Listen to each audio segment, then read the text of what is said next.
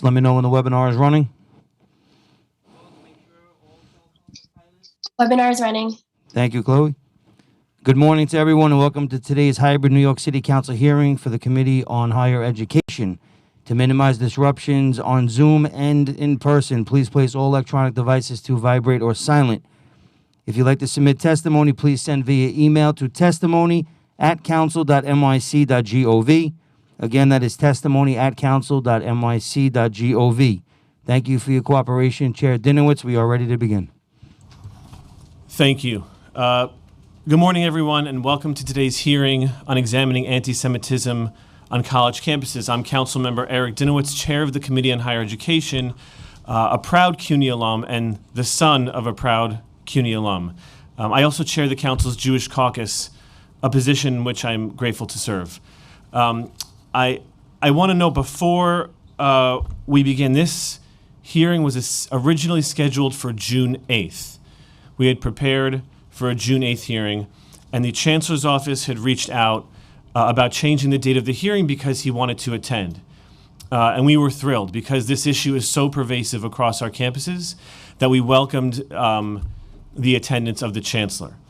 I am deeply disappointed to announce today that the Chancellor will not be coming. And we found out last night, that the Chancellor will not be personally attending. Instead, he's sending representatives who I hope can help us answer questions and look for a path forward. Though they are also not physically present, they are on Zoom. And we just found out this morning one of them has to leave by 11 o'clock.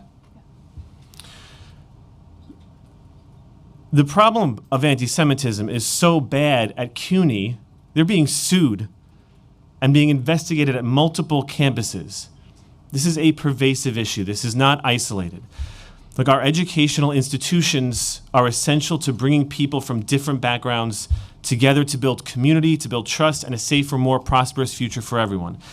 And at a time when anti-Semitic hate crimes are on the rise and anti-Jewish sentiment is becoming more and more prevalent across all facets of society, we need the leadership of cities' public colleges to visibly be front and center. I would be remiss if I didn't acknowledge that work is being done to address this in some areas. But the fact is, so many of our CUNY students are scared. Many of them feel isolated. And the simple attendance of the Chancellor would have sent a strong message to those students and the faculty to let them know that they are not alone. But the lack of personal participation sends the absolute wrong message to our students and faculty, and we must do better. Anti-Semitism itself is not new. Hate is not new. Anti-Semitism is considered the oldest form of hate. Discrimination has been supported by our institutions. One example is our higher education institutions here in New York. Many colleges in New York provide legacy preference, which gives a substantial leg up to applicants with relationships to alumni. So in 2022, and this year, this has the effect of excluding many qualified low-income students and particularly students of color from institutions of higher learning. And so that's why, in addition to addressing, in addition to the oversight we're doing today, I'm introducing a resolution which calls on the state legislature to pass and the governor to sign the Fair College Admissions Act, which addresses the practice of legacy preference in college admissions. And while we all have a 2022 lens, and it has an outsized impact on students of color now, in a surprise to no one, legacy preferences has its roots in anti-Semitism. 100 years ago, elite universities found ways to exclude the influx of Jewish immigrants, and the legacy preference was one tool that was used. So it goes without saying that hate is bad. And it's weird that you have to say it out loud. And there are many components to where we find commonalities, like the aforementioned legacy preference. And anti-Semitism, like other forms of hate, has its own unique characteristics and has to be examined for its own qualities. Jews don't fit neatly into any religious, racial, political, or ethnic category. And to quote a comedian, Alex Edelman, He says it best. He says, if you're someone who thinks whiteness is good, Jews are not white. If you're someone who thinks whiteness is the root of all evil, Jews are white. So the purpose of today's committee hearing is to examine the rapidly escalating issue of anti-Semitism at our city's institutions of higher learning and to work towards solutions to address this most prevalent form of hate. Now, to be clear, this is not a hearing on foreign policy. While discussions of topics related to foreign policy will necessarily arise, the issue before the committee is not what one country or territory is doing. The issue here is what we are doing in New York City, an ocean away, what we're doing to confront those realities and to ensure that our Jewish students and their ideas are welcomed on our campuses, and that we get to the root of the sentiment and biases that are so pervasive in our universities. We're not here to talk about the Israeli government's democratic decisions, but we're here to talk about how Jews are harassed and attacked here in New York City on our campuses. And we see when there is increased turmoil in the region, we see more attacks towards Jews. We saw it last year when there was turmoil in Gaza. So they're related. And when I say that anti-Jewish acts are pervasive, it's not hyperbole. When I say that it is the most prevalent form of hate that we can see, it's not an exaggeration. And when I say it's embedded in our society, that's uncomfortable for some. I don't really care. But you have to look at the statistics. The statistics tell you everything. 45% of the bias-motivated crimes in 2020 in New York City, according to the NYPD Hate Crimes Dashboard, 45% were anti-Jewish. Almost half were anti-Jewish. And in 2021, it increased by 71%. Anti-Semitic hate crimes are not unique to New York City. They occur across our entire state. ADL reports that from 2020 to 2021, New York State saw an increase of 24%. And in the United States, they calculate there are an average of 7 reported incidents per day. Now, one of the other problems we face is that there is not a sound method of tracking hate incidents on our college campuses. So in that absence, Hillel International began accounting for incidents reported. In 2021, they had seen an increase of 35% of incidents from the previous year. And again, I keep saying this word, reported incidents. Survey research finds disturbing trends of growing hostility towards Jews. 32% of respondents to the survey said that they personally experienced anti-Semitism directed at them on campus. And 31% witnessed anti-Semitic activity on campus. In total, 43% of respondents, almost half of people who were surveyed, said they experienced and or witnessed anti-Semitic activity in the last year. And I think what's deeply troubling, and one of the things that we need to discuss today, and I know some of the witnesses will speak about, is that the data reveal a lack of sound reporting. That 75% of respondents who personally experienced anti-Semitism didn't, and 41% did not know how to do it. That's why I've introduced Resolution 238. It calls upon CUNY to compile data on bias incidents and hate crimes into a single report, include greater specificity in the bias classification, but importantly, engage in an education campaign or initiative to ensure that our faculty and our staff and our students know how to report this and know that they can and should report it and know that it can and should be addressed and not ignored for a year, as you'll hear about later. I'll tell you, personally to me, I think what's hardest as an American Jew is that in this same report, 39% of American Jews said they changed their behavior to avoid revealing that they were Jewish, to feel shame or fear for who they are. But if statistics aren't enough, all you have to do is open a newspaper. As I mentioned before, anti-Semitism goes across the entire political spectrum. In a time of hyperpolarization, both the far right and the far left have found their commonalities in their version of anti-Semitism. So in the far left spaces, under the guise of social justice, we see a prevalent climate activist group refusing to march in a voting rights march with Jewish groups because they're Jewish organizations. LGBTQ rights activists wearing a Star of David on a pride flag. Star of David is a Jewish symbol.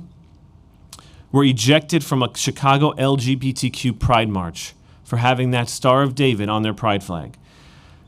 There are a lot of disturbing incidents that exclude Jewish people, but I think the most recent one that troubles me is the creation and promotion by the Boston chapter of the BDS movement, Boston BDS, of a map of Jewish organizations, including a high school, a center for people with disabilities, Jewish charities, synagogues, student groups, and newspapers, and a handful of non-Jewish organizations associated with Jewish organizations, blaming these groups for problems throughout the world, perpetuating anti-Semitic tropes of wealth and power with a call to dismantle and disrupt these institutions, putting a literal target on these organizations' backs. But as I said, it's the tropes of wealth and power, the scapegoating of Jews. The effort to remove Jews from certain spaces is not limited to the far left. I think quite recently, many Americans learned of the Great Replacement theory on the far right. It's this false and dangerous conspiracy theory rooted in white supremacy, which states that non-white people are being brought to the United States to replace white voters, and that the Jews are the elites, the ones with all that power, responsible for this replacement scheme. We see this parroted in far-right media, and it's even creeping from the fringes into mainstream media. We remember chants of "Jews will not replace us," and the Unite the Right rally in Charlottesville, and the massacre at the Tree of Life Synagogue, where the murderer blamed Jews for bringing non-white immigrants and refugees to the U.S. You know, I know some people watching may feel as though I'm sensationalizing this, I'm bringing up the most overt acts, but that's typically all we see. We only see the endpoints of hate. We only see anti-Semitism once it makes a headline or once there's bodily harm. No one is born with hate in their heart. It is learned, it grows, and is given a safe space. And too often these safe spaces are our college campuses. In testimony you're going to hear today, the reality of exclusion based on tropes deeply embedded in our society exists on our college campuses, where young minds are being molded and prepared to be sent out into the world. Students are afraid to speak out. Some had to share their stories with me anonymously. Others, as mentioned earlier, just don't report things or rely on their friends to do it for them and are still met with silence. In many instances, Jewish student organizations are explicitly excluded from working with other campus organizations, or movements are made in order for that exclusion to exist. And throughout CUNY administration silence is damning. By the time a hate crime has occurred, it's too late. The seeds of hate were planted years before, and the anti-Jewish sentiment was given space to grow.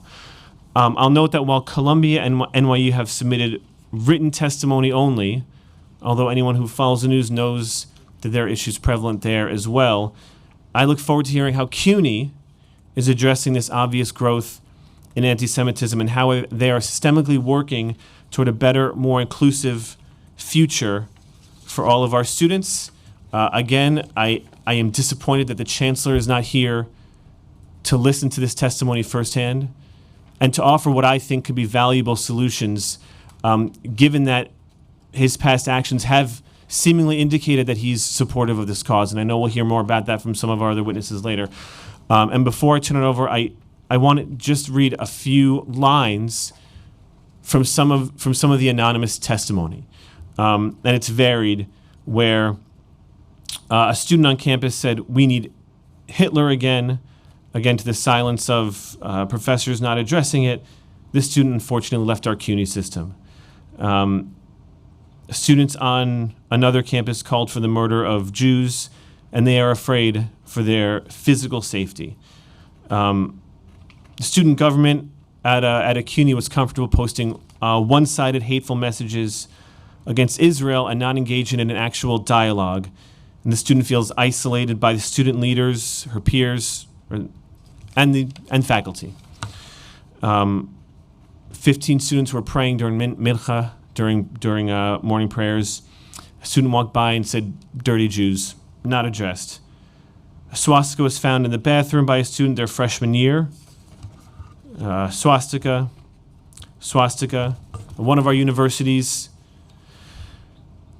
human feces was used to draw the Star of David on a building wall. And this student was scared to show that they were Jewish for weeks. There's a lot more. I won't read all of them. In one class, students asking, why are we even still talking about the Holocaust? Jews are all so rich, they have so much power. Met with silence from the professors, while the students snicker about their Jewish professors.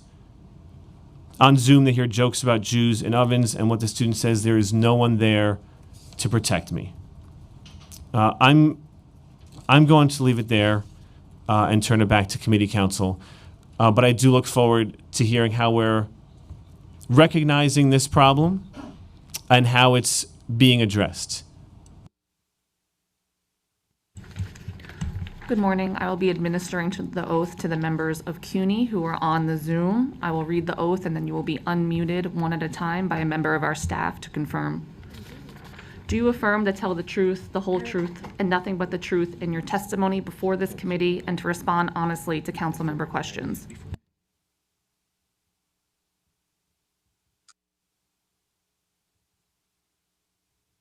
I do.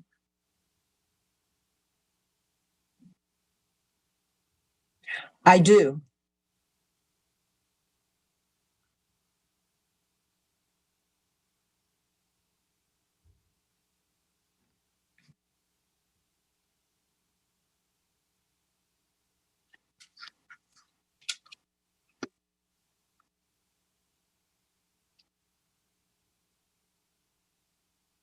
Can you please confirm?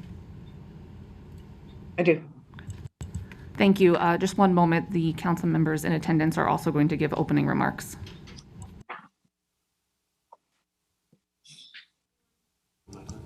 Good afternoon, everyone. My name is Ina Vernikov. I'm the council member for the 48th Council District in Brooklyn. I want to thank, first of all, the Chair Eric Dinowitz, for holding this hearing. It is an incredibly important hearing, an incredibly important subject, anti-Semitism at CUNY. The anti-Semitism at CUNY has been pervasive. It's infested many of the colleges. There are 26 CUNY campuses in New York City. The Jewish students and the professors all feel harassed, intimidated, afraid to express their viewpoints, afraid to be pro-Israel, afraid to just attend school. And we're here to listen to their painful testimonies and their trauma. And this hearing was supposed to take place on June 8th. And the chancellor of CUNY, the top guy, the guy in charge, the man under whose watch the anti-Semitism is taking place, said that it's important for him to be here today. So we rescheduled that hearing to today. And yesterday, in a very cowardly move, he decided not to appear. He canceled. Instead, he sent 3 witnesses who are here on Zoom. They're not here, they're not even here in this room, to listen to the painful testimony of the professors and the students who have experienced pervasive, ongoing discrimination and anti-Semitism at school. And it is extremely disappointing that not a single member of the CUNY administration showed up here today. And I said this earlier at the press conference, I'm happy to pay for your Uber or give you a MetroCard to come here to hear the testimony of the people who some of them came from a different state.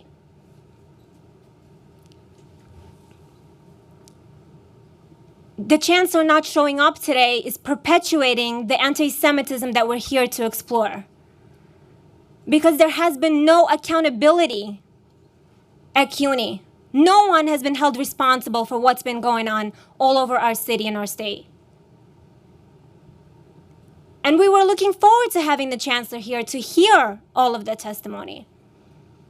And so him not showing up is showing us all that he doesn't care. He doesn't care to hear about your painful testimony and trauma you have experienced. It's not important.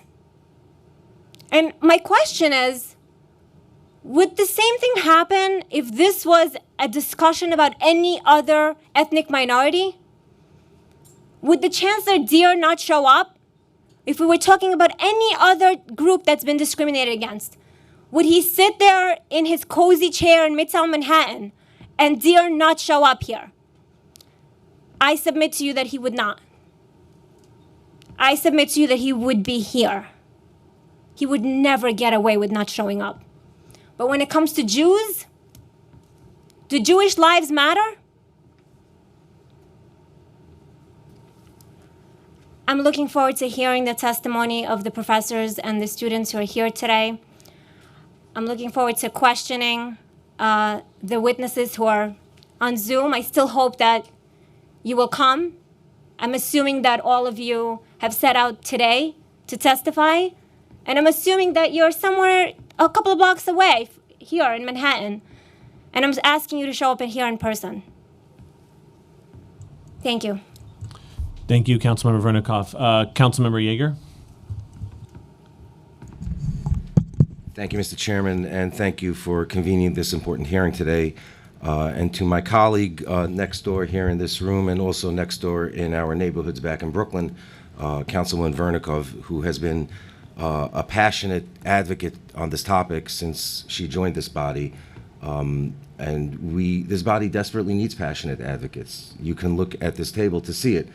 There are 4 members of a 51-member body who are here, 2 Republicans and 2 Democrats. It should be 51 members listening to this, because this didn't start yesterday. This has been going on at CUNY for long enough ago that when I was going to college, the child of 2 CUNY graduates, both from Brooklyn College, my parents made a decision that I would not go to CUNY because a CUNY college was not safe for an identifiably Orthodox Jew. And they made the same decision for my 3 siblings. It shouldn't be that way in New York City. CUNY was once the preeminent educational institute. It's the place where people dreamed that they would go to college. It's the place where immigrants, so many Jews, were able to go and get an education. And today it's a bastion of anti-Semitism. It's a place where not just students being made to feel uncomfortable, but students' lives being felt to be in jeopardy because of who they are, because of what they believe. And it's not just from fellow students, it's from their professors. When the Professional Service Congress, the union representing the professors, the educators, passed resolutions saying how much they hate Israel.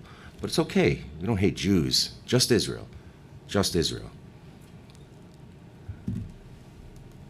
You declare, my friend, that you do not hate the Jews, you are merely anti-Zionist. Anti-Semitism, the hatred of the Jewish people, has been and remains a blot on the soul of mankind. So also know this, anti-Zionist is inherently anti-Semitic and ever will be so. I wish those were my words. Those were the words of Dr. Martin Luther King in 1967. He understood that, and that's what he preached. To be anti-Zionist is a cover for what you really are. You're an anti-Semite. And it's not something we're just seeing at CUNY campuses. It's something we're seeing in the United States Congress. It's something we saw here in the City Council 3 years ago. It's something we saw here in the City Council 5 or 6 years ago when a BDS resolution was passed by my predecessor, Councilman David Greenfield. And the vehement vehement anti-Semitism that was heard then.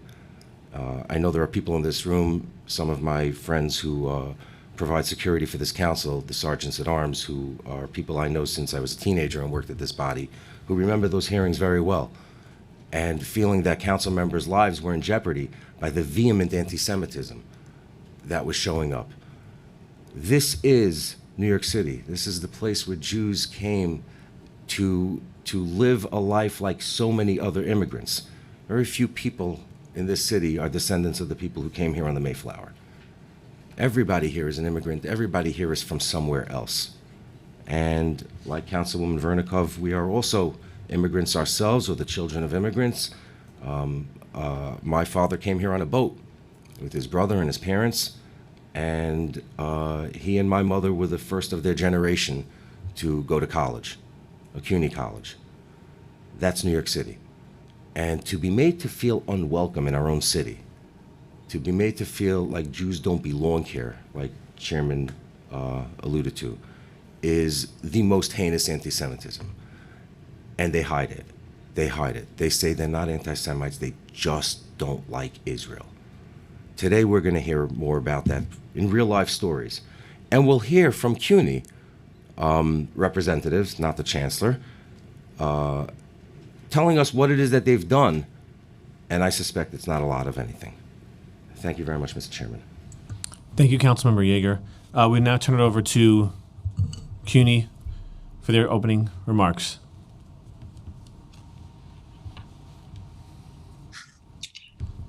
Good morning, Chair Denowitz and members of the New York City Council on Higher Education, staff, and guests. I'm Glenda Grace, Senior Vice Chancellor of Institutional Affairs, Strategic Advancement, and Special Counsel at the City University of New York. I'm joined this morning by President Robin Gorel of the CUNY Graduate Center and the CUNY Chancellor for Student Affairs, Denise Maybank. As you know, CUNY serves approximately 260,000 degree-seeking students, 185 adult and continuing ed students. There's about 40,000 faculty and staff at our 11 four-year colleges, our 7 community colleges, and 7 graduate and professional schools. I've had the privilege of working at CUNY for 13 years at Ostos Community College, at Queens College, and since 2019 at the central office. The council has been steadfast in your support of CUNY, and we thank you for that support. As an institution of higher learning, the City University of New York takes pride in our unwavering support of free speech, academic freedom, and freedoms protected under the First Amendment of the Constitution of the United States. We are legally required to allow the expression of multiple viewpoints on campus. We understand that opinions of a political nature can create tensions when members of our community stand on conflicting sides of polarizing issues and causes that are undergirded by deeply held convictions. We believe the best way to counter the resulting discord is to expand upon the work we do across our campuses to encourage scholarship, dialogue, tolerance, and civil engagement that fosters understanding and a way forward. This is the hard and ongoing work that we need to embrace to counter violence, hate, anti-Semitism, and racism that can creep into our campuses, our country, and the world. Diversity, inclusion, and an environment free from discrimination are central to the mission of the university. CUNY unequivocally denounces anti-Semitism in every form. Arguably the country's most diverse urban university, CUNY is not immune from tensions between different groups. It's not immune from the problems that you've described. Chancellor Felix Matos Rodriguez has focused on elevating dialogue and building bridges between people and groups of different backgrounds whose belief and divergent experience and histories sometimes place them at odds. This focus is evidenced by one of the chancellor's early asks of former City Council Speaker Corey Johnson, funding for a newly created CUNY Diversity, Equity, and Inclusion Incubator, a multi-year initiative to support campuses in creating vital cultural and systematic shifts across CUNY, centering values of anti-racism, justice, and equity. Thank you for the council's continued support of this important initiative. Now, this is not the only concrete action CUNY has taken to deal with anti-Semitism. CUNY has been outspoken and unequivocal about decrying the increase in anti-Semitic violence and bigotry in New York and the nation.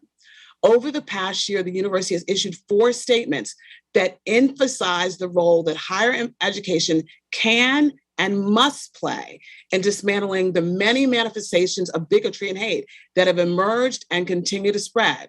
Let me summarize those messages. First, the university made it abundantly clear that CUNY student and faculty senates, its faculty union, and various membership groups are free to voice opinions on a wide range of issues, but speak for themselves when they do so. The positions they express are entirely theirs and do not represent the views of the City University of New York. Further, the university has asserted and consistently reiterate that we do not support boycott, divestment, and sanctions against Israel, and pursuant to New York State Executive Order 157, we're prohibited from participating in or supporting such actions, and we're actually required to divest public funds from any companies that do. Also, the university clarified the process by which a student speaker was selected to deliver remarks at the 2022 law school commencement. Student commencement speakers are chosen by their fellow graduates to deliver remarks. They speak for themselves, not on behalf of their school or the university, and the opinions they express are their own.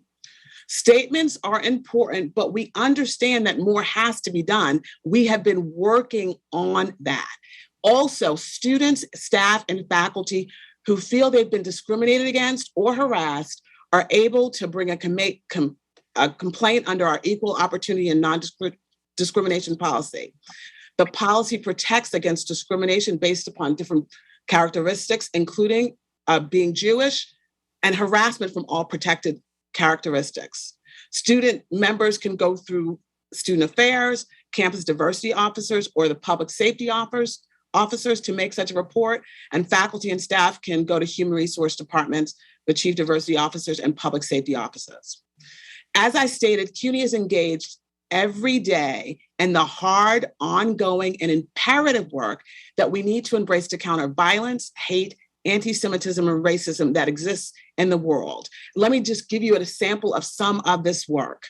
In April 2022, Chancellor Matos Rodriguez, several CUNY presidents, student administrators, and I attended the 2-day summit on campus anti-Semitism sponsored by the American Jewish Council in partnership with Hillel International and the American Council on Education. In late April 2022, Chancellor Matos Rodriguez led a delegation of 12 CUNY college presidents and deans to Israel to participate in a week-long tour of the country's cities, higher education institutions, and historic sites. The Scholars as Bridge program was organized by the Jewish Community Relations Council of New York, and you will hear more about this from President Gorel from the Graduate Center. There are other central and campus initiatives and activities combating hate in general and anti-Semitism specifically. CUNY recently hired a university dean of student intercultural engagement and dialogue. This newly established position, which you'll hear more about from Vice Chancellor Maybank, is to help student communities that have historically experienced conflicts and tensions associated with faith perspectives, race and ethnicity, and intercultural communication. The person who is heading it up is no stranger to CUNY. She helped found the City Council funded Diversity Incubator, and she worked at the Center for Ethnic and Racial and Religious Understanding at Queens College. You will hear more again about this from Vice Chancellor Maybank. I want to give you a sampling of campus efforts that foster an inclusive environment, allowing all CUNY students, faculty, and staff to learn, dialogue, and thrive. We are working with Academic Engagement Network's Anti-Semitism Education Initiative. This has been adopted at Baruch, at the Hillel at Baruch, and they're partnering with City Council and John Jay. We Stand Against Hate, which was a program that was sponsored at Brooklyn College that featured lectures and other events that help celebrate the voices that make up a diverse campus community. Confronting Anti-Semitism, the Center of Jewish Studies at Hunter College, with a donation from Holocaust survivors, started and just launched a semester-long program to educate about the Holocaust and about anti-Semitism and methods to combat it. No Place for Hate was a day in April at the College of Staten Island, where different offices at Staten Island, including the Campus Hillel and the Office of Pluralism and Diversity, made a safe space for students, faculty, and others in the campus community to talk about their experiences and create a safe space to discuss and combat this. Love Not Hate Summit, which was actually May 2022 at Kingsborough Community College, brought together a diverse group of religious leaders and also students from the DOE as well as from Kingsborough Community College. And they developed, young people were able to strategize and develop action plans to mobilize their diverse communities away from hate and toward love that's needed to heal and move communities forward. Americans in the Holocaust at the New York City College of Technology Library, they secured the exhibit about Americans in the Holocaust. They were one of only 50 institutions that partnered with the United States Holocaust Memorial Museum and the American Library Association. We had individuals from Israeli Hope in academia visit Queens College, where they talked about information and how to explore collaborations. Under Siege, again, Holocaust distortion and the rise of hate crimes against Jews. This program was sponsored at Queensborough Community College's Kupferberg Holocaust Center, and it featured someone from the Hate Crimes Unit at Queens District Attorney Office, as well as someone from the Simon Wiesenthal Center. There's a potential partnership with Yad Vashem, the World Holocaust Remembrance, that is being explored by KCC's Kupferberg Holocaust Center, which would include a menu of workshops, training, and programs on the Holocaust, Holocaust distortion, and anti-Semitism. A number of schools regularly sponsor programs on International Holocaust Remembrance Day and in commemoration of Kristallnacht. And a number of schools have held listening sessions with Jewish students about their experiences on campus. We're living in very challenging times, and CUNY is not exempt from experiencing those same challenges. However, CUNY is committed to fostering an environment where all faculty, staff, students can work, teach, and learn, thrive, and reach their full potential. Thank you for your attention. And I now ask President Gurel to discuss the trip to Israel, and she will be followed by Vice Chancellor Maybank. Thank you and good morning. I'm Robin Garrell, the president of the CUNY Graduate Center. It was my privilege to join Chancellor Matos Rodriguez and CUNY presidents and deans on our recent study tour of Israel, Scholars as Bridge Builders, which was hosted by the Jewish Community Relations Council of New York. The study tour afforded opportunities to gain new perspectives on the region, the people, and higher education in Israel and the West Bank. At the Graduate Center, we train doctoral students to conduct research by consulting with primary sources. And on the study tour, we visited historic sites and memorials, including the Old City, Masada, Vad Yashem, and experienced Kabbalat Shabbat at the Western Wall, and learned about Jewish Ethiopian culture at the B'tei Center in Tel Aviv. We met with educational leaders from Hebrew University, Tel Aviv University, and Sapir College, with President Isaac Herzog, and with the former Minister of Higher Education for the Palestinian Authority. And we heard directly from diverse students and recent graduates, including an Orthodox Jewish woman, an Arab Israeli living in East Jerusalem, and a Palestinian living in Ramallah. And they related their personal journeys, described the challenges of daily life, and shared their hopes for the future of their communities. And they were very, very generous and candid in responding to our questions. We also met with many experts on the region, journalists, political scientists, former politicians, and community leaders.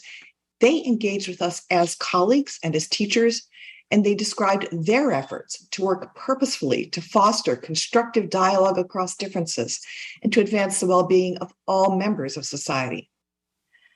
Common themes emerged from our discussions, and foremost in my mind is the value that people place on higher education and the shared commitment to broadening access for students who are underrepresented in colleges and universities.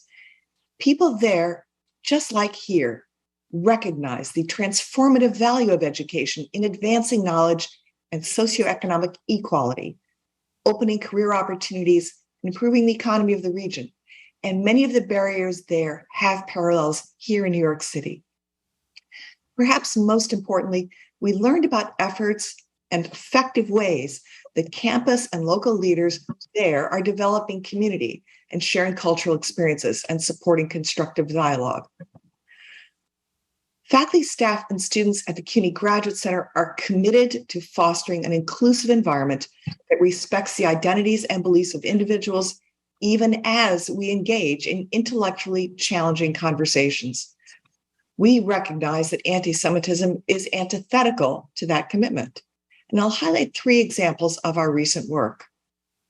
Through public events and seminars, the Center for the Study of the Holocaust, Genocide, and Crimes Against Humanity at the Graduate Center has focused attention on the phenomenon of Jews displaced by anti-Semitism and anti-Jewish violence, both historically and in modern times. The 2019 inauguration of the Photonics Initiative at the CUNY Advanced Science Research Center featured a U.S. Middle East conference on photonics, and it highlighted the contributions of scientists from all countries in the Middle East and called for the free exchange of ideas, a principle that we uphold across the Graduate Center. And notably, 7 Graduate Center and CUNY faculty joined more than 200 eminent scholars from around the world as original signers of the 2021 Jerusalem Declaration on Anti-Semitism. Administrative and faculty leaders on my campus, as Glenda Grace noted, regularly affirm our commitment to supporting an inclusive climate and to preventing and addressing discrimination and bias. Students, faculty, and staff are provided information on how to report experiences and concerns, and we have established follow-up procedures. And I meet personally regularly with my student affairs staff and the chief diversity officer to learn about all allegations of discrimination and bias and work with them to ensure we are following up our established procedures to address those things appropriately. At the Graduate Center, with our commitment to doctoral and master's education for the public good, we have a vital role in challenging racism, anti-Semitism, and all forms of discrimination, locally and globally, by advancing knowledge, by creating paths for change through teaching, research, and public engagement. And as the president, I am always open to conversations with the campus community, particularly with our many diversity, equity, and inclusion councils that are at the program and unit level at the Graduate Center.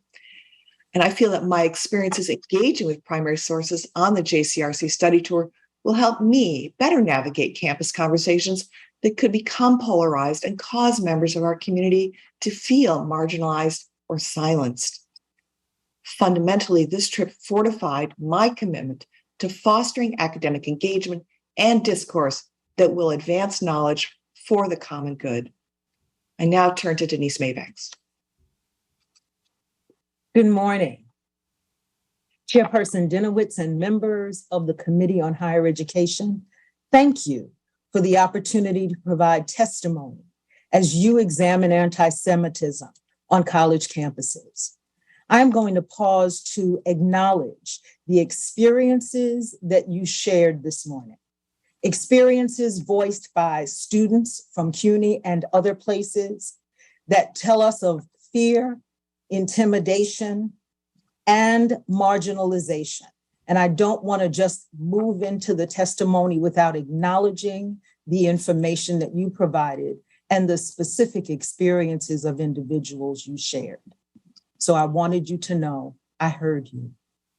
My name is Denise Maybank, and I am honored to serve as the Vice Chancellor for Student Affairs for the City University of New York.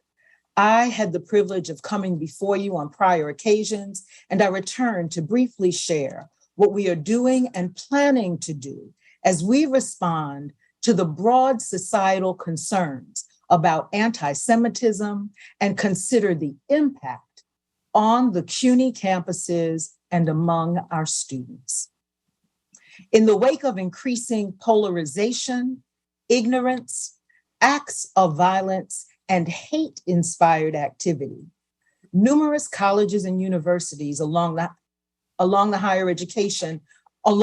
higher education organizations and associations have taken up the concern of how best to use the education platform to address the current state of civil discourse, or not so civil discourse, and to promote diversity, equity, and inclusion.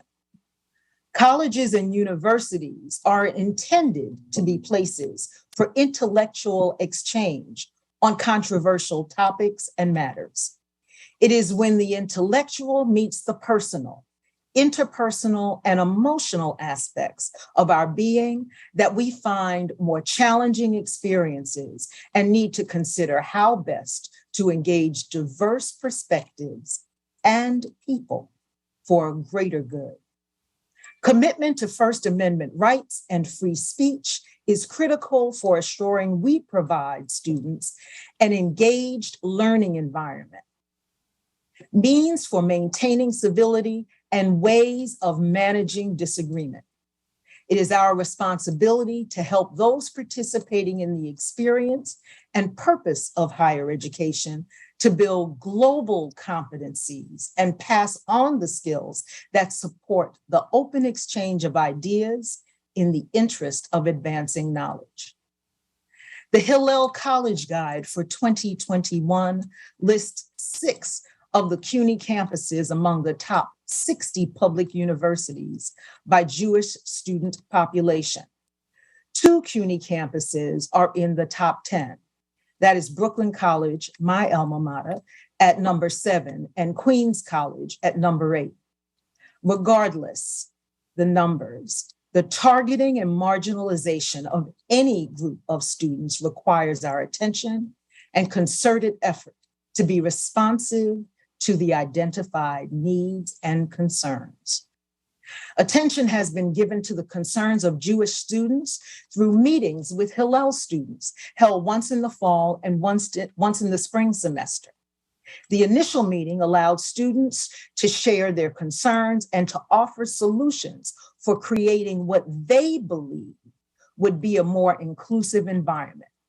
The students sought support for people being accepted for their personal views rather than their affiliations. The follow-up meeting generated interest in having regularly scheduled meetings to stay abreast of concerns and actions. And when I reference these meetings, I want you to know that was a meeting held with me and other members of the Student Affairs Central Office team. The Interfaith Council is a group of CUNY-based faith leaders, faculty advisors, and student affairs professionals who meet quarterly in order to share faith-based and intersectional issues associated with the campuses. The council developed the Interfaith Calendar, being used to keep the CUNY community informed of significant holidays that may be observed by students of many different faiths. The council is currently focused on identifying and establishing dedicated prayer, reflection, and meditation spaces across the CUNY campuses. We will also be reconstituting the Community Advisory Board, consisting of interfaith practitioners and faith-based community organization directors from the 5 boroughs. There will be representation from Jewish organizations that can advise on best practices for issues that affect Jewish students. We take seriously the challenge of preparing students and other members of the college community to take on the difficult conversations necessary for global engagement. Recognizing much of the challenge begins much closer to home and in experience. For this reason, we have established the position of University Director of Student Intercultural Engagement and Dialogue. You heard Senior Vice Chancellor Grace make reference to this position, which is to develop and administer programs and resources that facilitate outreach and engagement among student communities that have historically experienced conflict and tensions associated with faith perspectives, race and ethnicity, and intercultural communication. This position will enable dialogues, training, and understanding around critical concepts, including anti-Semitism, racism, xenophobia, Islamophobia, and will facilitate the unpacking of how associated lived experiences are inextricably bound up with the intersectional elements of identity. The primary initiative under the auspices of this new position will be that of creating a fellowship program designed to bring those of seemingly disparate backgrounds together through shared experience, to learn about and from one another using the cultural benefits of the city of New York. The Interfaith Student Fellowship will help students meet and deepen relationships across differences, learn and understand more about each other's religious identities, and work together to create a better campus climate. Training will include creating brave spaces for conversation, how to have and facilitate difficult conversations across difference, understanding each other's religious and intersectional identities, and how to dispel violence and hatred based on religious and other identities.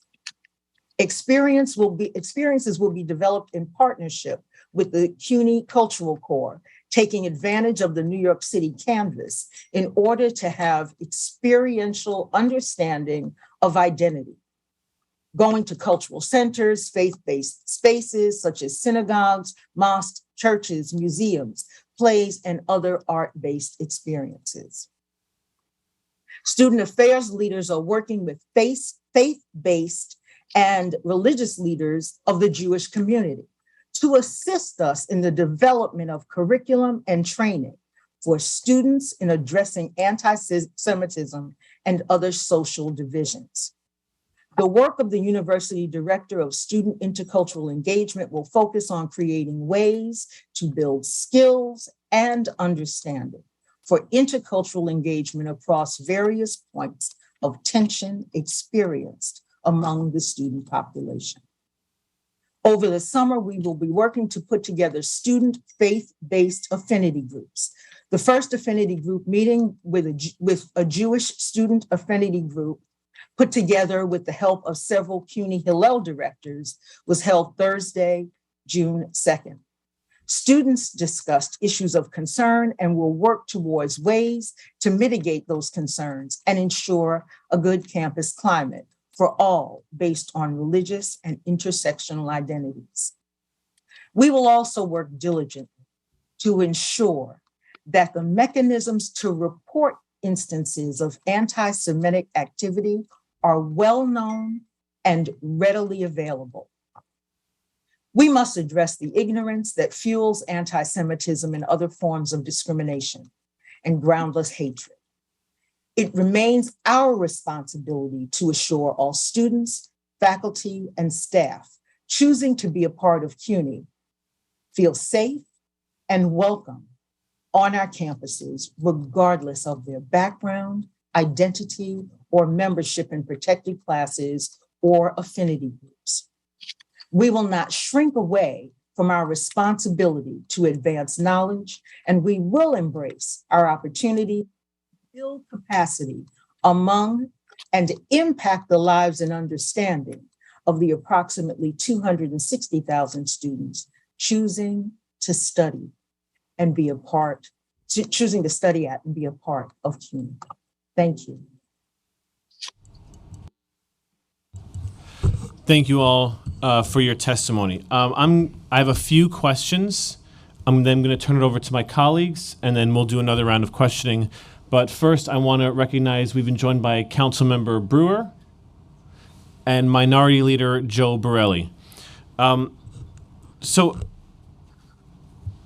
I was taking a lot of notes while you were all testifying, and I know we have our pre-written questions, but I kind of want to talk about, just ask first about free speech. And I am not here to talk about an individual speaker. I know that was brought up in the testimony, but that's not what I'm here to do. It's not about one speaker. It's about the speech that is going on campuses that includes things like swastikas, right? That is a form of speech. At what point does CUNY say CUNY, the entire organization, and their schools, and direct the schools, the individual campuses, to start having a conversation about what speech is dangerous and makes life more dangerous for Jewish students? Let me start with that. I think the conversation is ongoing. Many of the activities that we discussed involve people getting together and educating themselves about what's going on and what isn't going on, right? What should be going on, what should be said, what shouldn't be said. So those conversations are starting, but that's also one of the reasons why we hired the new University Director of Student Intercultural Engagement and Dialogue. Part of the work that's going to be done is to talk about there used to be work that we did about what's hurtful and what's hateful, what's harmful, what's illegal. Those are part of the conversation that we are having now. In terms of swastikas, just to kind of explain, I had mentioned that I was on a campus for 9 years. And realistically, when someone, it's pretty straightforward when there's it's hurtful and it's harmful. Let's just start with that. When there's a swastika or any other anti-Jewish or anti-hate symbol put on a building or on a wall or on a bulletin board. And immediately what happens, what I've directed people to do when I've been on campus is immediately contact the police department, right? Because in order for there to be a crime that's prosecuted, they have to have evidence. So we immediately reach out to the local public police department. So a photo is taken. We also make sure that people are not continually confronted with this hateful image. So we might cover it up. We might make sure people don't go near there until the police get there, take a picture of it. And then we look at cameras to see if there is, if you can find out who the perpetrator is, right? Even if the police department decided not to move forward with the prosecution, there's still things that we can do if that is a member of our community. Even if there is no prosecution, we can still do things. We can bring disciplinary charges. There's a number of things that we can do for faculty, staff, and students. So, again, it is not just, as I mentioned in my opening statement, it is not just the existence of the swastika in this example, but the environment that allowed that student to feel comfortable in the first place to draw the swastika. And have you ever engaged in disciplinary measures against students for things like swastika and hate speech? And is that information that you can share with us? Not the names of the students, obviously, but data as it relates to that. Look, if I can give you, it's not a, if there was a video of a student who was putting any hate speech, like a swastika or anti-KKK, there's certainly charges and disciplinary charges that could be brought against them. I appreciate that. Right now, I'm sorry, I can collect that data for you, but I don't have it immediately. Yeah, because my question wasn't what can you do, because you said previously in your answer, even if the police don't do something, we can bring disciplinary charges. I'm asking if that's something that's actually done. I will give you an answer to that, and I'll get back to you with that information. And that's something that comes through Student Affairs, so we will certainly look at the historical record and see if there is anything specific in response to what you've asked, Chairperson. And when someone comes to Student Affairs with a complaint, let's say they've faced what they perceive as anti-Semitism, discrimination, how long does it typically take for them to get a response? The policy, it depends. The policy actually says that it's supposed to be done within 60 days if they're able to do it. I will say the policy is clear that if sometimes people decide that they want to try to mediate as opposed to moving forward with the complaint, when that happens, that might take longer. I know there's some examples that have gone much longer than 60 days, but the policy does say it should be within 60 days if possible. Depending on the incident, there could just be lots of people you need to talk to, but the policy says 60 days. And how often do you meet that 60-day deadline? I do not have that information. I don't have that information. Okay, so just from the last two answers, understand that this is all born out of frustration and fear of, things I'm hearing from professors and students, right? And again, the increase in violence we're seeing. So in the last two answers, I'm hearing we could bring disciplinary charges, but I'm not sure we do, right? You'll get me the data, I know, and I appreciate that, but that is the answer I heard. And if someone has a complaint about, maybe it's not a swastika, maybe it's about other harassment, it should be 60 days, but maybe it's longer, it could be longer, but you don't do keep track of how long it takes to respond. What I could, as I think Vice Chancellor Maybank said, we have a record of how long it takes in every single case. Can I give you what happens in every single case off the top of my head? I can't. But can you then get us the data at some point? Yeah, I can. Or give how you the, long?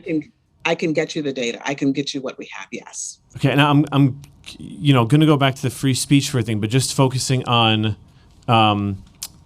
this reporting. What proactive measures do you take at the beginning and throughout the school year to ensure that students know where to report things? As President Gorel said in her testimony, and it's in our equal opportunity and non-discrimination policy, at the beginning of every semester, there's a letter that goes out to each campus gets a letter where the president explains and gives a copy of a link to the policy, and also explains who you can talk to and what some of the procedures are to file a complaint. If I could amend that as well, that information is posted on our website, and this information is available at the department level. It's provided to inbound students at orientation. And whenever questions arise, students are directed to that information and guided to the one of several offices they may approach. I do want to actually amend the prior answer. When issues are brought to the attention to our student affairs unit, in my experience at the graduate centers, within a week, sometimes within a day, there's a conversation with our chief diversity officer about the next steps. So it does proceed with alacrity and concern. Thank you. I would love to get the information about the differences throughout all the different campuses in the system. Again, your campus might be different than, let's say, I don't know, one of the many colleges facing a federal investigation or a lawsuit, right? So you understand that the different campuses have perhaps different policies, which is why it's so important to have a cohesive and unified policy and directive. And just as far as the office itself, the physical location of the office, how separate is it from their professors, and how separate is it from other student groups? And the reason I'm asking is because, as I mentioned in my opening statement, there are 75% of students in the survey don't even know where to report, and I think it was 41% are even just too scared to do it in the first place. And part of that, I imagine, may be the physical location of the office. Walking into the office and a professor next door knowing you're making a complaint against them is intimidating, to say the least. So how do you separate physically these offices from other student groups and your professors' offices? So what I can say is that our chief diversity officer, her office is on a different floor in a different suite with a different entrance, and it's well separated from a student coming into that space would not be seen by peers or colleagues on my campus. So I'm just speaking to my campus. Thank you. 1 down, 24 to go. Can anyone else speak to the other 24 campuses? I can at least speak to, actually, Denise. No, I was going to say I don't have the ability to say where they are positioned, but what I will say is that letting students know there are multiple ways to report and people to whom they can report keeps it from being the stigma of, I went through a door that was labeled, I'm here to report discrimination, marginalization, concern in some way. Because I believe that it is the responsibility of us in totality to be available and to show care and concern for our students. And things happen that are intimidating, ostracizing, isolating. And so even though we have identified the position of University Director of Intercultural Engagement and Dialogue, it is not totally her responsibility alone to make this happen. And so being able to go to a member of public safety, being able to go to your faculty members who are trusted, being able to talk to a peer who is well informed and knows how to help you as well, are all parts of this. And yes, we have to make certain that the information for what to do, how to do it, and what will happen is available broadly. So whether that is on a website, in a policy, it has to be in the mouths and come through the voices of the members of our community. So fully acknowledge that that is a critical part of this as well. But it is not to stigmatize someone by them going in a door with a label over the top that says, come here to report discrimination. I mean, doesn't have to say that for you to know what the door is for. Just, I appreciate what you said about getting the information into the hands and the mouths of students. What's the plan to do that? So a big part of the responsibility of the university director is for us to hear from students how best to do that. So what meetings, and what meetings have, I'm sorry to interrupt, what meetings have you convened in order to have those conversations and hear from the students?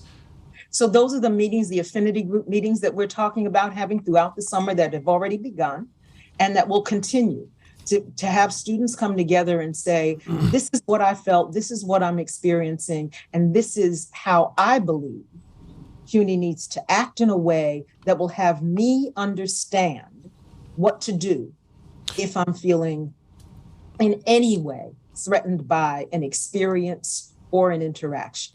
So to be clear, at every single campus, there's going to be a policy born by the needs of the students, and this is going to be discussed this summer, of how to report an incident and where to go, and you're going to hear from the students about their needs in order to make that happen. What is happening is that we are using our campus connections to convene smaller groups of students over the course of time to hear from them.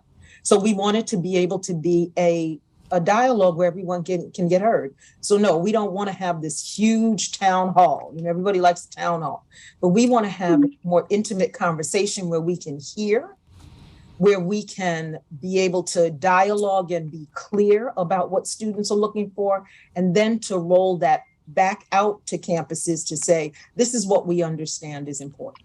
And so these are the things we are recommending. And so what I'm asking is, on the agenda, for any meeting has an agenda or guiding questions that you have conversations about. I don't know the structure of the meetings you plan to have, but will the topic of reporting and getting information to students, will that be a component of the discussions you have with these affinity groups? And side note, are these affinity groups from every campus, or are you only convening affinity groups from certain campuses? No, it's affinity groups from across the university. So that, so if we bring together students from our Hillel programs, they're from the campuses where the Hillel directors have recommended this person would be a great person to have in that dialogue. So it is not just Hillel from Queens or Hillel from Brooklyn or Hillel from Kingsborough. It is a matter of bringing in a cross section of students to hear what they're saying so that we can use that information. And the next group might be a different configuration of campus representatives, but it will be a mix of the groups. Also, I thought it was another piece of your question. I'm sorry if I didn't respond to both parts. Also, they can report electronically also, so they don't necessarily have to go to a room. There's an electronic link where they could make a complaint. Yeah, so I thank you. We're spending a lot of time on just the just the reporting aspect, and I appreciate that. It's an important component of ensuring that you have the data and that students know that they are supported by administration. Again, ensuring that as your discussion, as you're planning, it seems clear that a letter at the beginning of the semester seems to not be enough. And so that really getting answers to what more can be done to disseminate the information. and again, really thinking about the physical location, because a door doesn't have to say what the door is for, but obviously if you're going there, you know what it's for in the first place, right? We don't have to name it like that.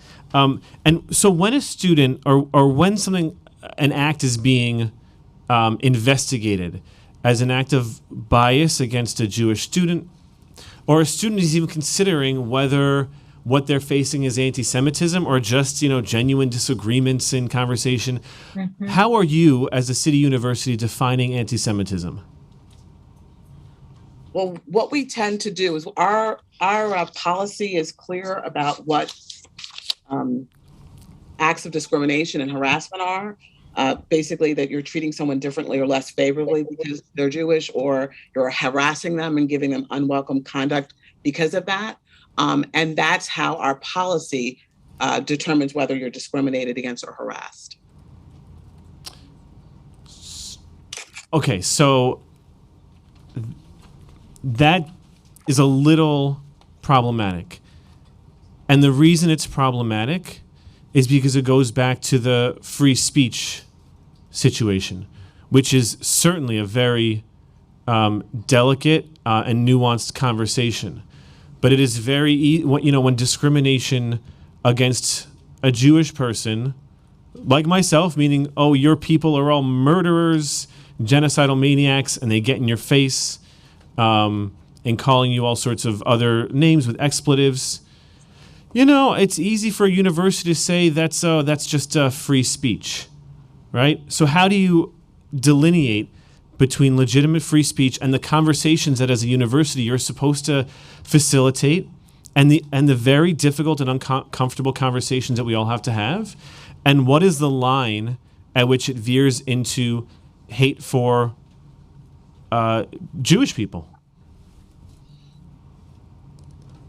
I think that the question is, what is the line that that we can take action against, right? So you gave an example. Well, and I want to be clear on action against. I'm not suggesting people's, be locked up in jail. I'm talking about, this is, this type of speech. We really need to intervene personally and not just have a summit, intervene in this specific situation and foster that dialogue and have a conversation about why certain language is dangerous. And if it's unclear it shouldn't be unclear to anyone. I mean, again, I mentioned this in the opening, but when we see an increase in violence in an ocean away in the region, Jews in New York, in my community, they threw bricks at the shuls. And in Brooklyn, the yeshiva was lit on fire. Cherry bombs thrown at Jews punched in the back of the head. We see an uptick in that. So there is a real danger about not being able to have these conversations and just kind of hiding behind the free speech thing and not intervening with really constructive dialogue. I'll say the constructive dialogue could start as soon as someone makes a statement, right? We can condemn and have condemned statements.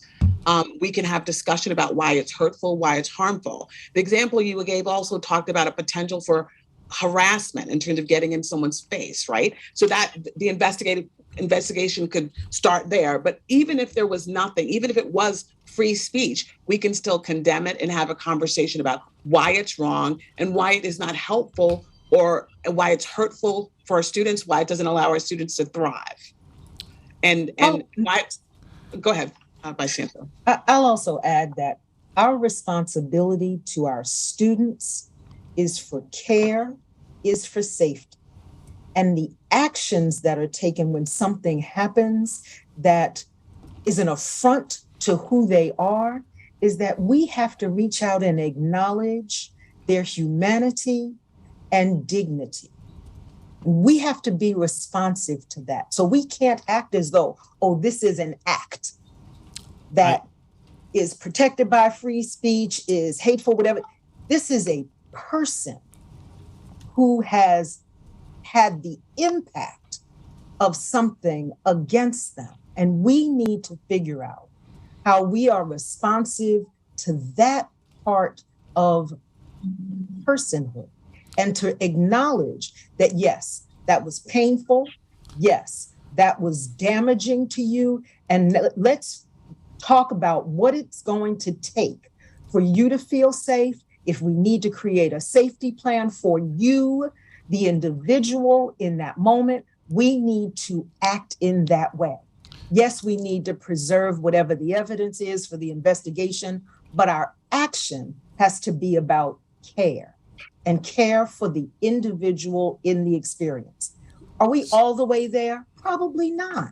But can we get there and get closer to that as our in terms of our aspiration of responding to each student?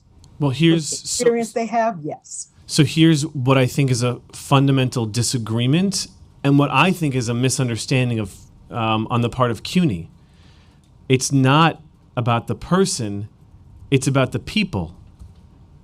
Because, you know, if, I would say it's about and that's both. the danger, you know, of any hate crime, right? You know, I know where, you know, I mentioned earlier there's a uniqueness to anti-Semitism throughout history, but there's certainly commonalities, and one of the commonalities we feel when someone is attacked for who they are or what they believe, that impacts the entire community. It's not about a safety plan for an individual person.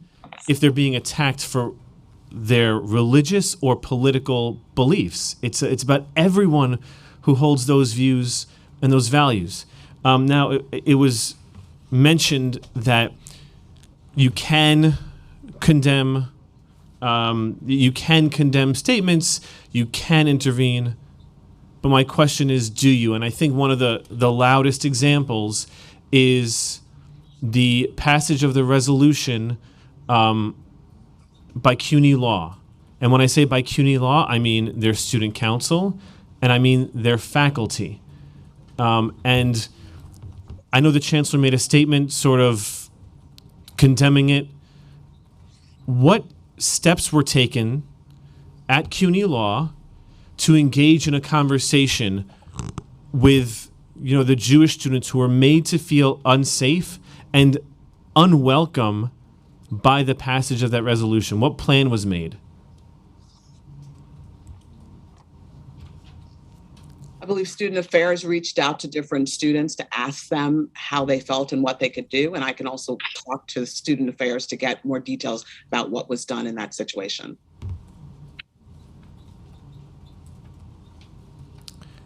What?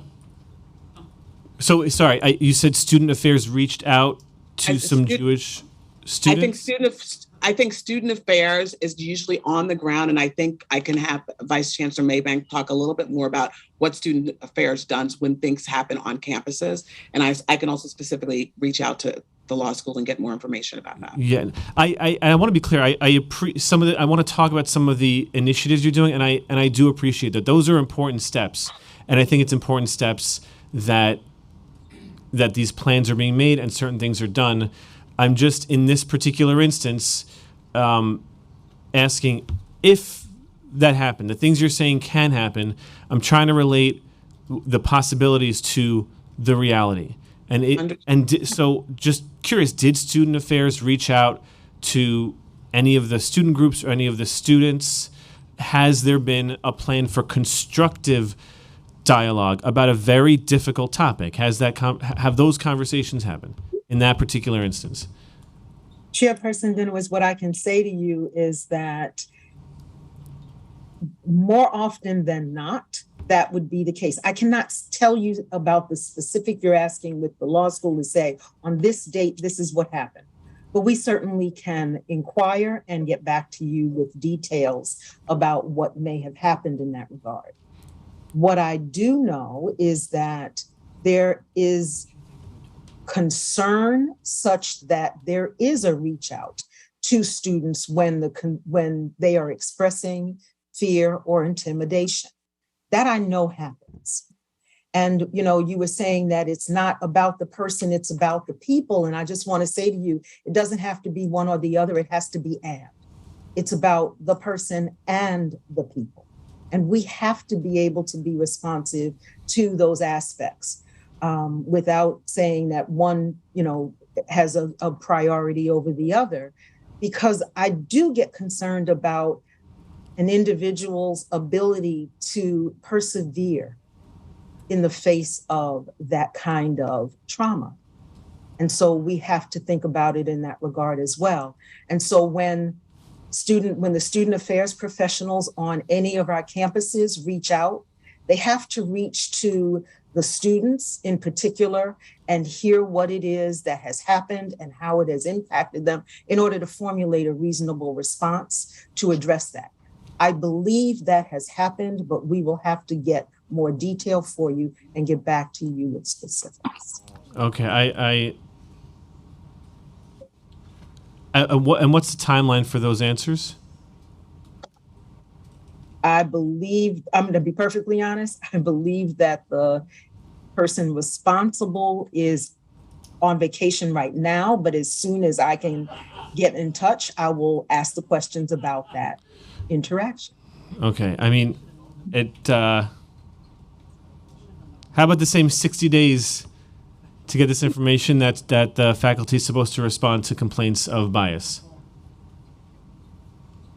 What was the first part of what you said? I said, how about the same 60-day window? Same 60-day, okay. That I thought you said 60 administration days, supposed but to then apply you gave to, the other yeah. reference. Okay. Supposed to apply to 60-day X. window. It, Thank you. it just, look, it feels a little disingenuous to not be able to come and not talk about the plans that were made. I mean, these were issues that are literally, again, CUNY campuses are being investigated for this.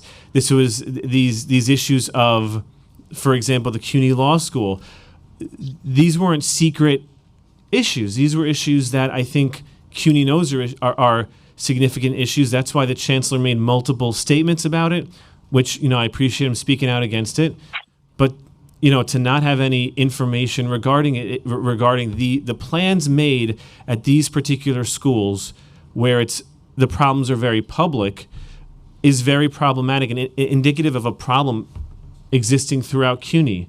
And I hate to say this out loud, but it makes me question how seriously this problem is being addressed between the you being virtual and the chancellor not being here. It doesn't fill me with a lot of hope, and I'm like a hopeful person. I was seriously holding out hope till 9:59 that the chancellor would say, "Just kidding, I'm here." But I'm not filled with a lot of hope with these questions. I do want to turn it over to colleagues. I do have another long round of questioning, but I do want to give my colleagues an opportunity to share some of their questions. Again, I do thank you. I know that this isn't an easy conversation, but the fact is it's also not easy for the Jews on campus. So I'm going to turn it over to Councilmember Vernikoff for her first round of questioning. Thank you, Councilmember Dinowitz. And also I want to thank you for not limiting my time today. As you know, this is a very important issue. So we need the time with all the witnesses. Thank you all for being here as well. I have a question for the panel. Do any of you speak for the chancellor today? We're speaking for the university.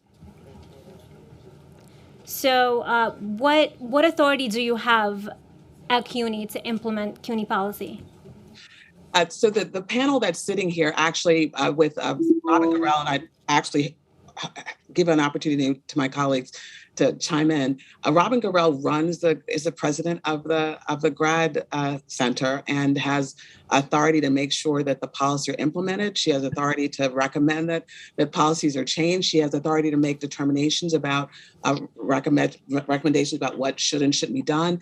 And Vice Chancellor Maybank, the efforts regarding dialogue and education, student discipline, they all flow from Vice Chancellor Maybank's area in student affairs. Okay. And then I work, I'm the special counsel for the chancellor, and I also have experience at both at Central and at a 2-year college and at a senior college. Yes, and I recognize that you're a fellow attorney. Yes.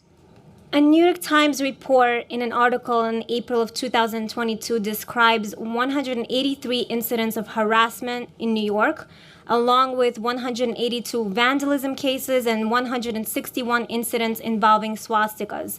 It also said there was a 41% increase in reported incidents at Jewish institutions, which were targeted 62 times last year in New York.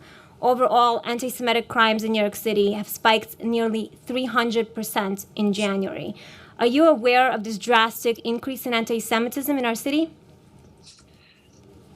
Yes, definitely aware. I've read it, and the first statement that the chancellor put out last year talked about that increase. And are you aware that in recent years, CUNY schools have become hotbeds for anti-Semitism and anti-Israel sentiment, including but not limited to a hostile environment for its Jewish students and professors? I would say that there has been an increased incidence of things on campuses. Can you actually list some of the examples of anti-Semitic activities on some of the CUNY campuses? So one of the things I can't do, just to be clear as we move forward, is we can't talk about pending litigation. We can't talk about personal actions or decisions. And obviously we can't talk about disciplinary actions for students. But, there have been more incidents in terms of swastikas on campuses. There have been students who have expressed discomfort.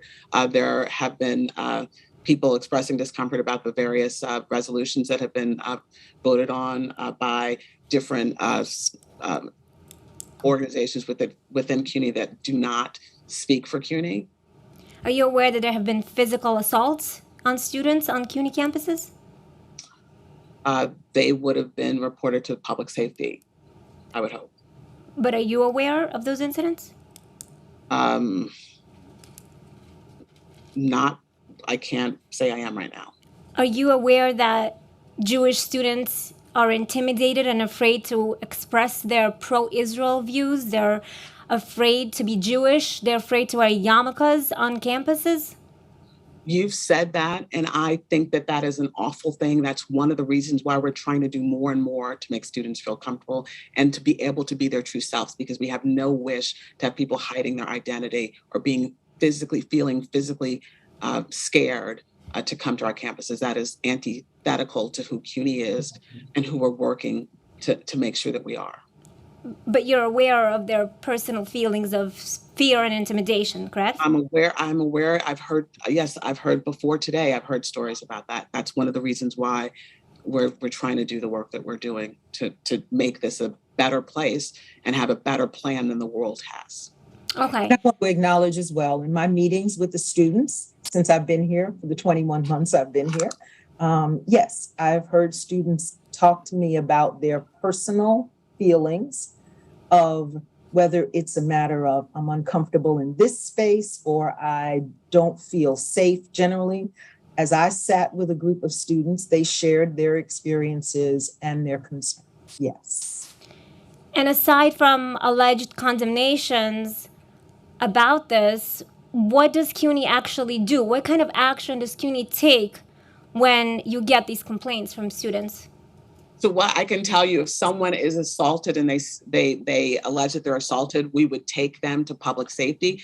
We would also make sure that someone with student affairs talked to them about what their needs were, if they needed counseling, if they were concerned about walking around campus safely. Public safety would talk to them. If they wanted to file a complaint, they would go to the local precinct with the individual. That's for an assault. If someone had an interaction in a classroom that made them feel uncomfortable, they could talk to their chair of the department. They could talk to someone in student affairs. They could also go to the person of the chief diversity officer. So you're saying that CUNY does everything in their power to make these students feel safe, correct? We're here because we're not perfect. But we are trying to do everything within our power, yes. So why are these students, hundreds of students, still afraid? If I knew the answer to that, I could solve the problems of the world. We want to make sure our students thrive here. At my time at CUNY, I remember seeing students who came and complained and looked the way they looked like a different person. I've dealt with students who came and complained about an issue. I saw them after the issue was resolved and they looked like a different person. They had light in their eyes, their skin glowed. We don't want anybody on CUNY's campus to be diminished. And obviously, that's what we're working towards. If that was solved, we would be we'd be telling the world how to solve the problem. But we're trying to lead the way with the work that we're doing, the work that's being done on campuses, and the work that's coming out of Vice Chancellor Maybank's area. Thank you for whatever work you are doing. But unfortunately, the students that come to me to complain about anti-Semitism do not come to me with light in their eyes. They come to me with fear in their eyes. So I just want to make that clear. Do you believe that it's essential to have a system in place where students can safely report anti-Semitic activity? Absolutely. Most definitely. And what is that process at CUNY? You can either do it, as I said, you can make a complaint using the internet. There's a link that you can make complaints. You can actually make complaints at campuses. You can also make it centrally. You can to the ODC's office, actually. You can also go and talk to, there's a number of ways you can go to talk to a trusted faculty member, a student affairs professional. You can go to the chief diversity office. You can also go to public safety. Is there a special committee dedicated to reviewing anti-Semitic incidents on CUNY campuses? There is not. Do you believe that such a committee would be beneficial towards creating a safer environment for Jewish students? Actually, we believe that by doing the affinity groups and having conversations with different folks, that will help inform the work that we do. We believe that public safety works with student affairs and learns from them. And certainly that's part of the work that Vice Chancellor Maybank described in her testimony. Well, I'll just say again that... I'm sorry. Go ahead. I was just going to say, I think all too often we can sit and decide we know how to solve something before we really hear the something we're trying to solve. And so our objective right now is to be clear in listening and working collaboratively with students for them to help us know in the 21st century, how do we respond? Within the context of technology and social media, how do we respond in ways that are meaningful for them? And not to just sit back and figure out we have the panacea to say, we can do this and it's going to take care of it. I don't think that's fair to the students. And it certainly doesn't set us up for moving forward in a way that is engaging and embracing of the student experience, the lived experience of students, so that we have the real solutions in response. Thank you. I appreciate that. And I want to say again that I do appreciate all the work you've been trying to do, but I think that we're here because, let's agree, whatever work has been done so far, it's not working. The anti-Semitism is only increasing. It's not decreasing. So we're here to explore different options. Yes. Do you believe that Jews have a right to feel safe on CUNY campuses? Absolutely. I believe every single person does, especially Jews, given their unique history and the history of persecution. Absolutely. That's part of being an educational institution and part of our core values. Let me ask you this question. If there was a student elected by the student body, the student government, to be a commencement speaker, and that student was a white supremacist, would the school allow the student to continue with his speech? Actually, under the First Amendment, yes, that's what would happen. As long as it was within the context of free speech, that would be allowed. Do you and know that would be deplorable, just like other hate speech is deplorable. So the school wouldn't do anything. They wouldn't protest. They wouldn't try to get the student not to speak. They would just give that student free rein on a stage. Ultimately, that's part of the ideas of free speech allows that. As a lawyer, you actually, I think in law school, we learned that was something that was disturbing, but that is the law. We did. That is the law. But my question is, would CUNY Is there anything that CUNY would do to talk to that student to try to prevent that student from speaking? I think what CUNY would do is what we did in this instance. We would do a statement condemning it, making it clear that that did not represent the view of the university. That we think the best way to counter discord is to talk about other language and other conversation. Thank you. Approximately how many complaints per year does CUNY get about anti-Semitic incidents? I don't have that information. Who has that information? We can collect information about the Cleary report, and we can get back to you with that. Please, can I get a report about the last 5 years of anti-Semitic incidents on CUNY? Okay, 5 years. Okay.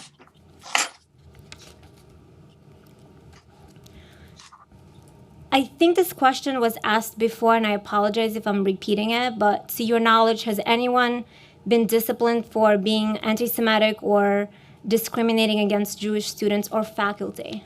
So the only example that I could give actually does relate to, I said we didn't have an instance. I do know that after in 2016, there were incidents that students were disciplined over some of the incidents that happened that were the subject of a report that was done by CUNY. So there were disciplinary charges against some of those students who assaulted. There was assault and some other issues. So students were disciplined in those instances.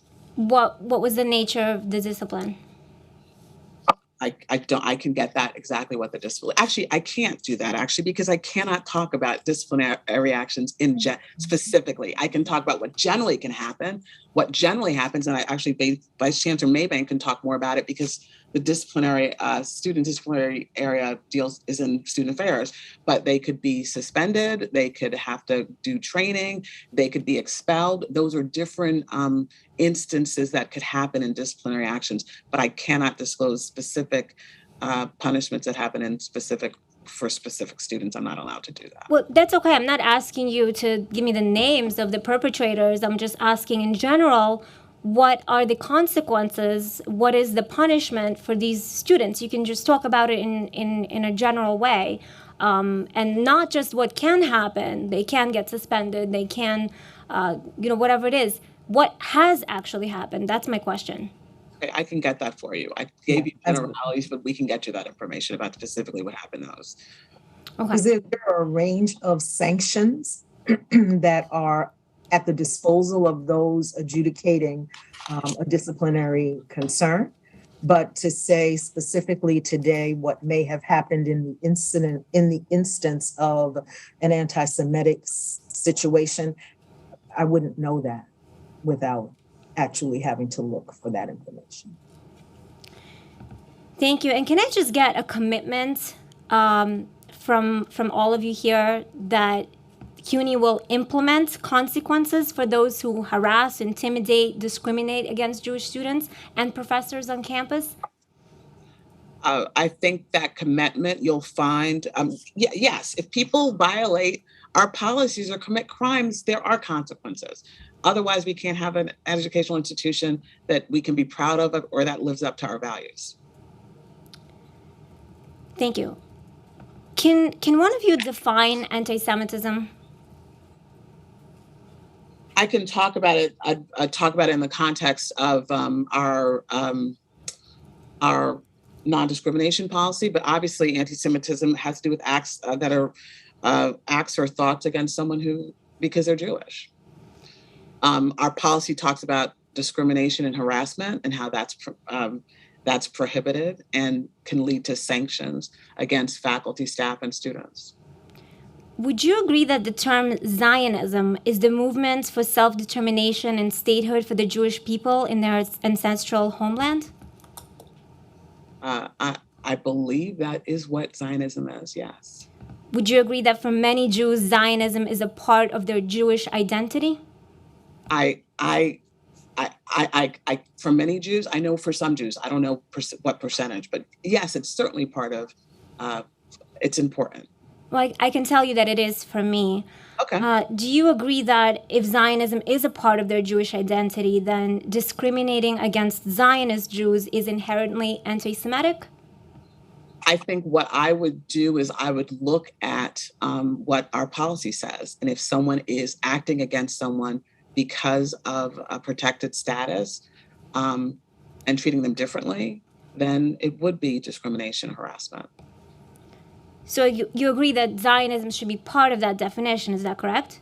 Actually, what I said is what our policy says. Okay, well then do you agree with the IRA definition of anti-Semitism? I'm not sure if you're familiar with I what am that is. familiar with it. I don't agree or disagree. And plus I'm here, that my own opinion about it actually isn't relevant. We're really talking about what's going on with the university and how the university implements its policies. Well, you said you're here to represent the university, correct? Absolutely, yes. So does the university agree that the IRA definition of anti-Semitism should be used when implementing policy? We have not used it. No, we have not used that definition. Why not? Because we believe the definition of harassment and discrimination is clear in our non-discrimination and equal opportunity policy. Yeah, of course. Just a point about the IRA definition, which I think more clearly lays out how you know whether something's anti-Semitism or not. The U.S. State Department utilizes this definition, and Governor Hochul recently declared a proclamation embracing this definition. So it's not unheard of that New York State, and CUNY is, of course, a New York State institution, utilizes this definition. I know you want to bring that point up. Thank you. So I'm just going to read some of the definition, some of the things from some of the examples of the IRA definition of anti-Semitism. So anti-Semitism, according to IRA, is a certain perception of Jews which may be expressed as hatred towards Jews. Rhetorical and physical manifestations of anti-Semitism are directed toward Jewish or non-Jewish individuals and or their property, toward Jewish community institutions and religious facilities. Give me just 1 second.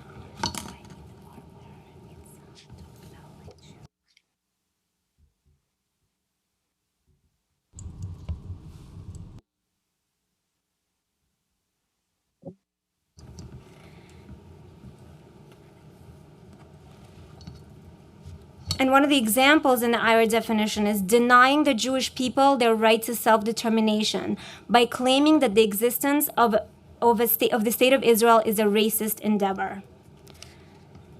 So many countries and other schools have adopted the IRA definition of anti-Semitism. So my question is, can CUNY commit to adopting the same IRA definition of anti-Semitism? No, I think what we are working under is our equal opportunity and non-discrimination policy, which talks about treating an individual differently or less favorably because of his protected characteristics, which in this case would be because they're Jewish. So just from talking to other presidents of CUNY,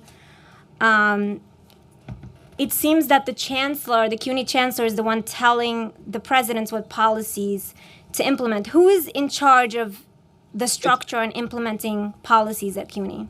Actually, the Board of Trustees adopts policies, and they might be proposed by the Chancellery, but ultimately it's the Board of Trustees that adopts policies. And who sits on the Board of Trustees? There are, I believe, appointments from Governor Hochul and appointments from Mayor Adams, excuse me. Thank you. Has CUNY Central implemented anti-racism training at CUNY? Vice Chancellor Maybank, not systematic, I believe. Specifically from the central office, not to my knowledge, but campuses may have through their DEI programs. And may have not just done racism, but across the board discrimination and marginalization to identify populations that are of concern. But we have not done training at this point from the from the Student Affairs Perspective Central Office. But it is being done throughout the CUNY system, correct? I'm sure there are programs on different campuses. Now, remember that 25, and depending on how you're counting, 26 different institutions and configurations, and the opportunities for them through their senior diversity officers to be able to implement what is appropriate in the context of their experiences and understandings as well, that support the policies of the university. So you're saying that there might be some CUNY schools that do not have this anti-discrimination training? I wouldn't want to venture a guess to answer you directly about that without saying, okay, so let me look at each and see what's going on. I can't tell you definitively that there is this type of training happening on this particular campus sitting here today, but I'm glad to get that information for you and to bring it back so that you have it. Please, thank you. Has CUNY Central implemented anti-Semitism training at CUNY? Again, not to my knowledge from Central. It is a matter of what it is that is happening within the context of the climate and culture of a campus. We are committed to helping the campuses to explore that and to find ways, solutions, opportunities, programs that might help in fulfilling that need. We are committed to doing that. And as you heard, this is something that we're embarking on to be more specific and to be very clear about how we support the campuses in doing so. We are, go ahead, Linda. I was like, we did it in our testimony. We talked about the training, some training that was being done by Hillel, some by, I'm forgetting the other organization, that are being done on a couple of campuses. And part of the work that is being embarked on by the Student Affairs Office with the University Director of Student Intercultural Engagement and Dialogue is to determine what needs to be done systematically, exactly, what options we can give, so that we can do more in the future to make sure that we're dealing with the problem that we're dealing with today, anti-Semitism.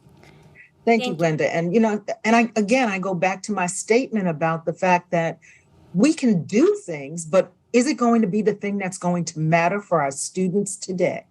And that is why we are listening and trying to dialogue and engage the students in such a way that we can clearly respond in a way that will matter. Not just respond because we're being challenged to respond, but respond because it matters for our students. And that's our effort. Thank you, and I appreciate that, and I look forward to working with you to Thank you. Implement those I changes. will reach out for you to do that. I really will. So, amidst the 300% rise in anti-Semitism, is there any single CUNY campus that has implemented anti-Semitism training? I'm not aware of any particular program today. I mean, we have, as we listed, and you have the written testimony, talked about different work that's being done on individual campuses. I think we mentioned a number of campuses, but in terms of talking about an absolute curricular, that's part of what we're determining whether that's going to be the most effective for us to do. Well, I believe that it would help. No question. That's one of the reasons why we're trying to dialogue. So we appreciate that.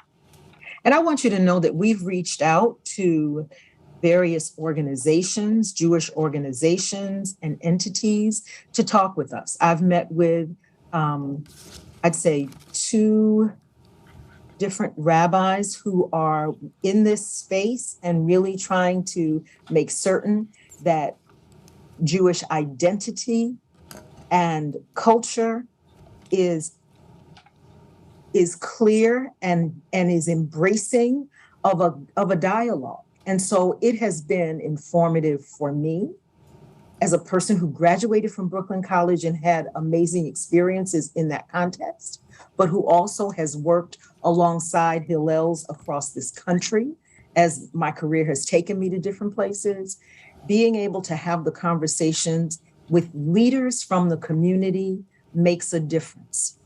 And, I don't want to give out people's names because I believe they're working with us in good faith to help us make a difference and to really guide our understanding and facilitate our being successful in doing what's meaningful, responsive, and useful for our student population. And I'm honored by the opportunity to do that. Thank you very much. Are you aware that although Title VI of the Civil Rights Act of 1964 does not explicitly include religion as a protected group, guidance was issued by federal agencies directing that if an individual or group is discriminated against based on shared ancestry or ethnicity, they are protected under Title VI? Well, I'm not actually, I'd love to say I remember that. I trust what you tell me. I know that under our policy, religion is a protected characteristic. So would you agree that when Jewish students are discriminated against based on their nationality, religion, origin, or identity, it creates a hostile environment for Jewish students? Of course. It depends. Certainly, for one person, it could create something hostile. For them, it depends. As you know, the definition of a hostile environment, a legal hostile environment, as opposed to the use of an everyday word, a hostile environment, that's different. But yes, it can be. It's challenging. That's why we're trying to do the work. That's why we're trying to have those conversations with our students to make sure that they don't feel that, and we stop things before they happen and before they escalate. Thank you. So the answer is yes, right? If you actually repeat the question again, Sure, no problem. Would you agree that when Jewish students are discriminated against based on their nationality, religion, origin, or identity, when they identify as being Zionist, for example, it creates a hostile environment for Jewish students? I would say it could create a hostile environment. It could create a hostile environment. Thank you. Yes. Are you familiar with the term boycott, divest, and sanction? We actually talked about it in our testimony. Yes. I apologize. I must have missed that part. Are you aware of any campaign on any CUNY campus to boycott, divest, and sanction any of these countries for their human rights violations? Russia? Not aware, no. China? I'm not aware. Iran? I'm not aware. Saudi Arabia? I am not aware, no. North Korea? Not aware. How about the state of Israel? We've talked about the BDS resolutions that were passed at the law school, and we've condemned them. So yes, there have been for Israel, yes. New York State Executive Order 157, which unequivocally rejects the BDS campaign and does not permit its investment activity to further BDS. Are you aware that the practical implications of that executive order are that it directs state agencies to divest public funds from entities supporting a BDS campaign against Israel? That's actually in the testimony I presented, saying that we understand that CUNY is prohibited from participating in or supporting BDS activity and is required to divest public funds from any companies that do. That's in the written testimony that was submitted. Thank you. On May 12th of 2022, CUNY law faculty, by unanimous consent, voted to endorse a BDS resolution that previously passed the CUNY Law Student Government Association last December. Do you understand that the central message of BDS is the promotion of discrimination of unlawful activity? We've been clear that it's not something we can legally do. And there was a statement that there were a number of statements actually where we mentioned that in the past year. So that's a yes, right? Absolutely, it's a yes. So you understand, sorry, withdrawn. What message? Yeah, I still, I'm still a lawyer. I know. I'm like, I haven't done this in a while. I haven't done this in a while. So. What message does CUNY law send to its Jewish pro-Israel students when CUNY faculty, who are government employees, promote and endorse discrimination and unlawful activity? Look, The one thing, I can't tell you the message that everyone felt because I'm not sitting in their shoes, but I know that it was disturbing to individuals because that's part of what we're having the conversation about. People they were not happy, they were upset. We condemned it, CUNY condemned it, because it's something we do not believe is correct or morally correct. If it was, the chancellor would not have taken and gone with JCRC with 12 presidents to Israel and participate and talk to people and learn to do more business. So we understand that it's absolutely upsetting. But we also wanted to be very clear across the board, and we've said it in a number of our statements, that because the law school or a faculty organization or another student membership organization endorses something, that does not represent the view of CUNY. And I just want to comment to something you said earlier. I do want to thank the chancellor for taking that step to go to Israel. I know there's been a lot of pressure against that, so I'm grateful for that. I just wish the chancellor was here.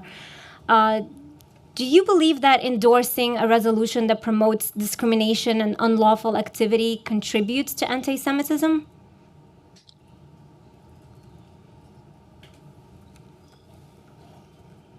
I mean, this is, I guess, the question you're asking me.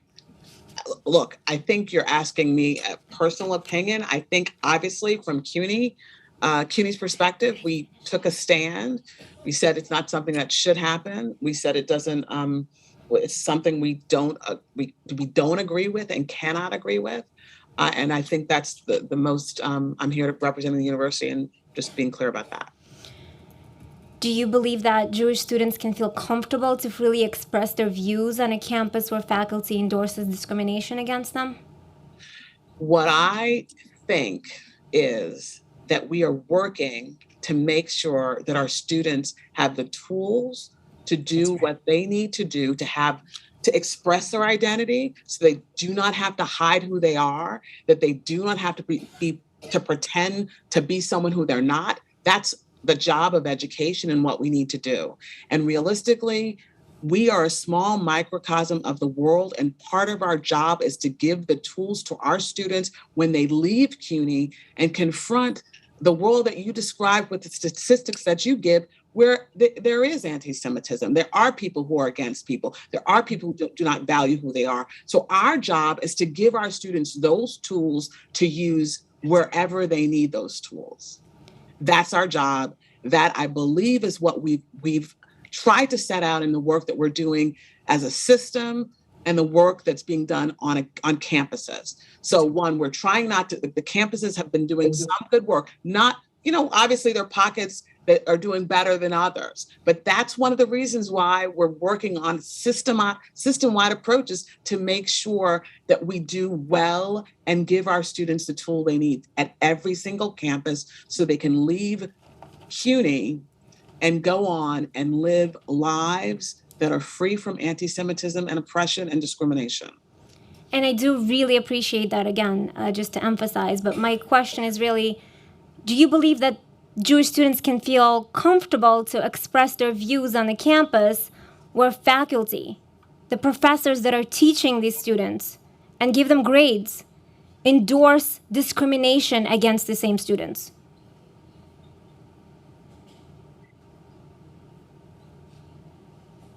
Can they?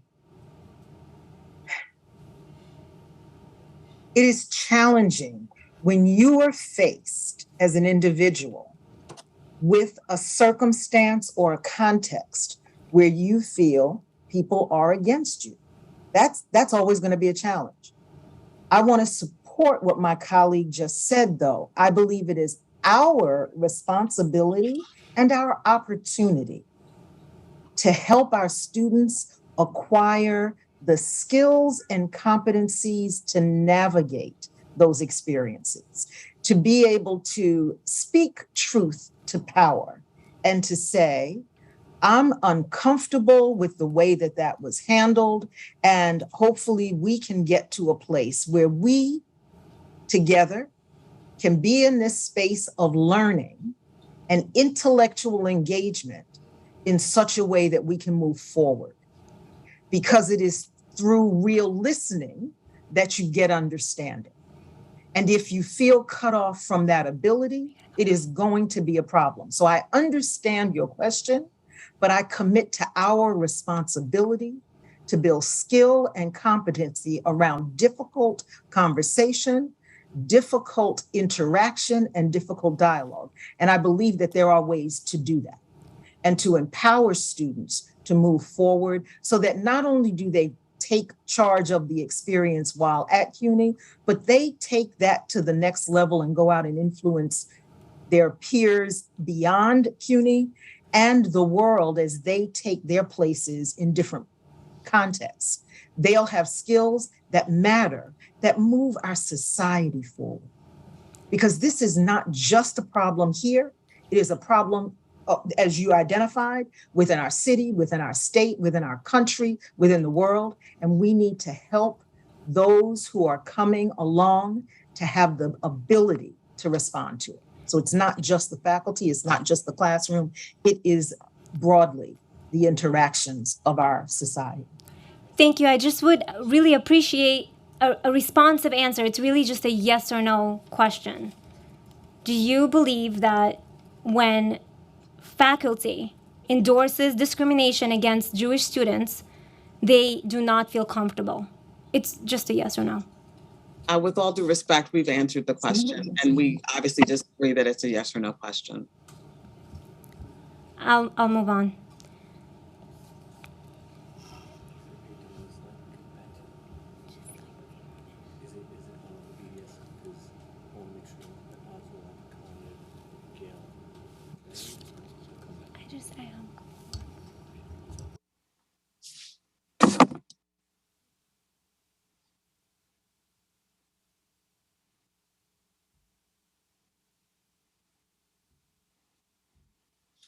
Okay, Councilmember Vernikoff's going to ask one more question, and then we'll move on to other council member questions.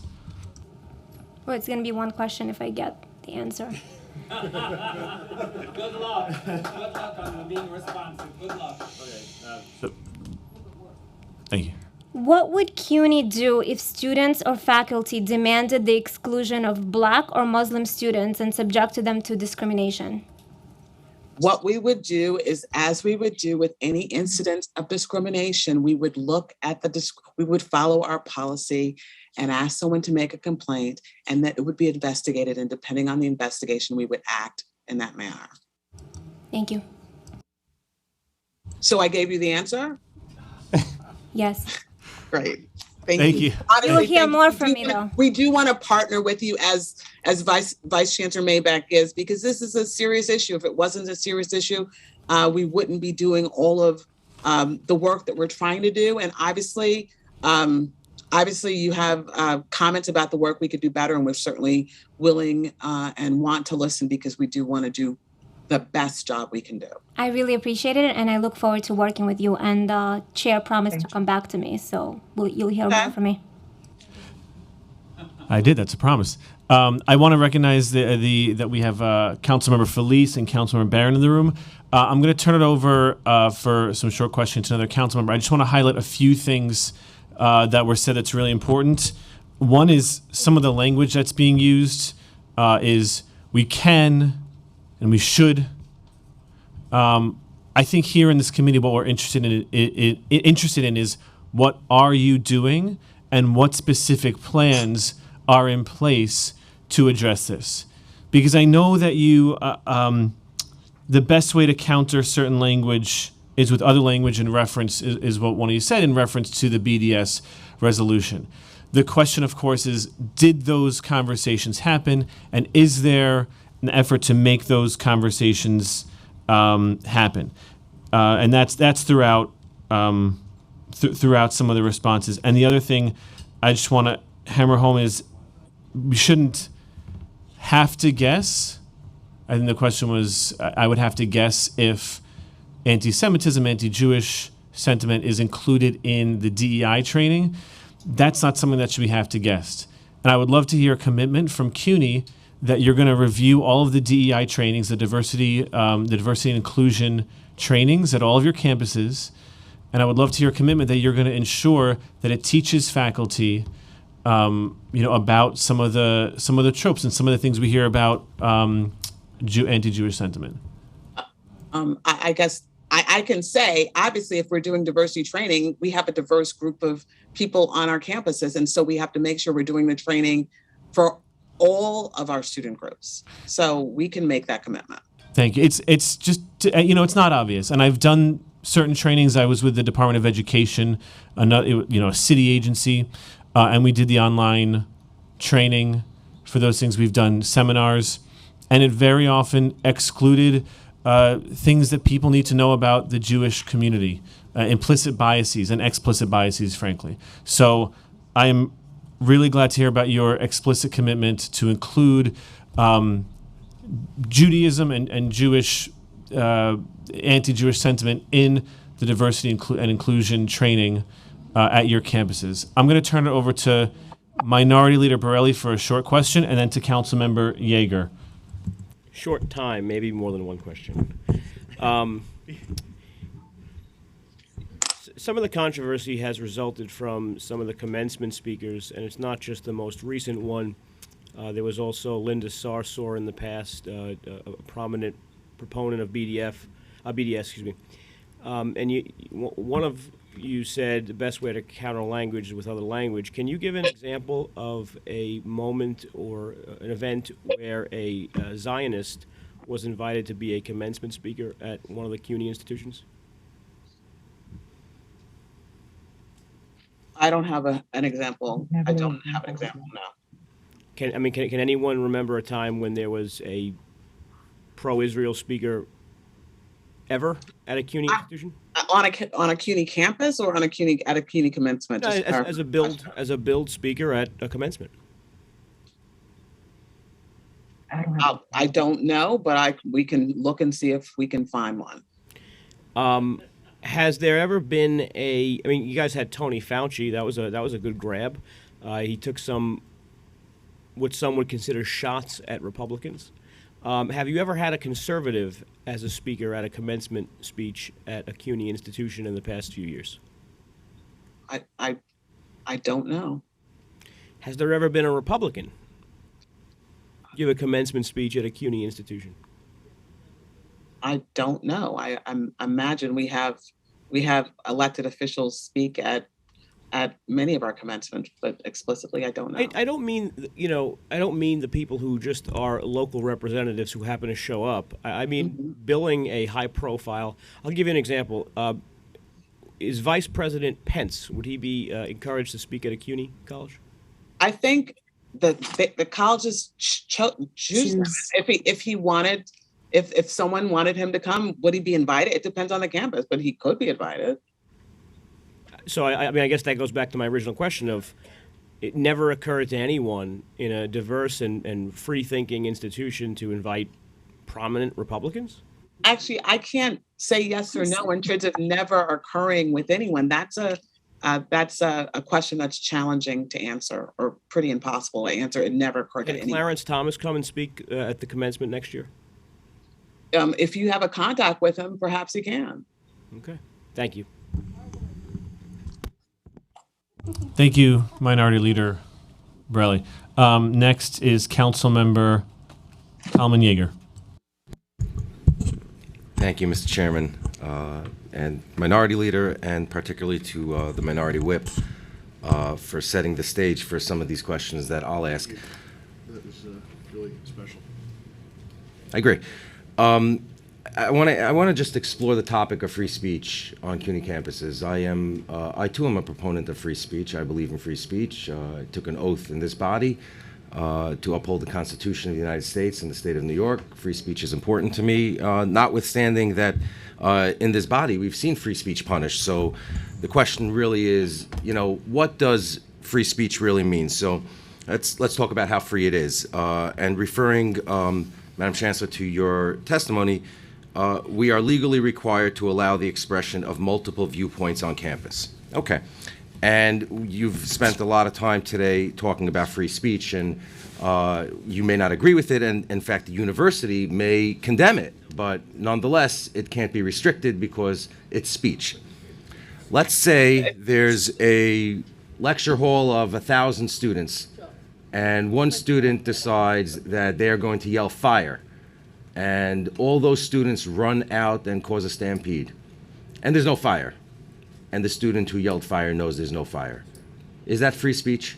Are you, I think that's determined by a law school, a law case, because it creates an imminent danger. And that's the line and the question, whether speech moves from an expression or an expression that makes people do something. Does it incite people? So the question is whether it incites people. Okay, so the question, so not all, but we can accept as a premise that the root of that result in that law school case that you and I both read is that not all speech is free.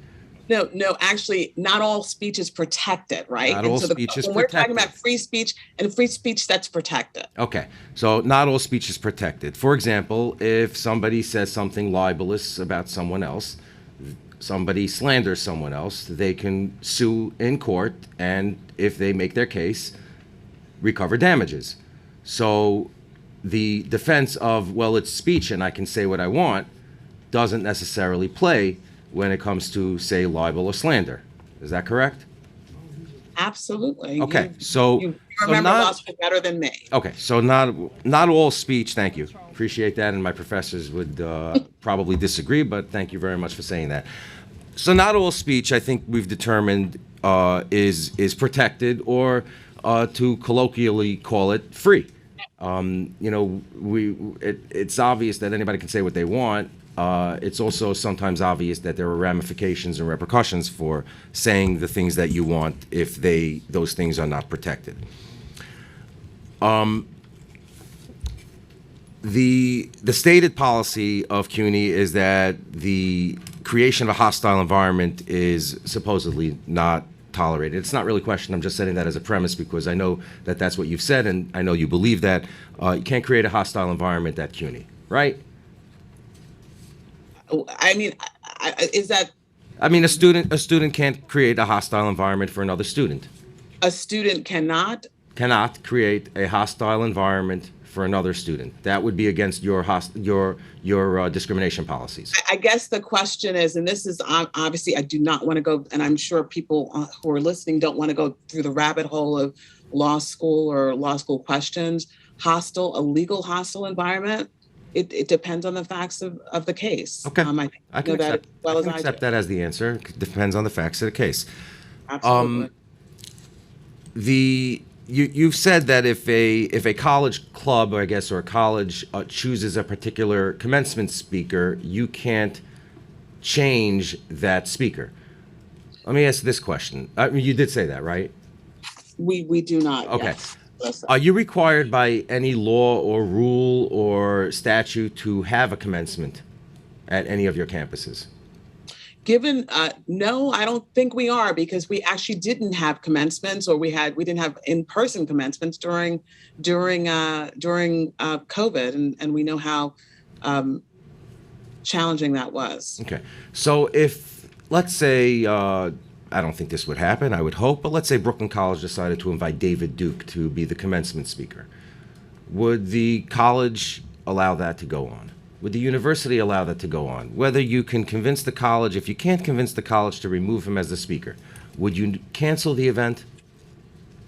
Look, the challenge is just like David Duke coming to speak, and other names we could give. We gave a name of Clarence Thomas, who just I don't think that's fair at all. I think that let's stick to David Duke for now and try to keep Justice Thomas away from the category that includes David Duke. Well, that's okay. So fine. Okay. But look, I think we don't. I mean, the challenge is if we shut down for one person, we would shut down for someone else. And then that would be a huge challenge for a space where there's supposed to be an exchange of ideas. Sometimes ideas that we disagree with and we find viscerally offensive. But if we shut it down for one person, we would shut it down for another person. And that would really be a question about how we are an educational institution and what we believe education means. But in that case, and the reason that I reacted, and I apologize for cutting you off, but I deliberately chose the David Duke example instead of the Justice Thomas example because I'm not referring to political speech. I'm referring to someone who I think is clearly universally accepted as a hater. And not to someone who there's a majority that would simply disagree with their political views.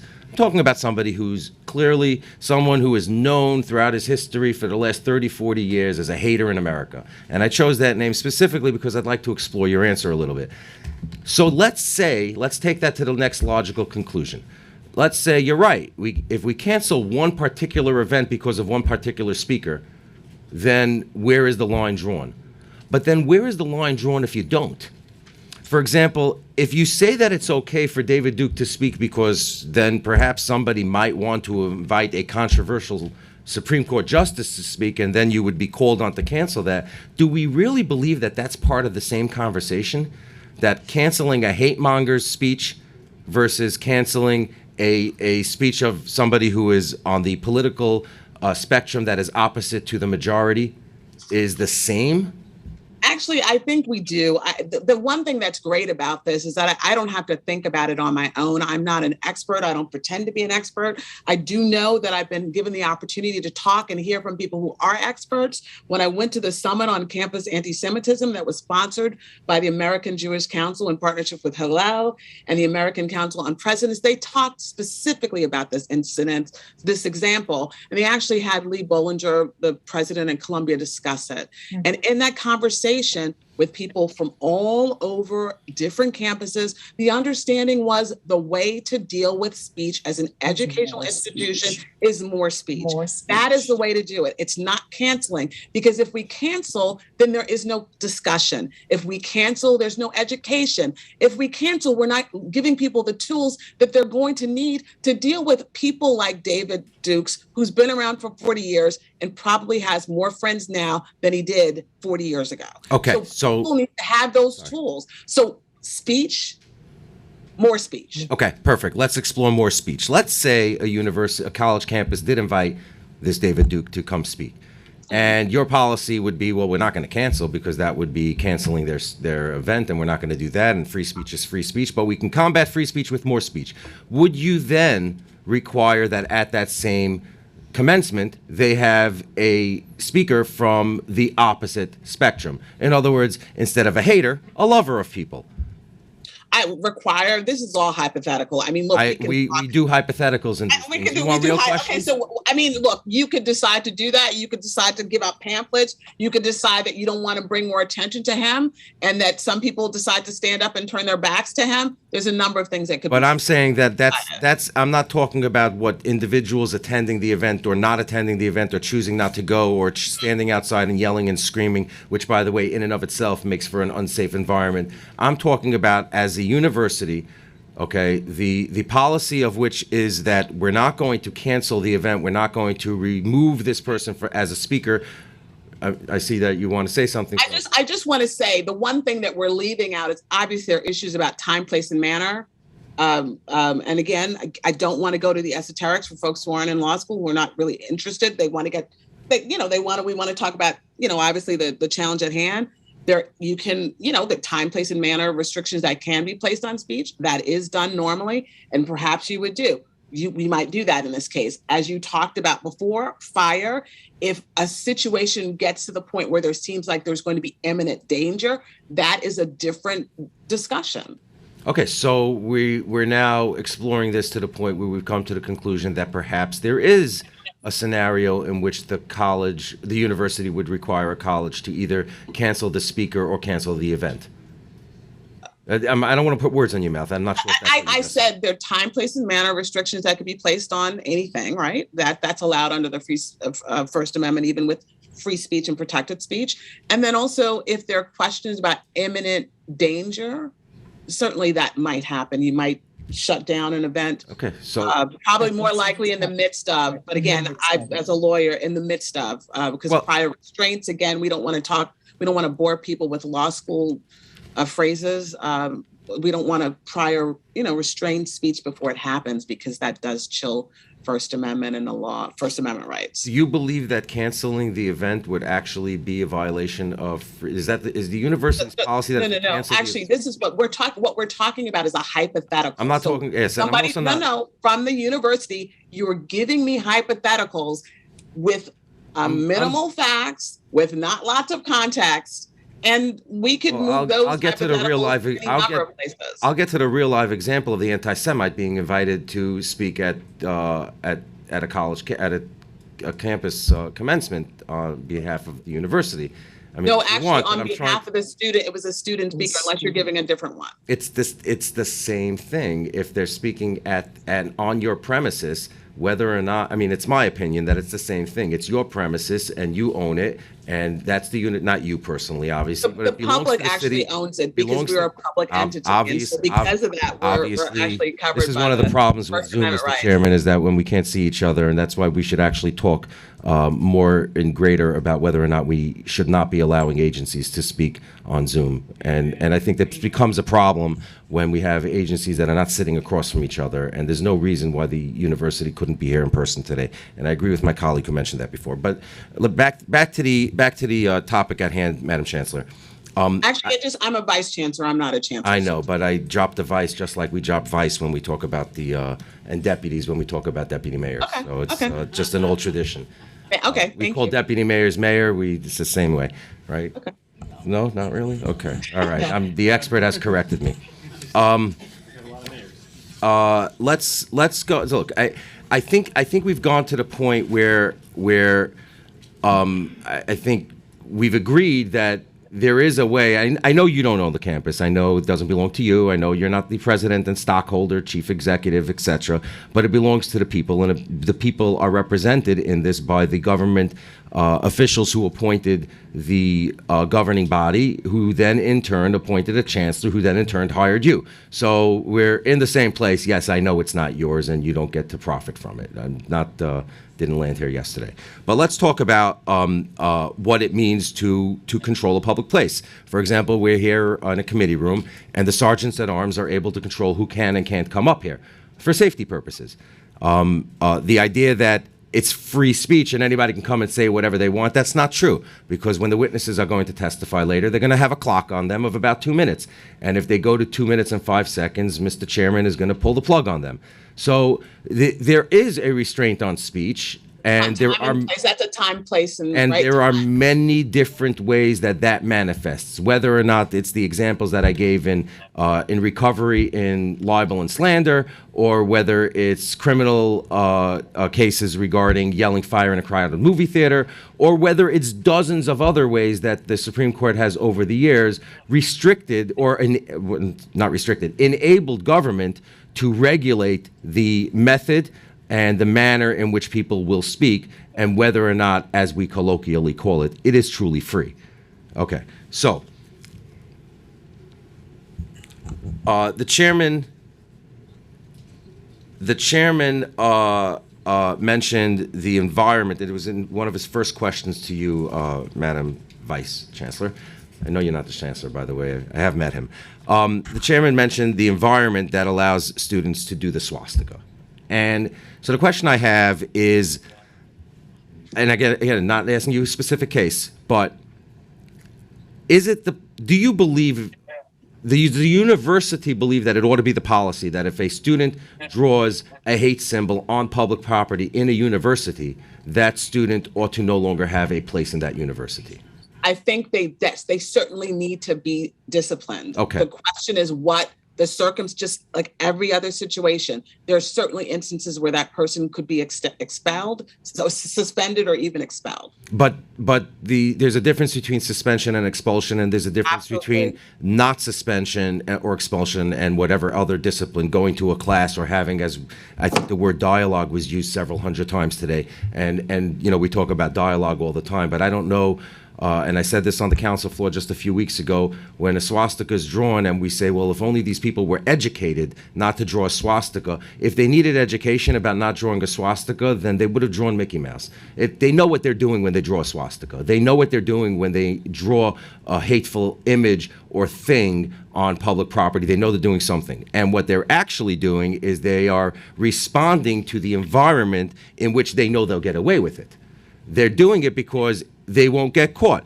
Most criminal acts, most unsocially acceptable acts take place in the dark, where people do not believe they're going to either get caught, or if they get caught, they believe there will be no consequences. That's why bank robbers wear masks. That's why the holdup guy wears a mask. That's why cars are broken into more likely at night than during the day. People want to hide their criminal and antisocial and unacceptable behavior. So when somebody is drawing a swastika, they know they're not allowed to do that. And the question is whether or not there's still room for them on a CUNY campus. And I'm trying to get that answer, and I think that the answer that you just gave was, depending on the circumstances, but also yes is an option. Well, I'm sorry, yes is an option. I'm confused because that was a very long question. Yes, so the question is that if somebody draws a swastika on a CUNY campus, expulsion is not automatic. Because there's disciplinary processes in play that we have to have. Okay, and then after the Not disciplinary automatic. process is in play, the process is to determine whether or not it occurred. And then also to determine that person might be having a mental health issue. That also person might be hateful, and this might be something they've done 3 times or done in another school. So if or they did it only harass once, folks that we've known. ma'am, so if they did it only once, it's okay for them to come back, and if they did it... Absolutely not. I've talked about there being a disciplinary process that every student has to go through. No, I understand that, but a disciplinary process is as us lawyers would say, it's the effect of a trial, right? The idea is to... Yes, and it's set forward in the bylaws. Right, but it's to first establish that it occurred. I'm taking for granted that the case that I'm talking about, it is established that it occurred. You mentioned you would go back and look at video. So I'm talking about in a case where it's already established that the incident occurred. We no longer are talking about there's a question of whether it occurred. Now the question is what happens next. So now we've established possibly if they did it 3 times, there's no more room for them. No. Okay. I gave you different specific. I just so no. So I'm sorry. Just if you can answer the. I'm sorry for interrupting you. So Okay. No. Okay. So my question is, once it is established that a person drew hate speech of any kind on the public property of a community campus, is expulsion automatic? There's no automatic expulsion for any action because there is a procedure that you go through. Okay. And that's the plan. So there's no, is there a list of 5 things that if you do this, you're automatically let go from CUNY? No, there isn't. So maybe I'm not using automatic the right way. Let me ask it this way. If somebody set fire to Brooklyn College's main campus and burnt it to the ground, would they be invited back next year? Actually, I think there would be a criminal case, which is what we would also do if someone. Right, put up but let's assume let's take for granted that in New York nobody gets punished for crimes anymore, so they'll be free. And let's say that the college, which doesn't have a beyond a reasonable doubt standard in its cases, but it would simply use clear and convincing, I believe. It is proven. You have the video of the guy taking the match and throwing it with the kerosene, and it burns the building down to the ground. Would that person be invited back next year in the tent that replaced that campus? This is a very funny scenario because I know I'm not in person, so I don't see with the person. I think at this point we've moved down a rabbit hole. Well, I'm trying to get right, Madam Vice Chancellor, but the reason is because I used the vice that time. I'm trying to get to the place of what is the most unacceptable thing that someone can do that would get them. You can't come to a CUNY anymore. Here's, I guess, the challenge is if someone committed a homicide, there would still be a process for someone who committed a homicide on CUNY's campus because that's what the rules say. That's what the procedures are there for. And what happens? The challenge is that if you don't follow the procedures, and that's part of what we're here talking about, the fact that there are instances where we don't follow our procedures, and that's wrong, right? And we're trying to not do that. But if you allow there not to be procedures, there will be issues. So I don't. Okay. That's, Let me I ask guess it that's the answer let me to the ask it a question. different way. I recognize there are processes and procedures, and we're going to keep going in circles if I keep on that road. So let me go a different way. Is there anything preventing the university from establishing a process and a procedure that says that if you are found to have committed these list of 11 things, or 8 things, or 2 things, for example, if you kill somebody on campus and you are found to have done that by clear and convincing evidence at a disciplinary hearing, the punishment is expulsion? Is there any reason that you can't say what the punishment is in your policies for a particular violation? Like, in I other don't words, think- let me that's a clarify. little- Let me clarify, ma'am. Have a rule that says on our campuses you may not murder, and if after a hearing you are found to have actually committed a murder by clear and convincing evidence, which is the standard of your hearings, then, and only then in such case, expulsion is mandatory. Is that a possibility? I'm saying, can you establish such a rule? Can your university have such a rule? I think that would depend on whether the trustees actually voted on Okay, it. so we need the trustees to come to this hearing so that we can. No, I know. No, I mean, just to be clear, we were clear that the policies are adopted by the trustees. And you also know, because again, there are a lot of lawyers in this Zoom room or in the conversation. You also know that for all kinds of crimes, there are a range of punishments. Just to be clear, we don't want people who commit crimes running rampant all over our campuses, but we also know that people change over time. And I'm not using the example that you're using, but we know a number of people have started in one direction and moved in another direction. And one of the great things about CUNY is that we are open to people who are ready to change and to change their life and improve themselves. Now, that's Okay. All right. Let me ask this. We've already established through the Minority Whip's question that there's only one country in the entire world that has been subject to resolutions and actions on CUNY campuses, and one country to the exclusion that I'm aware of. that you're aware of, right? Yes, fair enough. And by the way, I take for a matter of I guess, I'm not a judge, but for judicial notice, if you will, that the fact that you're aware of only one is good enough evidence for me that there probably is only one, because I'm assuming that you know most of what goes on your. Okay, I assume it. Okay, CUNY's a big place, though. But yes, CUNY is a big place, but it's one country to the exclusion of all others, and she listed a group, and not an exhaustive group, including China, Russia, Iran, Saudi Arabia, Venezuela, North Korea.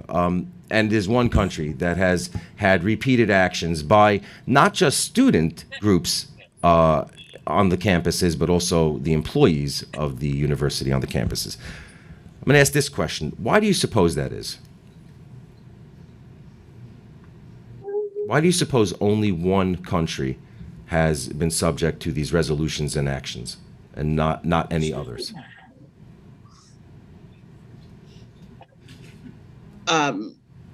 Because some people are anti-Semitic. Okay. For some reasons, for some people, and other people feel like there's a political, historically, they don't have a historical context, or they don't study their history. Okay. So do you, and I think that this was asked earlier, whether or not, this becomes problematic when we're talking to a person who represents an institution, because the word is, do you believe? And it's, do you believe? And honestly, you're a very nice person. I like you very much, but who cares what you believe, right? Absolutely. Okay, exactly. It's about what the university believes. And I don't know that you're in a position to say what the university believes. Maybe you are, maybe you're not. But it was asked in many different ways, in many different formats, whether or not the university considers anti-Zionism to be anti-Semitism. And I'm not sure what the answer to that is as we still sit here. The answer was, we follow and make a determination about discrimination and harassment based upon our policy. Okay. I mean, I know that was I know that was English, and I'm not being facetious. I really don't understand what that means. I'm going to just say this. I started off this hearing, I'm going to wrap up, Mr. Chairman, and turn it back. And I'm very, very grateful to the chair for holding this hearing, as I said at the beginning, but also for his indulgence on a topic that is incredibly important to the members of this council who are here and hopefully to other members who are not. But I am so grateful to my colleagues who are part of this today. I started off with words that weren't mine, and it was a very different time, and I wasn't on this earth when he served and when he was removed from this planet. But I also want to say the anti-Semite rejoices at any opportunity to vent his malice. The Times have made it unpopular in the West to proclaim openly a hatred of the Jews. By the way, that was true in 1967. That's no longer true today in 2022. This being the case, the anti-Semite must constantly seek new forms and forums for his poison. How he must revel in the new masquerade. He does not hate the Jews. He is just anti-Zionist. That is the essence of the camouflage that we are seeing, and that we may even hear from later today. I don't know which witnesses are here to testify. But that the speech that we're talking about is not hate speech because it's political speech. That they're not anti-Semites and therefore in violation of a college policy, because anti-Semitism is hate, and that would violate the college policy. But they're just anti-Zionist. And to be anti-Zionist is a political form of expression protected by the First Amendment, and thus it wouldn't be subject to the university discipline. And I think that's what my questions were designed to get at, and I'm not sure if they did or not, but I get it in my head, and I think you do too, and I understand the constraints under which you are able to testify as to the university position versus your own personal opinions, and I get that. But what I would say is that there has to be a better way to look at discipline and to protect these college campuses, and that's what we're here talking about today. It can't be the case, as I said in my opening statement, that and as Mr. Chairman said, and as the Minority Whip said, that, and as others will probably say, that to be Jewish in New York is no longer safe. It can't be the case. And particularly, it can't be the case on what is supposed to be one of the safest places, the places of education. And the places where young minds are formed, it can't be the case. And what we are seeing is that not just is it the case amongst student to student rhetoric and violence and violent words and hate speech, but it is also amongst the employees of the university system, as represented by the PSC, the Professional Staff Congress. Their own positions is that they are an anti-Semitic organization. And there are real questions that I think, as we end this hearing later today, are still going to remain about what it is that the university is doing. It's not dialogue. It's not more meetings. And I'm glad that Chancellor Matos went to Israel, and it's beautiful. And I heard him speak about it a few weeks ago at Abney, and it's great, and I'm glad he did. But that's not the answer. No, that he is good with Israel and knows Israel and understands it is not the answer. The question is whether or not ultimately the university system that the taxpayers of this city and state pay for is prepared to deal with hate on its campuses. And as we sit here today, I don't think it is. And with that, Madam Vice Chancellor and other Madam Vice Chancellor, Madam President, I'm very grateful for your time, and I turn this back over to Mr. Chairman. Thank you. Thank you, Councilmember Yeager. Councilmember Brewer.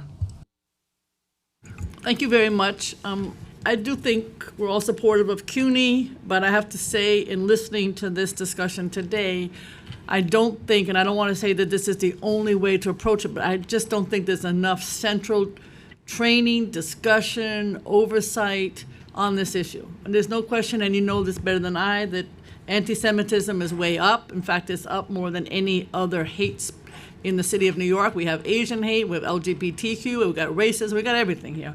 And now, of course, we've got the Supreme Court. So what we are concerned about is exactly, specifically, what are the programs, and they have to be funded, that CUNY is doing.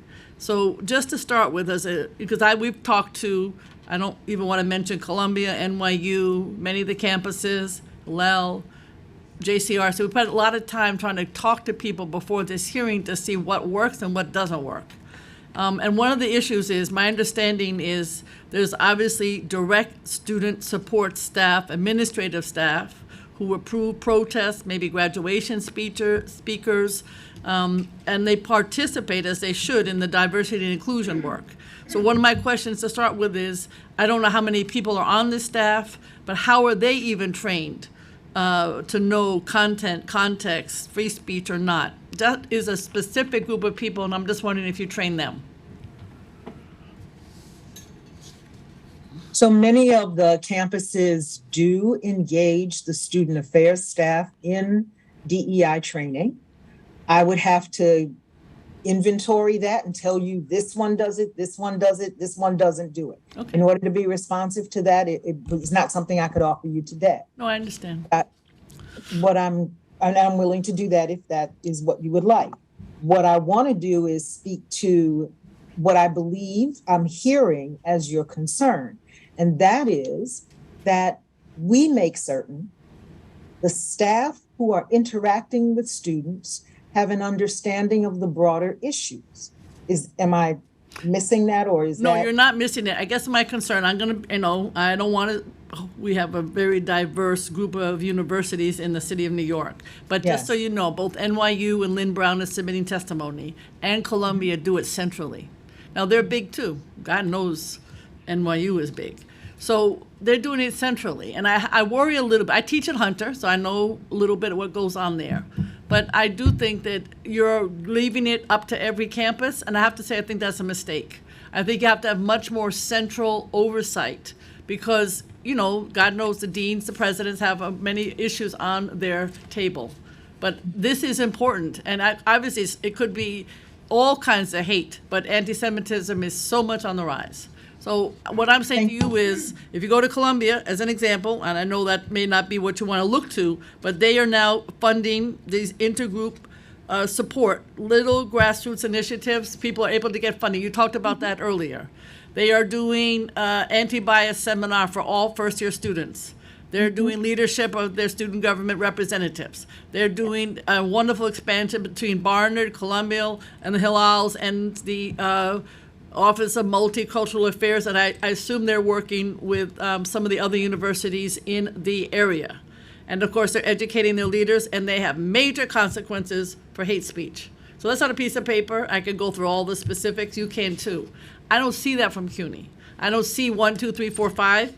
And then I look at Lynn Brown. I know Lynn very well. She's got 1, 2, 3, 4, 5, 6, 7 very, very specifics as to what they're doing on this topic. It's not theoretical, and at the end, it's consequences very clearly, and they're spelled out. So I understand you have a lot of very diverse campuses, more diverse than either one of these two institutions. I know them very well, but I don't hear that from you, and I don't see anything in writing that says this is what the deal is. So maybe you could respond to that. I'm glad to do so, Councilperson Brewer, and I hope that you will look at my portion of the testimony, because outlined there and in bold with italics are some of the things that we are addressing at this point. As I indicated, this is an effort we are embarking upon. There's no question about that. Have we got it down and is it exact? No, but we are committed to moving forward. We're committed to moving forward with our Interfaith Council, with our Community Advisory Board associated with that, by appointing the University Director of Student Intercultural Engagement and Dialogue, addressing that. And there's one of the things that I talked about in relation to that I want to come back to, and that's the fellowship effort designed to bring people together in common experience, to use the resources of our city, the Jewish Museum, the Museum of Jewish History, the Schomburg Collection, El Barrio, the Museum El Barrio. I know them all. The resources that are a part of our city to create common experience for a clearer understanding across difference. And why hasn't this happened up to now? I look, I've been here 21 months. Okay, so I'm going to do what I can to move it forward. I can't tell you why it hasn't happened till now, but I believe that there are efforts that have been underway on the campuses in different ways. We are trying to come up with a centralized approach that still honors the autonomy of our campuses to do what's relevant in the context of their climate. The climate at Brooklyn will not necessarily be the climate at Borough of Manhattan. And so how do we make certain that we're embracing those experiences well with a standard of expectation, just as you described? So that is what we're about. That is where we're headed. And I'm glad to hear more from my colleagues at Columbia and other institutions across the city who have it down. We're glad to hear that.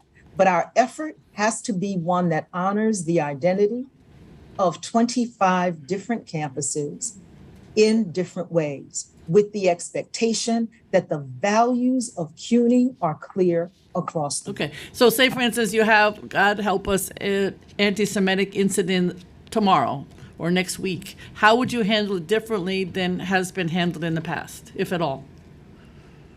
I mean, I think we would follow, I would say that, look, some of the incidents that we're hearing about today is the ones we don't handle well, right? That we've made a mistake on, right? And obviously, if we were perfect, we would be doing something different. We're not perfect. How we handle it differently, I think what we're talking about is making sure that there's training in place and discussion before it's handled, right? Before it happens. That's part of the issue. The procedure in place is the same, but we want to make sure students are not fearful to report, right? Or that students don't know where they're supposed to go. Know that if they don't want to go to a room, they can go on a website and make a report. Know that they could also make an anonymous report if they want to. Our policy is really clear. You can decide to have an anonymous report and it still has to be investigated. So for us, the difference is to make sure we understand what the process is and that we follow the process that's laid out and improve it as we learn that there needs to be improvement across the board. Okay. And then how will you, I mean, the biggest issue, as we know, is the topic of Israel and Palestine. I know it only too well. So how are you going to try without, have to have voices having this discussion so that we hopefully stop the anti-Semitism and anything that is anti-Palestine? What are you going to do to hopefully increase that kind of dialogue so that it is something that people can understand? I mean, one of the hire that we keep talking about is not just a person, right? It's a programming, but with the University Director of Student and Intercultural Engagement and Dialogue, that person is actually very familiar with a dialogue and work, right? It's not just talk, right? Because again, people hear dialogue, they think that's it, but talk leads to action, leads to change. But that person is very familiar with the DEI incubator, which the council has supported, which leads to conversation and discussion. And they're also one of the longstanding members of CERU, which is a Center for Religious and Racial Understanding at Queens, where there was conversation before things happen. Again, because we talk about what happens when things get, when they're at the end, right? But what about the beginning? People understanding what they can't do, what they shouldn't do, how they should have a conversation, how they should respect other people, how even if you don't agree with the existence of a state, that doesn't mean you generalize about people who disagree with you. That's right. And so part of what we're doing is trying to build that, or I should say expand the ecosystem that works. And that's certainly part of having this University Director of Intercultural Engagement and Dialogue, and also the continuing partnership with JCRC and also with Hillel with some programming they're doing at some schools that we, depending on the conversation that we have internally, might expand to other schools and other training also. All right. Well, I appreciate this. I want to thank the chair for having the hearing, because I think just like everything else, when there's a deadline to talk about something, more work gets done on such an important topic.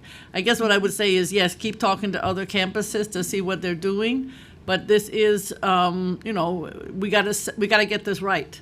And people who are, unfortunately, people who hate are not just on the campus, but it is where we should not have hate. That's just the one location where we should be able to fix it. The streets are another story.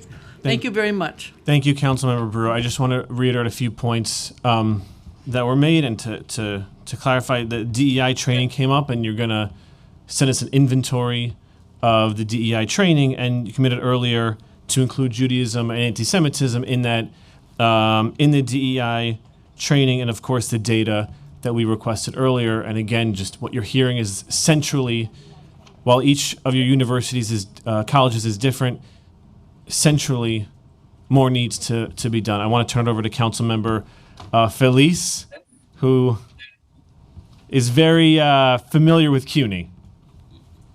And especially CUNY Law, class of 2017. Thank you so much, Chair Dinowitz and colleagues, for this very important hearing. And also thank you. I want to start the same way that Council Member and colleague Brewer started. Extremely thankful for all the work that CUNY does in opening doors for families and students in every single corner of our city. And I want to thank you also for your comment about needing the importance of more speech to encourage a diversity of ideas. So I'm a CUNY Law grad, class of 2017, but I won't talk about my experience, but I'll talk about the experience of many students that I know have graduated from the school or current students. One thing that I have consistently heard is that there's a very small group of students that are generally allowed, class after class, to basically control discussions and not allow any other idea to be, thoroughly discussed. Not even thoroughly, not discussed at all.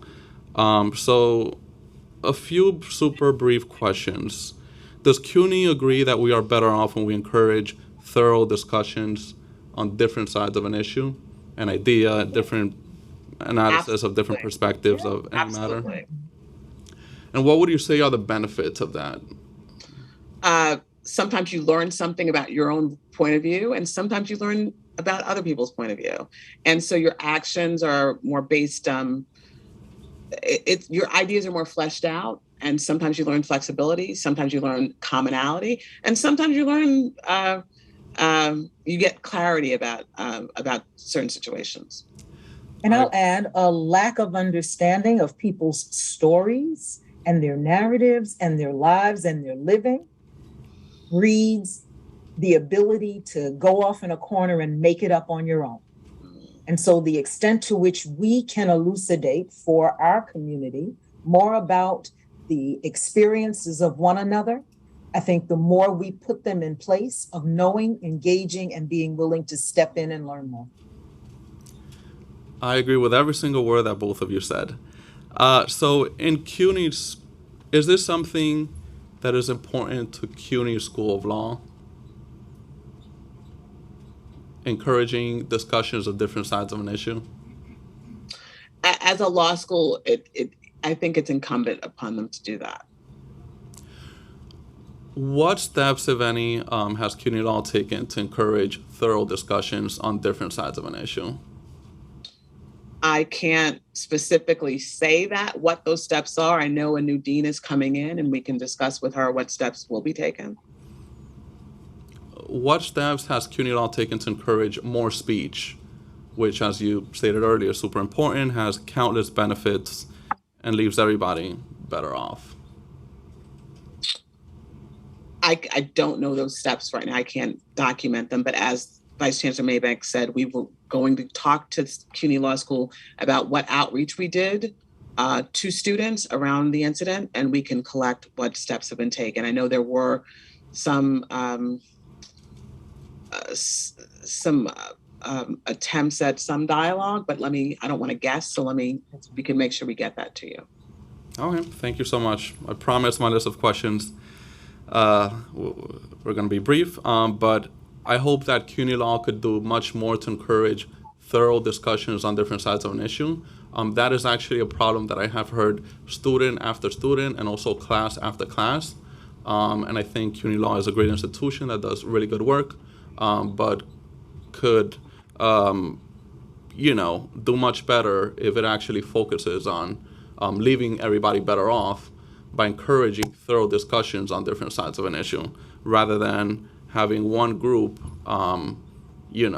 control the dialogue and the narrative and not allow any other perspective, which I think is a very entitled thing to do for that group. Thank you so much. Thank you, Councilmember Feliz. Councilmember Barron.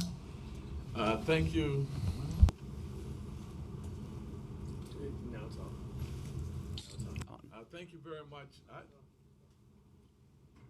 You want this one? You can use this one.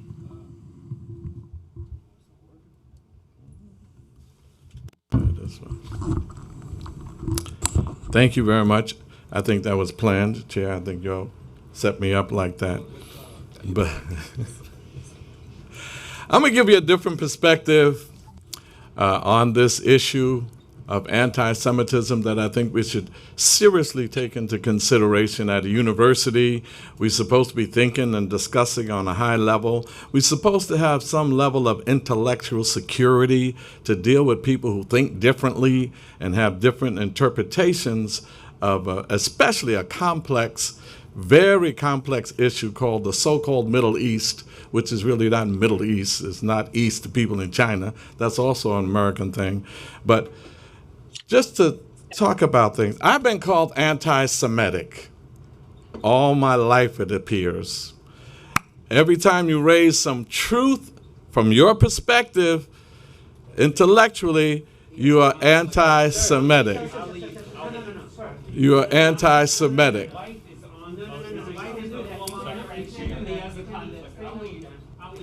You got to hold up my time. This is what I'm talking about. Can't handle any other perspective than theirs, and I need a little more time for that. That's the insecurity of people who lack intellectual abilities to explore the history, the facts, not what you feel, not what you believe, but what are the historical facts. And then when you give historical facts, they say, oh, you're changing history, you're revisionist. Every person called anti-Semitic is not anti-Semitic. They are criticizing the state of Israel. If I say the state of Israel is occupying Palestinian territory, I'm anti-Semitic. If I say the state of Israel went into the Gaza Strip in the name of getting terrorists, murdered little children and innocent women and men to the tune of thousands, the whole world condemned it, we're anti-Semitic. If I said Benjamin Netanyahu was a racist, anti-Palestinian person, I'm anti-Semitic. If I say the Semites... Councilmember Barron? Yes. This, can you pause the clock? I said in my opening statement, this is not a hearing on foreign policy. What we're discussing is, your clock is paused, don't worry. We're discussing is anti-Semitism and as it relates to people's experiences here in New York City. So we understand there are differences of opinions, fine. Just beg to differ because you let somebody talk about the BDS and that's a foreign policy. And you allowed that to happen. No. It is a foreign policy. It's a domestic, what we're talking about is actions taken by, actions taken by local universities. I'm interested to hear your opinions on how we're addressing anti-Semitism. Anti-Semitism is an international issue. And so here in New York City, that's what we're interested here in this committee. I know, but and I'm happy to connect you with the chair of the International Groups Committee. No, anti-Semitism is an international issue. I've heard other speakers talk about it, and they cannot talk about anti-Semitism. If you're talking about Israel, you're talking about a foreign country. And I heard the name Israel mentioned. That is a foreign country. You cannot talk about this and not talk about a foreign country. So I'm going to continue and take it as you will. This is a city university that deals with issues of anti-Semitism. You cannot isolate it to CUNY's campus and swastika signs on campuses. It's deeper than that. It goes far deeper than that. And others have mentioned it. I listened to the testimony. You didn't stop them. And they went beyond New York City. I heard the testimony myself. So I think you should allow me to do the same thing. When you talk about anti-Semitism, we have to allow for the university to have this kind of debate without people being labeled anti-Semites because they disagree with the state of Israel and its terrorism of the Palestinian people. from the Nakba, from the Balfour Declaration, for Occupy and all of that, to when people come to New York and get on campuses and want to reflect their disagreement with that, that is not anti-Semitism. That is political disagreement. And even if you try to play that game like Zionism is a political thing, Judaism is a religious thing, you can be a Zionist and not a Judaist. And you can be one. And when I went to the Gaza Strip myself, I went with rabbis from the Jewish community who are Judaist, and they disagree with the state of Israel. So when we talk about anti-Semitism, we got to realize that. And when we were on these campuses years ago, speaking out against apartheid in South Africa, they had a divestment movement to divest things from the CUNY campuses because they were against apartheid in South Africa. That's why I support the boycott divestment movement, because it is saying divest until they allow Palestinians to return to their land, divest and withdraw from occupied territories, divest until they give Palestinians the same rights they give to Jewish citizens in Israel.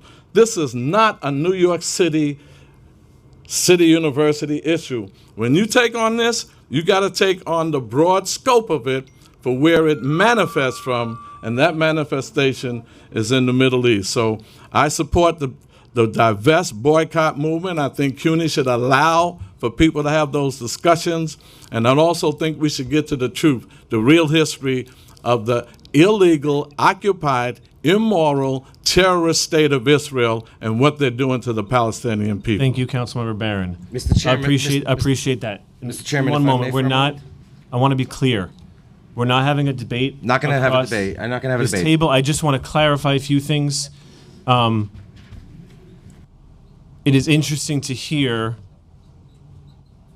anyone here about free speech, because the reality is this. For this hearing, at any hearing, when people post on Yom HaShoah, Holocaust Remembrance Day, it is met with protest. People are protesting anti-Semitism as if we shouldn't be allowed to talk about it. We are talking about the same thing. How can CUNY actually address the fact that Jewish students feel less safe? Because as we see now, the conversations are not happening. One point of view and one small group of loud people, perhaps, or maybe it's a majority, are allowed to control the entire conversation. That's what's happening at CUNY. And the result is, as I mentioned in my opening statement, Jews being attacked on the street. Almost half of hate crimes in New York City are anti-Semitic. And it is impossible to talk about the hate crime without talking about the fact that it is not being addressed. And where can we address it on this committee? We can address it in our college campuses. That's the purview of this committee. But when we're having a hearing about anti-Semitism, and the hearing is protested as if it shouldn't happen, there is nothing else to call it except anti-Semitism. When we post on our social media about the Holocaust and about remembering 6 million Jews who died, and nasty comments are made about that, there is no other word to call it than anti-Semitism. Thank you, Mr. Chairman. Just very briefly, this is not about a debate, although the gentleman departed from the room, and I wish that he would remain. But the point that I was making during my questioning of the witnesses was about anti-Semitism on campuses, as you said, Mr. Chairman, and the topic of the hearing is about anti-Semitism on campuses, and the comments that I quoted, for example, from Dr. King relating to anti-Zionism is a form of anti-Semitism is simply code for anti-Semitism. And then a gentleman of the member of this body showed up here to say that exactly my point. made my point for me. And I'm incredibly grateful for the gentleman who was here earlier, who's no longer in the room, because he made the exact point that we're talking about, that anti-Zionism is anti-Semitism, that it is all about foreign policy. Even though this hearing is not about foreign policy, and we all committed when we walked in here that we were going to talk about the campuses here in the city of New York. And instead, the gentleman decided which foreign leader he can't stand and which part of what world he doesn't like and this, that, and the other thing, and not a word about the hate and the violence that's going on the campuses of the colleges that belong to the taxpayers of this city. Thank you, Mr. Thank Chairman. you, Councilmember Yeager. Councilmember Vernikoff. Thank you, Chair. Before I continue with my questioning, I just want to quickly disavow and condemn the comments made here a couple of minutes ago by my colleague. Although we sit on the same committee, we do not share the same views. And I'm just going to say one thing. This is not a foreign policy debate, but when Jewish students are being discriminated against and harassed based on their support for the state of Israel, that is anti-Semitism. I'll continue with my questioning to the panel. Are you aware of a student group called Students in Justice for Palestine?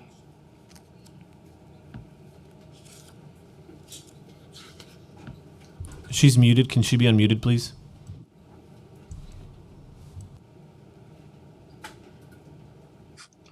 I'm aware that there are students of that group, yes.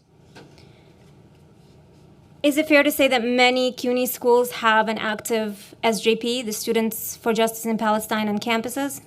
I don't know the number of campuses that have that group. But you're aware. I know that they are across campus. I couldn't say many. I couldn't say 5 or 10 or 12, but I know they are on campuses, yes. Okay, and you're aware that these groups hold events at different campuses at different times? Yes. Okay. They meet? Sure. Are you aware that at many of their events, they chant slogans like Zionists out of CUNY, death to Israel, and globalize the Intifada? And from the river to the sea, Palestine will be free? You're telling me that, I'll accept what you're telling me. Okay. Are you aware the term Intifada means a violent uprising against the Jewish people? I think that's one definition, yes. When students on campus demand to globalize the Intifada, do you understand what that means? If you could explain that to me, that'd be helpful. It means that the call for Intifada, which is a violent uprising of the Jewish people, they're asking for that call to be globalized, to be taken everywhere, all over the world. They're asking for the annihilation of the state of Israel and for the death of the Jewish people. Are you aware that when Students in Justice for Palestine yell from the river to the sea, Palestine will be free, they're using a phrase used by a designated foreign organization, terrorist organization, Hamas, which calls for the complete annihilation of the state of Israel? I'm accepting what you're saying. Thank you. Are you aware that calls to globalize the Intifada and death to Israel often leads to physical violence against the Jewish people? I believe it. I'll accept that it has led to violence, yes. Thank you. Is there a sensitivity training for anti-Semitism at CUNY? I don't think there's sensitivity training across the board for anti-Semitism or other groups. As we talked about in our earlier testimony, part of the work that we have to do to combat the increase in anti-Semitic acts is to do more programming. So the programming that we've talked about, we already said that we'd be looking at the DEI work that we do and make sure that there's protections and information that are given about Jewish folks and anti-Semitism. Thank you very much for that. Do you believe that sensitivity training on anti-Semitism would help prevent anti-Semitic activity on campus? I think what Vice Chancellor, and I don't want to speak for Vice Chancellor Maybank, but one of the things that we talked about doing is having conversations about what's going to be effective on campus. So certainly we are looking to a number of different options that we've listed, and I know that there's more to do. I know Councilmember Brewer talked about what other colleges are doing, and we're certainly going to consult with them about what's being done. So we're trying to figure out the right menu to get the right result, which is to make sure that all of our students are able to identify who they are, express the beliefs that they have, and also able to have difficult conversations with people who disagree with them. Because again, as we said, this problem isn't just at CUNY, it's all over the world, and we have to give our students the tools to have those conversations after they leave CUNY. And we can't guarantee you that any of the things that we would do would eliminate that possibility. We certainly can reduce the possibilities and the opportunities by increasing our engagement and the discussions between groups of students.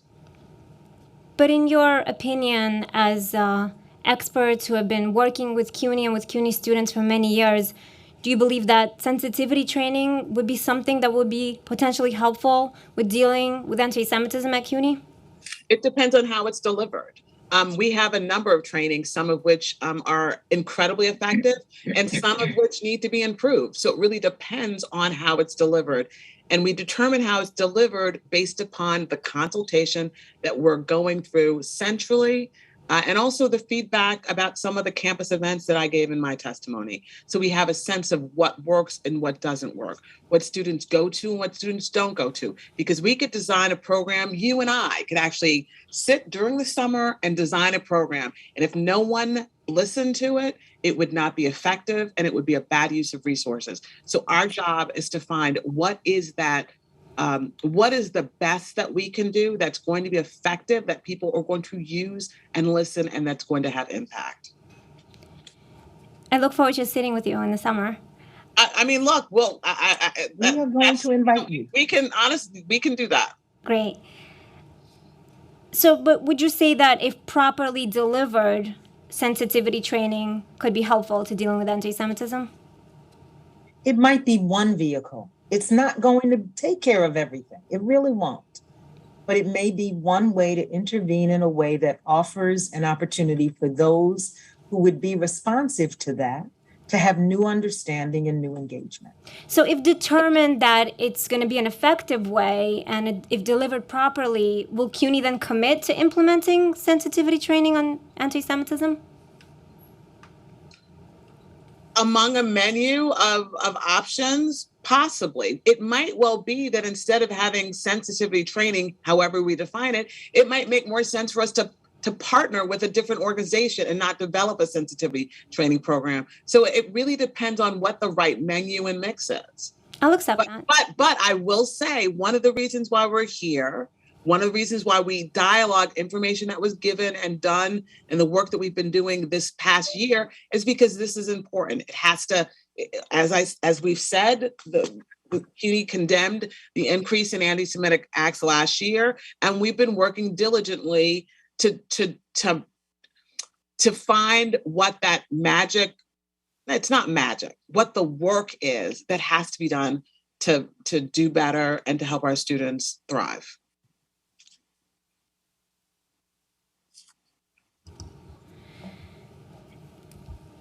Does CUNY include Jewish identity in its DEI, diversity, equity, and inclusion programming, acknowledging the history of discrimination, forceful uprooting, and genocides, and expressly addressing ongoing anti-Semitism? We said we were going to audit that and see if it's included or not, and then include information about the Jewish people and anti-Semitism. We've already said we would do that. Thank you. Beyond the Chancellor's statement that CUNY cannot lawfully engage in BDS activities, what concrete steps is the CUNY system taking to ensure that no entity within the CUNY system violates New York's executive order on BDS and the provisions of the human rights law that prohibit discriminatory boycotts?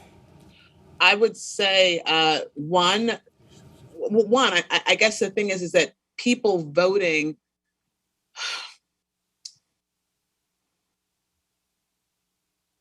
Could you repeat the question, please? Sure. Beyond the Chancellor's statement that CUNY cannot lawfully engage in BDS activities, what concrete steps is the CUNY system taking to ensure that no entity within the CUNY system violates New York's executive order on BDS and the provisions of the human rights law that prohibit discriminatory boycotts? I guess the one thing that's somewhat complicated about that is to say that a vote, there's a question of what's the difference between speech and action. And so I think the instances that we've been given are speech and not action. And with regards to action, I'm not sure. I would have to see what if any action we're taking.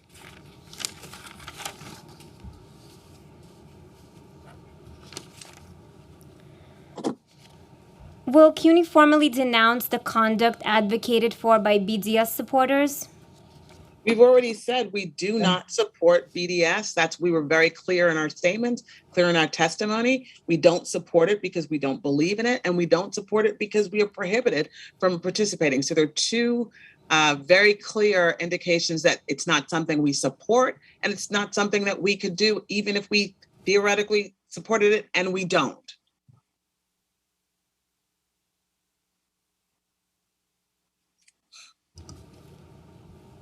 Well, we know that CUNY does not support BDS. The question is, will CUNY denounce BDS?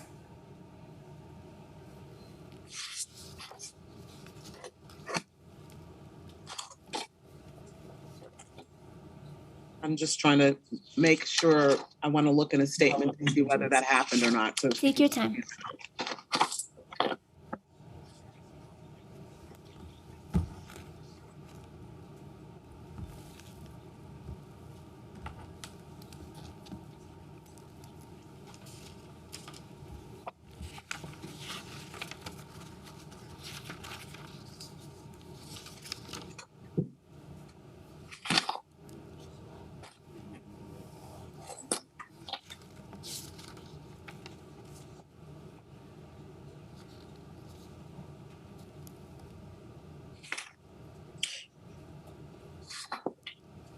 Well, I'll actually just refer to the statement that was made by the university May 30, 2022, where we started with saying we don't support and cannot participate.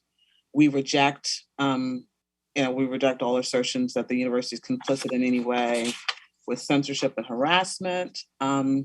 We talk about how the resolution that talks about BDS is contrary to our university core mission to introduce students to a world that can be vastly different from their own through international exchange programs and other academic experiences, and to encourage them to engage a range of opinions and belief. And that's at least what we've said in statements. Okay, well, just very simple question. Will CUNY denounce BDS? Yes or no? We've made statements already discussing BDS. The statements that CUNY previously made stated that CUNY does not support BDS. My question is, will CUNY denounce BDS? We have not. I think we're clear on where we stand on BDS. So is that a yes or is that a no? Obviously, we've disagreed in the past about whether an answer we can give a yes or no question. And I've stated, we've made a number of statements about BDS. Okay, so the CUNY will not denounce BDS, correct? I've said yes.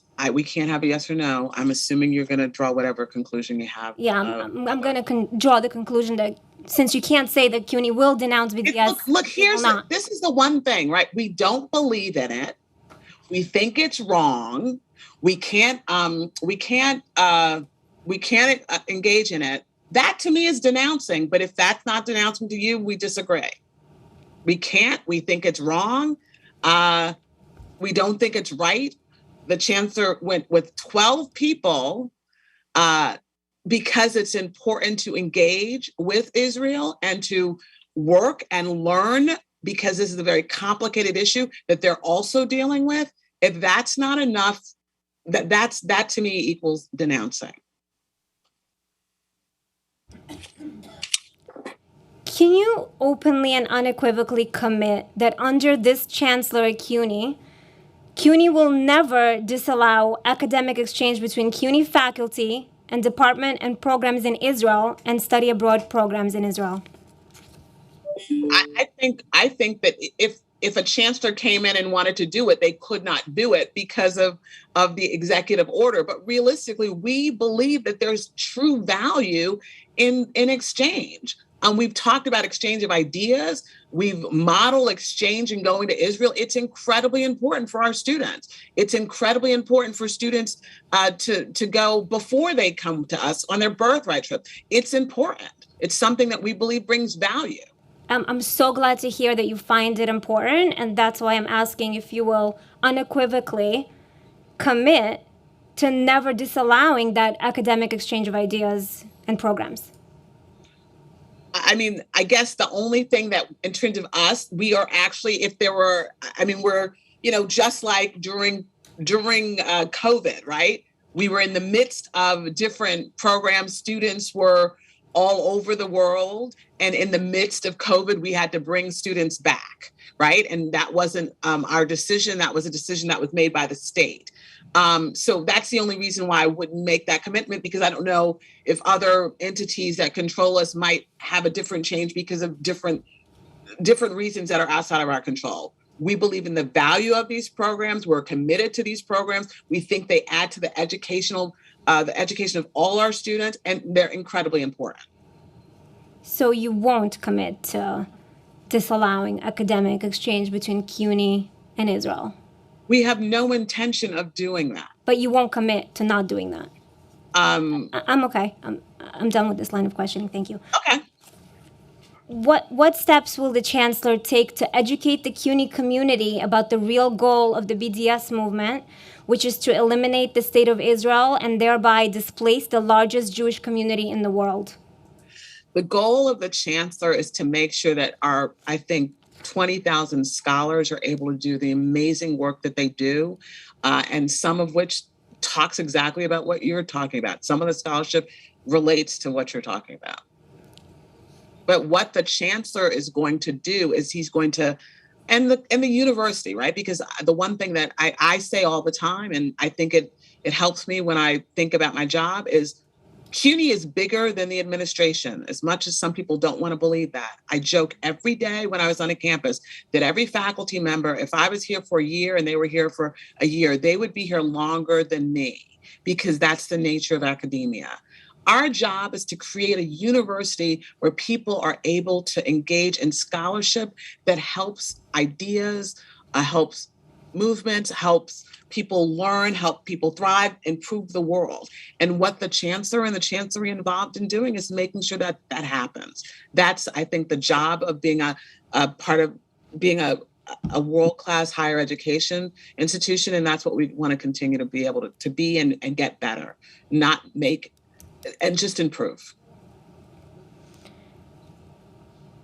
Well, I'm very skeptical about what the chancellor is going to do, because he couldn't even show up to this hearing. Well, one of the things that I think that I'd like to just address that is that we basically, we had the person who is actually the vice chancellor of the area that manages programs. We had an individual from a college, and we're engaging and we'll continue to engage in a conversation about how we can do better and improve, because we're not perfect, but we can be better, and we're committed to being better. Thank you. Is CUNY leadership willing, and this is my last question, is CUNY leadership willing to help the community understand that support for the BDS movement does nothing to advance the quality of life for the Palestinians and only serves to advance Jew hatred in the United States and around the world? So here's, I guess, what we're advancing is conversation. And that's what's important. And again, there's going to be there's going to be a dialogue. And that's what we're committed to doing, is having there be a dialogue. We also understand a dialogue and a conversation. That is what we're committed to as an institute of higher learning. Thank you. I just want to go over a couple of things that I would be asking the CUNY to implement. It's not an all-encompassing list. It's not a perfect list. It's a list of ideas that I've worked with activists, community activists, experts, people who have experienced anti-Semitism. So I'm just gonna, and I'll follow up with an email in writing. But I'm just gonna list a couple of things that we think would be important. Number one, I believe it would be important for CUNY to commit to implementing sensitivity training on anti-Semitism, to commit to implementing consequences for those who harass, intimidate, and or discriminate against Jewish students and professors at CUNY. For CUNY to commit to adopting the IRA definition of anti-Semitism at all CUNYs. Unequivocally commit that under this chancellor, CUNY will never disallow academic exchange between CUNY faculty and departments and programs in Israel and study abroad programs in Israel. Commit to having a diversity officer specifically to deal with students who are victims of anti-Semitism. A mechanism in place to keep a record of anti-Semitic incidents at every CUNY school. And we believe that CUNY Central should come up with a clear and centralized policy on anti-Semitism, on how to respond to anti-Semitic incidents, what the consequences are, set up a process for condemnation, investigate it from top down. Thank you very much for your testimony today. Thank you. Thank you. Thank you, Councilmember Vernikoff. I have a few more questions, and then we're going to turn it over to the very patient panel. We're going to do some in-person and then virtual panel. And I thank you all for your patience. Obviously, this is something that's very personal to many of us. And we feel very much for our family, our friends, our constituents. And, you know, again, it's backed up by the data, right? It's very apparent. I'm going to share again one of the concerns around the language I'm hearing. I'm hearing language like, we can do this, we need to do this. I'm asking what was done and what's the plan. So the biggest example, not that it's the only example, but CUNY law, where a year ago you had people telling you that this resolution, while part of free speech, makes people feel excluded and makes people feel unsafe, and then it was again it passed by the faculty. So in the past year, I understand you've made a statement. Centrally, the chancellor made a statement disavowing it or condemning it a few times. But what has been done to do the exact thing that you say needs to be done, which is to foster those conversations and encourage dialogue and understanding about how you can have your political views, but but you have to discuss things in a way that makes people feel safe. What conversations did happen? I believe we actually said that we would come back to you and give you that information. Okay. Okay. So that was, and just, I think it was over a year ago where the resolution was first passed. For what it's worth, I searched, the internet. I found the statements, but I didn't find anything about programs. You're talking about programs now in the opening statements. I didn't hear anything about programs. And again, addressing that free speech with more free speech, which was your answer here. I haven't seen that online. I am looking forward to that answer. Something that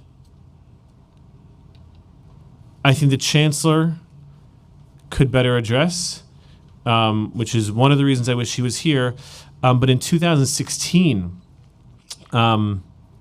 there was an investigation, a report about anti-Semitism and the individual schools and CUNY's responses to it. I'm sure you're familiar with it. But Chancellor Milliken appointed President Gail Mello of LaGuardia Community College and the chancellor when he was president of Queens College at that point. And I'm interested to know what the recommendations of that task force was. That was Task Force on Campus Climate. And so I'm interested to know what were the recommendations of that task force from 6 years ago and how those recommendations have been implemented. I can get you a specific list about that. I also can tell you that the DEI incubator is one of the reasons it actually came out from that work, so that you could look at best practices around CUNY and then spread them to different campuses. But I can get you a list of how those were implemented. Right, because I don't think we ever need to reinvent the wheel. If they started building the wheel back in 2016, what I don't want to see, and go ahead. And I would just say they built. I think they started on a wheel, right? Because that's part of the issue, right? Sometimes things ebb and flow. Our job is to institutionalize, and that's part of what we're doing with this new position. This newly created position is to institutionalize it, not depend on the work on individual campuses, but to make sure it's part of CUNY as a whole. So that's part of the University Director of Student Intercultural Engagement and Dialogue. Sorry, I talk fast sometimes. And also part of the DEI work that we've asked, incubator work that we've asked the council, and the council has been kind enough to continue to support, which goes from schools to school, working with giving schools tools to foster this dialogue. Right, and what I'm, the importance of it is this: we hear this all the time. We hear from our city agencies. Any council member, elected official will know we have a plan for this. We have a plan, and I see was it your testimony? You outlined a number of things that the university system is doing, and a lot of them are things like summits or an event or this exhibit that's being brought, which are important components. But I think and I know you mentioned other things. I don't want to discount that at all. What I'm saying is that back 6 years ago, we had this report, we had things being done, and what I don't want to see happen here is to hear you say, over the summer, we're going to have these affinity groups, we're going to implement this in DEI training, we're going to get the info, and for what happens today to just get lost in the ether that so often happens. And this is a problem that is not going away. This is a problem that is getting worse, and we need to address it now before it becomes out of control. Before it becomes more out of control. We agree. And so I'm looking forward to the recommendations, to hearing from 6 years ago what those were and how they're being implemented. I know we're looking forward to a few other things. I know Councilmember Vernikoff mentioned them, but including, it's lunch, huh? Yes, for those of you who can't see, who are watching online, it's Kit Kats, because we've been here for a couple hours. But committing to including anti-Semitism in your DEI training, in your implicit and your bias training, your anti-racist training. Of course, going to the inventory of that, the data on the discipline, the number of reports, substantiated and unsubstantiated reports, just what all of that data disaggregated by college, by campus, within 60 days, I think was the ask, the same 60 days that students get an answer about their complaints. Really taking a hard look at the definition of anti-Semitism, because that will allow those conversations it provides a framework for those conversations, right? That important piece, the education piece, you're an educational institution, but also a framework about, around which to discuss, hey, is this something that is just free speech, political discourse, and we need to learn how to talk about it? Or is this something that is making it less safe for Jewish people? Because, again, I'll go back to the BDS mapping project. Anyone could say, oh, it's a map, it's free speech, but the fact is you're outlining targets and blaming them for the world's problems. And I have the paper here if you'd like to read it. I can send it to you. That's what's happening. And just, you mentioned the Clery Act before, but developing, the Clery Act is not comprehensive. And in fact, I think if I read correctly, it excludes some hate crimes that are reported to the police. But developing a robust intake and reporting of not just hate crimes, right? It's not just things that rise to the level of violence and vandalism, but really acts of bias, because the data is so vital for us having a full grasp on what's going on our campuses. And with all due respect to Hillel International and the incredible work they do in AJC and ADL and JCRC, those practices should be embedded in the CUNY system, and we shouldn't have to rely on other organizations unless it's purposeful, but we shouldn't have to rely on them because of the absence of policy and data collection at CUNY. And what I'd love to do is follow up with the chancellor, and we can happy to schedule around his schedule. I know my colleague Councilmember Yeager suggested some of the trustees of CUNY were happy to plan around their schedule. But like I said, this is a problem that in my heart, I believe the chancellor wants to address and wants to take the lead on. And so I look very much forward to having continued conversations with him. And like I said, we're able to plan around his schedule. We're going to move to the first panel, and I highly encourage the administration. I know you've been sitting here a long time, and we really appreciate that, and really answering each question to the best of your ability. Obviously, looking forward to the follow-ups, but I highly encourage you to hear the stories of those people who are here to testify, some with their own stories, some with solutions that have worked in other spaces. Certainly, I'm going to take a quick break, but certainly will. Sure. Yeah. Okay. Our first panel. Okay. The first panel, and you'll be seated over there, is Adela Kojab, and forgive me if I mispronounce it. You'll just tell me if I. Kojab? Kochab. No, they put a J there instead of the standard CH. Adela Kochab, Joshua Greenberg, and David Herbsman. If your name was called, please come up and give a copy.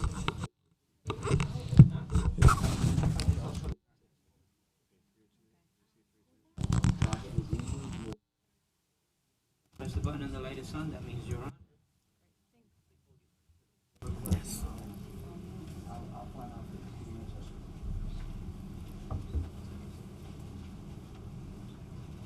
And David Brodsky.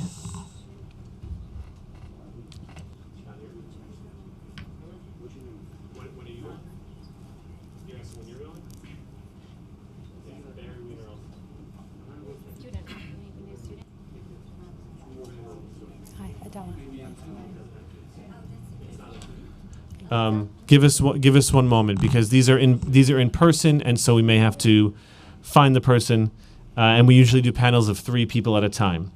David Brodsky is not here. Barry Wiener's thank you. Okay. And I ask, and I again for all the panelists who are watching on Zoom, and all the panelists who are here in person. All the panelists who are here in person, thank you for all of your patience. We're looking forward to your stories. I'm going to ask that to the best of your ability, as hard as it might be, because I know you have a lot to say, that you keep your answers, you keep your testimony within the time frame. And what that'll do is it allows us to hear from as many people as possible. Okay?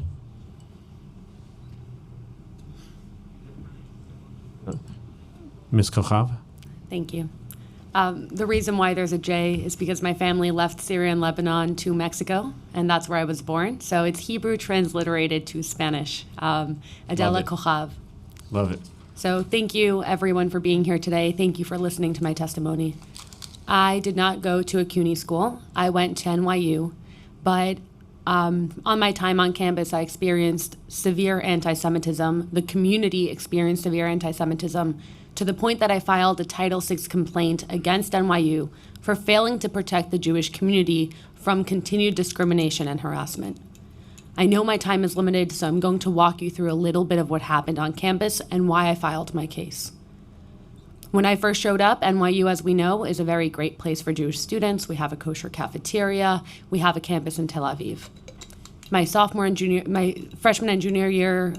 and sophomore year were wonderful. My junior year, everything turned to Israel-Palestine on campus, to the point that it became extremely unsafe for Jewish students. It started with the mention of the word Zionism in the same sentence as Nazism and racism by a governance council of minority students.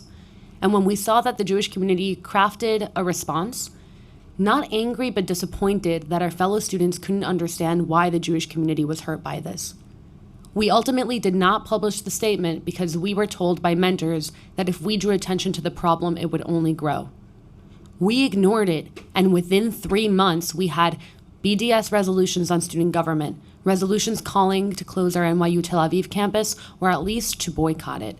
We also had, throughout constant meetings with the administration, pictures of Jewish students being posted on social media. We had our events protested, and leading up to our Yom HaAtzmaut celebration in the park, a Jewish student was assaulted, an Israeli flag was burned, and another was torn to shreds and hung from trees and lampposts.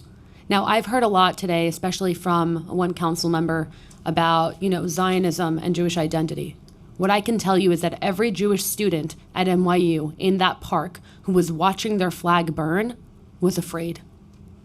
I can tell you that I, as a Jewish student who was leading the Jewish community on student government, was bullied. I left my position willingly because I could no longer sit on a student government where everyone hated me. I didn't take my final exams for my Arabic class in the same room as the rest of my peers. No one would partner with me for final projects. And what I understand is that had that happened to any other minority group on a college campus, the university would have responded. In my case, there was clear university knowledge of discrimination, continued discrimination, university knowledge, continued discrimination, physical assault, battery, flag burnings, university knowledge, and then the school gave an award to the group that burned it. Had that happened to anyone else, I doubt that'd be the response. Thank you. Joshua, David?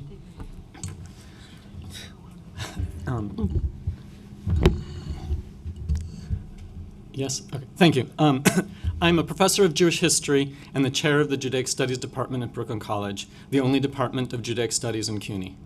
I've attended conferences and teach-ins by my colleagues in which they pontificate on what Judaism is and is not without ever inquiring the opinion of those of us in the field. Worse, they declared from the outset that only their perspective was legitimate, labeling all others complicity to genocide. I attended anyway to listen and learn, only to find them regurgitating slightly updated versions of anti-Semitic canards straight out of the protocols of the Elders of Zion and the medieval blood libels. I obviously did not speak up because my perspective had been declared illegitimate from the outset. I document that in more detail in my written testimony. I firmly believe that my colleagues have the right to free speech to engage in anti-Semitism, but they don't have the right to silence those of us who disagree with them. My colleagues hide their hate speech behind lofty-sounding names like the Cross-CUNY Working Group Against Racism and Colonialism and the Brooklyn College Anti-Racist Coalition. It is therefore important that we call these groups out for the hate speech that they engage in. This affects not just Jewish faculty, but students as well, who report increasing fear of coming to campus. Jewish enrollment and attendance in in-person classes is down. Jewish students have testified to the administration that the vitriol against Israel is so severe that they are afraid to express their opinions and firsthand knowledge of Israel in class because they fear their grades will be affected. One student reported having a professor withhold giving her a letter of recommendation unless she clarified her position on Israel first. These students deserve to have their free speech supported. As professors, my colleagues wield power in the classroom. As state employees, they do not have the right to stifle student speech. This would be against the law even if the students were wrong, but it is especially egregious when they have firsthand knowledge of the situation and the professor's scholarship is not in the field. CUNY could do much more. They could reach out to my department, as an example, and give our faculty release time to offer inherent bias training on anti-Semitism to faculty and students. They could reach out and let students know about our courses on anti-Semitism. They could dedicate teaching lines to anti-Semitism and Holocaust studies. Instead, the opposite is being done. My department's professor of anti-Semitism and Holocaust studies was set to retire this summer, and he had to cancel it because we were going to lose his line and no longer have the faculty to offer those crucial classes. I ask you to read my written statement, which develops this in greater detail, and I ask you not to be swayed by my colleagues' technical argument that what they're engaging in should not be labeled anti-Semitism because it is anti-Zionism instead. The Protocols of the Elders of Zion used the term Zion rather than Jew in the title, but that didn't make it any less anti-Semitic. Over 3/4 of the world Jewish population identifies as Zionist, which they have long defined simply as the right of the Jewish people to homeland like every other people. When my colleagues use classic anti-Semitic tropes to demonize 3/4 of the world Jewish population simply for wanting the same rights as all other people, they engage in anti-Semitism. Thank you. Thank you. David Herbsman. I realized you both had the same first name when I said David. Mr. Herbsman. Thank you very much, council members and Chairman Dinowitz. So I'm in, my name is David Herbsman. I'm in the John Jay campus, master's student in forensic mental health counseling, and I am now the board vice president for our Hillel. And part of that is being very engaging with many of the students on campus. And one of the many things that I've asked them and talked about because of my experience, which I'll get to in a second, was the fear of, openly being, identifying as Jewish and wearing, wearing kippah or, Star of David, anything like that. They were all very, very afraid to do that. For me, when I was last year, so we were on hybrid and Zoom classes for some of the courses, and the first course we never met in person, and our professor asked us what would we want to do as mental health counselors, and I openly spoke about the Jewish community, and another student who spoke after me from, I think, a Muslim background spoke up and said that he wants to work with the de-radicalization of the Hebrews and their radical ideology and the Hasids and their radical ideology. Now, I was very shocked at that moment, but I couldn't speak up because as middle class, my reaction was very clear, but you couldn't say anything because you're in the middle of the class. It wasn't you can interrupt. But when it came to the professor afterwards, I spoke up about it.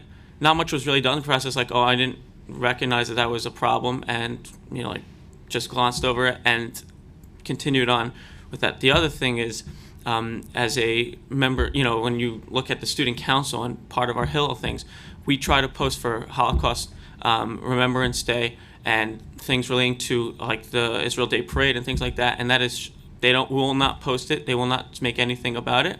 But when it comes to the SJP Club and the Palestinian having guests on campus, like the aforementioned speaker, the commencement speaker from the CUNY Law, who was able to come on campus and speak, literally calling for the murder of Jews, we couldn't really respond to that besides that she was allowed to, but we can't have on Hillel, really can't have other people from our groups come and speak on campus, and even just to have events on campus is a whole, it's a tough situation. So that's a very, I was wearing a baseball cap for a very long time, for over a year, just to cover up my yarmulke because I wouldn't want to be seen as Jewish, even though I'm very clearly Jewish, even with that. So it is just one of the many, many aspects of on campus where we are very uncomfortable, fearful, and emotionally, physically, and mentally drained from all these matters. Thank you very much. Thank you, all of you, for your testimony. I know it must have been hard to share, but also to go through it, to change your behavior because of your religion and beliefs, and to not be supported by the respective schools. So thank you. Thank you. Chairman, yes, absolutely. Councilmember Yeager. Have any of you ever asked for and if so, been granted an audience with the president of your campus on these topics? Yes. Ma'am? Hi. Again, I did not go to a CUNY school, but I went to New York School, NYU, and I consistently asked to meet with the president. The highest I was able to get was the vice president of student affairs. I was meeting with him almost every 2 weeks. He sent me to Center for Student Life, who sent me to Center for Student Conduct, who sent me to Public Safety, who sent me for Center for Multicultural Education. I met with 8 administrators across 5 departments consistently, and after an Israeli flag was burned, a Jewish girl was assaulted and battered, and NYPD stepped in and made 2 arrests, I met with them again. And less than a year later, same administrators sat on a committee and gave an award to Students for Justice in Palestine, who not only promoted the violent behavior, but carried out the violent behavior. I was told consistently that I was imagining unexisting threats, but then threats were backed by action, violent action, and still could not get an audience with the president. The best we could get was after I filed a lawsuit against NYU, the president of NYU wrote an op-ed that didn't even address me directly. Professor? Yes. our professor, Michelle Anderson, our president, Michelle Anderson, has met with us a number of times. And At Brooklyn. At Brooklyn College. And I want to say that, I'm a proud member of Brooklyn College and of CUNY, and I think that CUNY and Brooklyn College do wonderful things and should be supported in that. My critique is that there's a lot more that can and needs to be done, and that requires resources, and that requires them to dedicate resources. Lines for teaching anti-Semitism and Holocaust studies, release time for giving anti-bias training to faculty members and students, requiring anti-bias training for faculty and students, including anti-Semitism in there, which is not done. I have regular trainings that I have to do every year, the same training every year, but on anti-Semitism there is nothing, right? But to be clear, you have a dialogue with President Anderson? Yes, Okay. I think she's wonderful. Okay. And I very much support her, but there's a lot more that could be done. And the gentleman from John Jay? I have not spoken with the president. Have you asked for an audience with the president? I have not. I've spoken with public safety, and we've spoken with other professors that are on boards and things, but not actually. I've never gone to speak with the press. All right. Thank you very much. Thank you, Mr. Chairman. Thank you, Councilmember, and thank you all for your testimony. We're going to move on to the next in-person panel. Shachar Sadeh from JCRC, Barry Weiner, Tzvia Waronker, and Aliza Lewin.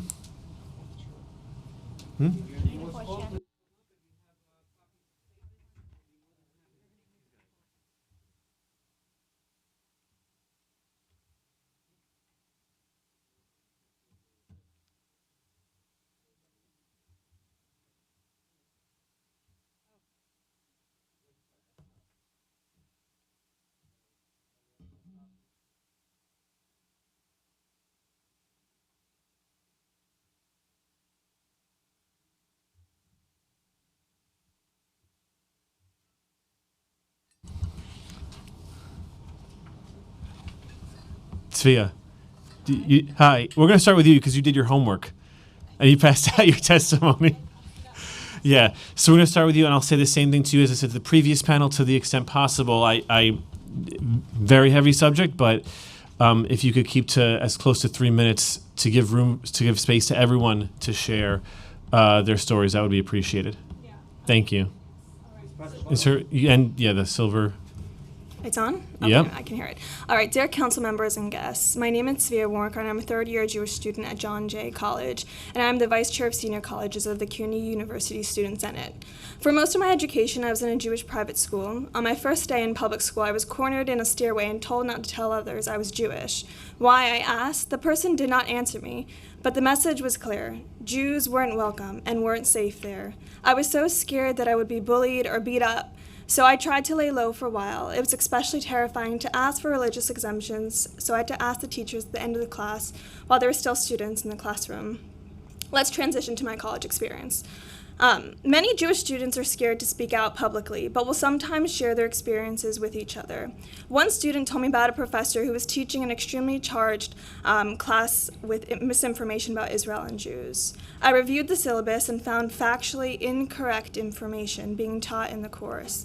So I tried to go through the proper channel to deal with my complaint, but my emails kept getting forwarded to someone else.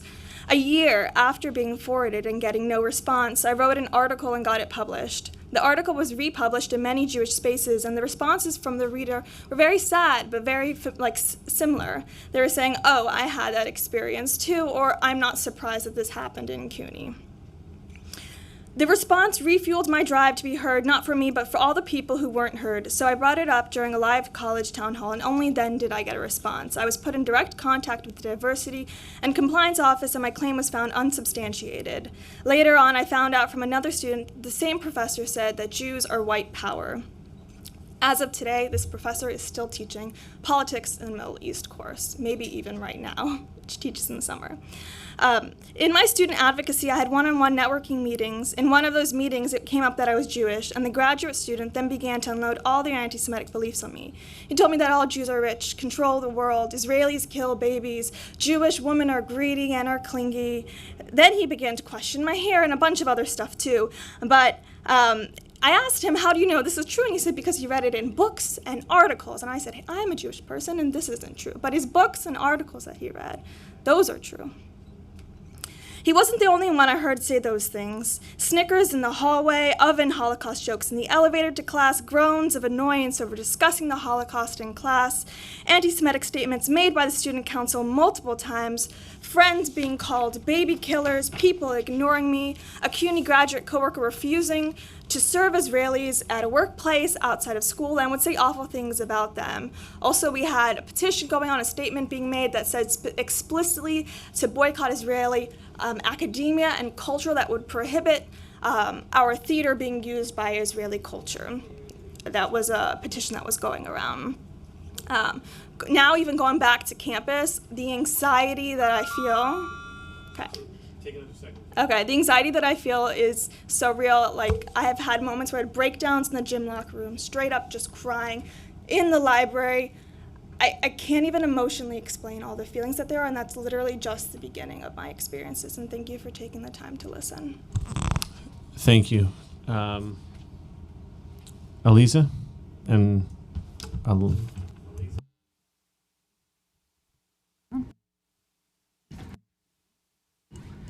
There we go. Thank you very much. My name is Aliza Lewin. I'm president of the Louis D. Brandeis Center for Human Rights Under Law, a nonprofit that uses legal initiatives to combat anti-Semitism with a particular focus on university campuses. Our mission is to advance the civil and human rights of the Jewish people and promote justice for all. On campuses today, Jewish students are being marginalized and excluded, particularly from progressive spaces. University administrators misunderstand what they're witnessing. They mistakenly think that what is taking place is a political debate, when it's not. The reason that anti-Semitism is increasing and not decreasing on these campuses is because university administrators are misdiagnosing the problem. They are treating it as a speech issue rather than recognizing the marginalization, harassment, and discrimination that is actually taking place. What's happening today on campuses and beyond is part of an organized, well-funded strategy to marginalize pro-Israel Zionists and deny them a place in society. So there are student groups, for example, that equate Zionism with ethnic cleansing, destruction, mass expulsion, apartheid, and death, in order to label those Jews who support Israel as pariahs. But the problem is that Judaism is not only a religion. Jews also share this sense of Jewish peoplehood with a common ancestry and ethnicity. For centuries, Jews have not only prayed facing Jerusalem, they've prayed for the Jewish return to Jerusalem. I just attended this week two Jewish weddings, and there's a tradition at the wedding to actually break a glass in commemoration of the destruction of the Jewish temple. So there's this tradition that even at the moment of the Jews' greatest joy, they remember that destruction of the Jewish temple in Jerusalem. The yearning for Zion and the recognition of Israel as the historic, ancestral Jewish homeland is the glue that's kept Jews connected for millennia, and that is the part of Jewish identity that's now under attack. Of course, not all Jews are Zionists, but for most Jews, this identification with Israel is an expression of their Jewish, ethnic, and ancestral identity. It's as integral to their Jewish identity as observing the Jewish Sabbath or maintaining a kosher diet. Today, Jewish students are being told that they have to shed this part of their Jewish identity in order to be accepted in student clubs or even to feel welcome on campus or comfortable in their classroom. The climate on campus is hostile to this part of Jewish identity, and students feel compelled to shed it. Pressuring a Jewish student to shed the Zionist part of their Jewish identity is no different than demanding that a student stop observing the Jewish Sabbath or stop keeping a kosher diet in order to gain admission. It's comparable to demanding that a Catholic student disavow the Vatican or a Muslim student shed his or her connection to Mecca. No community other than the Jews is being charged such a high price for admission, and excluding an individual in this manner on the basis of their identity is discrimination and has to be recognized as such. Thank you. And before I forget, I do want to recognize that Ms. Grace and Dr. Maybank still are on the Zoom. I know you can't see it on the screens up here, and perhaps those watching at home cannot, but I want to recognize that those two from CUNY are here on the call and still listening. Mr. Wiener? Okay, thank you for permitting me to speak to the council. I am calling upon the New York City Council to denounce the anti-Semitic conspiracy theories that have now become official policy within CUNY's music departments and their dissemination both on CUNY websites and in university publications. In 2019, the university's music departments instituted a new anti-racist policy based on the ideas of Philip A. Ewell, a professor of music theory at Hunter College and the Graduate Center. Ewell and his many supporters demonized the early 20th century Viennese Jewish music theorist Heinrich Schenker, as well as the few students of Schenker who managed to flee to America as refugees from Nazi-occupied Europe in the late 1930s. Ewell has stated that Schenker and his students were admirers of Adolf Hitler and that they were, quote, Aryan racial supremacists, unquote. Ewell maintains that Schenker's love of the music of Bach and Beethoven is conclusive proof of the white supremacist nature of his musical ideas. Professor Ewell has also asserted that Schenker's refugee students deceptively infiltrated the American music world with his Nazi-influenced musical theories. Schenker's method consists of drawing graphs to analyze harmony and counterpoint in European music. According to Ewell, these refugee musicians created the problem of racism in American academic music studies, a problem that apparently did not exist before.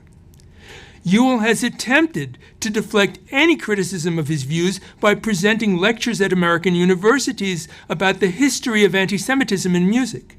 In these lectures, Ewell has asserted that Schenker was a Jewish anti-Semite, and that Ewell's critics, notably Professor Timothy L. Jackson, are Jewish anti-Semites as well. Timothy Jackson, will also speak and who has criticized Ewell publicly.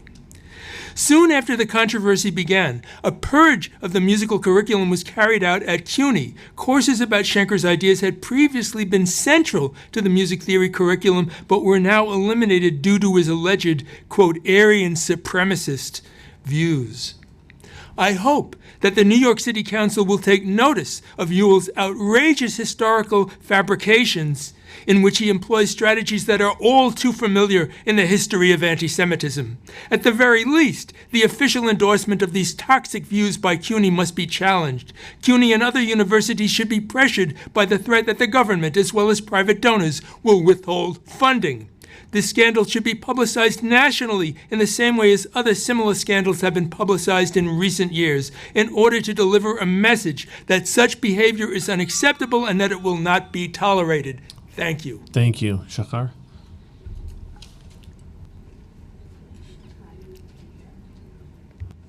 Is the red light on?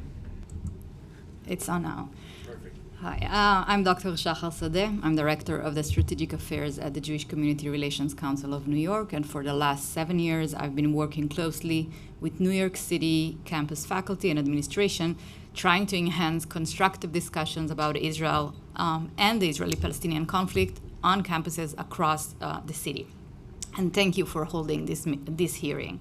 While anti-Semitism can come in many forms, I want to emphasize the most prevalent ones in the context of the campus. Often they are harder to recognize and confront and can be easier to ignore. I'm speaking about the delegitimization of Israel and anti-Zionism. Neither of these concepts are always anti-Semitic, but there are many cases where in practice they do cross that line, and often legitimate and encouraged complex discussion that include criticism of Israel turn into assaults on the Jewish people and on their right to self-determination. I'll start by saying that the JCRC has long held a close relationship with CUNY, and over the years we've sought to strengthen this relationship by offering ways for faculty and administrators to acquire more knowledge and experiences related to the Israeli-Palestinian conflict and new tools to discuss it effectively within campus climate, where there is much hostility towards pro-Israel perspectives. We have supported many academic programs and events in CUNY, over 50 events over the years, featuring Israeli and Palestinian speakers, and led 10 Scholars as Bridge Builders study tour to Israel and the West Bank for faculty, diversity offers, student affairs professionals, and college presidents. We sincerely acknowledge our partners at CUNY Central and within many colleges for being attentive to the Jewish community's concerns and for exploring ways to improve campus climate. We commend the Chancellor for setting a tone of free inquiry and for embracing complexity when leading the JCRC Scholars as Bridge Builder study tour in Israel and the West Bank. The Chancellor and the 12th President engaged in challenging conversations and were exposed to complex reality and various, often opposing narratives by Israeli and Palestinians we've met. By participating in the tour, they've exemplified what deep engagement can look like.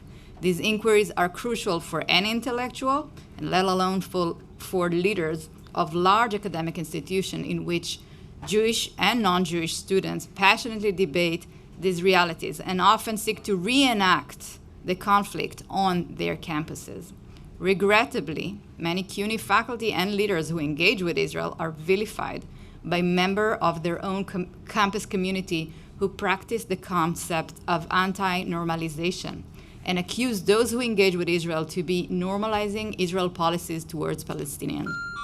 Now, while academic freedom and freedom of expression are sacred, the notion of anti-normalization, which is relevant to the way Israelis and Palestinians engage or refuses to engage with one another, is 100% not relevant to the relationship between different groups on campus.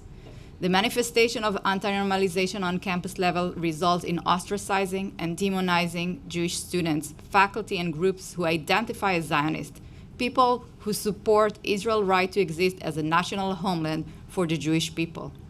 This is where very easily one can see the slippery slope between political, legitimate, intellectual debate to harassment and the silencing effect of that anti-normalization creates.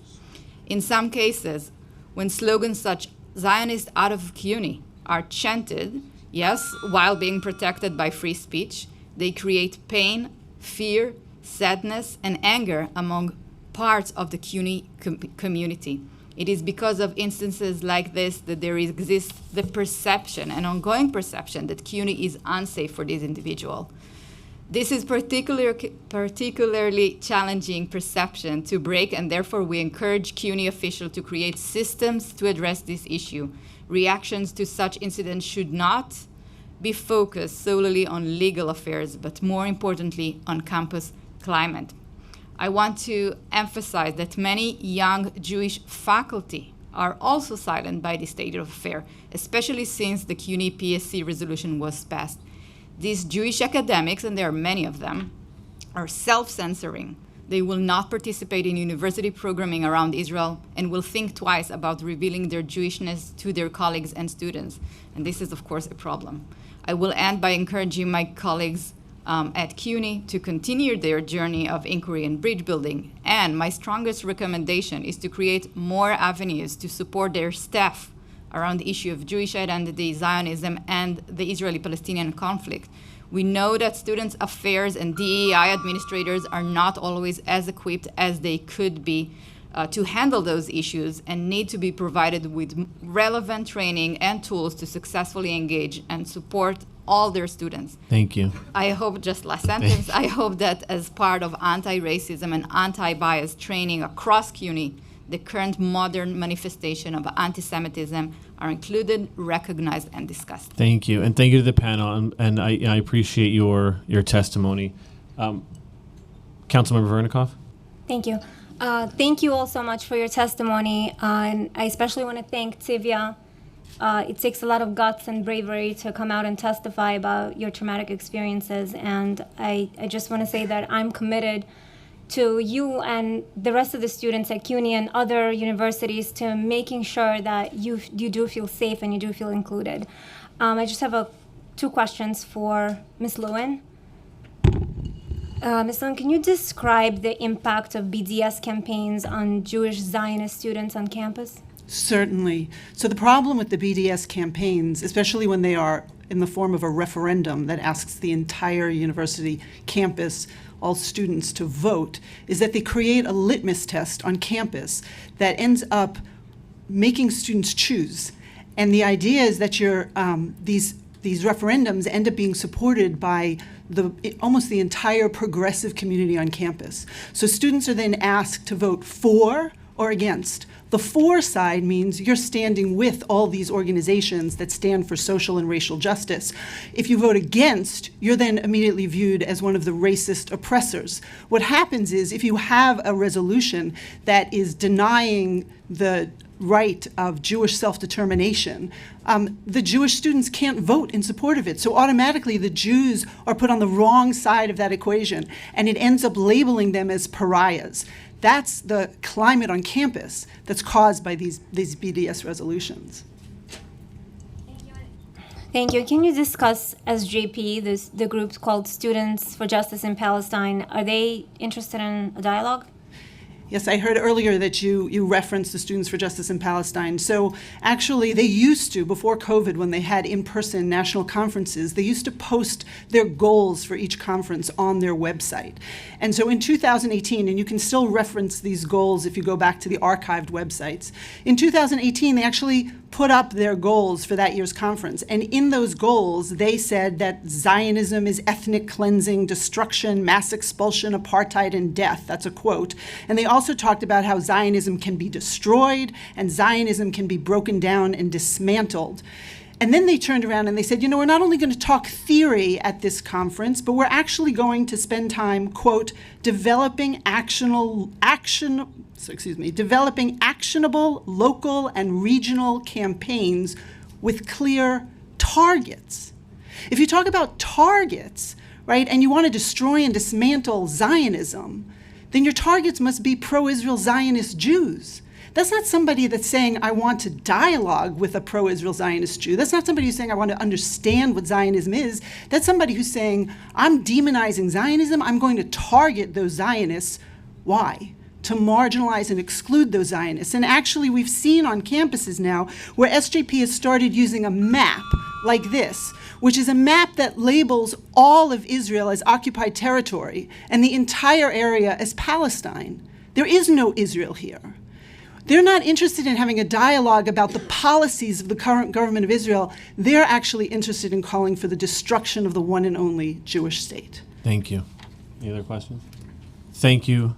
Thank you to the panel. Mr. Chairman, just one quick question from Ms. Waronker. Did I get that right? Yeah. Okay. It'll be the same question I asked the previous panel. Have you tried, and particularly because you serve on the USS, have you tried to speak with the president of your campus? Yeah, so I also served on my council for 2 years. I'm actually taking a break from school right now. Things have been really intense. I've spoken to the president, not one-on-one, but in groups, several different groups. We've had several different sessions.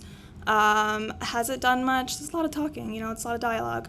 We want to see things going. We talked about having a calendar with holidays. We talked about religious things. They talked about kosher food. We got some kosher muffins. Lasted a little bit, which was nice, really nice. More to my point, my question is actually, is it fair to say that the president of John Jay knows what's going on there? The first time we spoke to her, she was genuinely shocked, and I was shocked that she was shocked. I think they know some things, but I don't think they actually understand. And even, hearing the other members, testifying before, I don't think actually CUNY understands what anti-Semitism is and how it impacts the students. I think they kind of understand, they have some idea, but they don't actually understand. It's an incredibly powerful statement. Thank you. I actually do have one more question. The CUNY, when they testified, they said typically by 60 days, students receive a response about a complaint they made. I think you said in your testimony, you made a complaint, and did you get your response in 60 days? No, it took over a year. I was forwarded and forwarded and forwarded. No response. It was just maybe a forward, and that's because I kept on top of it. If I didn't, it took probably more than a year. Thank you. That was only at a live town hall that they answered me. That's why. Thank you. I'm glad you shared that again for emphasis. All right. Thank you to this panel. We're going to call the next panel up, which includes Zachary Beer from the Simon Wiesenthal Center, Michael Cohen from the Simon Wiesenthal Center, and Joshua Kramer from AJC.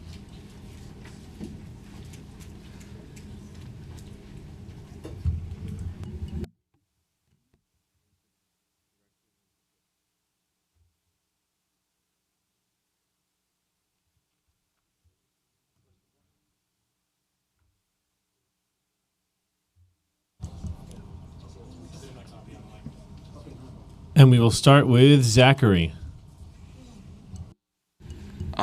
Hello. I just want to clarify, like, I'm very friendly with Michael, but I don't actually work for the Simon Wiesenthal Center. So just want to make that 100% clear. It wasn't clear. Thank you. So, Zachary Beer from CUNY. From CUNY. Did I get that right? Yeah, representing himself. Okay, got it. So, once again, my name is Zachary Beer. So I am a recent graduate of the City College of New York, receiving a bachelor's and a master's in history, as well as a bachelor's in Jewish studies. I'm also pursuing rabbinic ordination at Yeshiva University. So during my time at CCNY, I had a leadership role in Hillel of CCNY, including many positions, including educational coordinator, secretary, and vice president. In many of these roles, one of my jobs was connecting with other clubs on campus to engage in joint programming. This was to create an environment of mutual respect and understanding between clubs, which is a common occurrence on my campus and on many other campuses. As I reached out, I noticed a pattern of clubs refusing to interact with Hillel.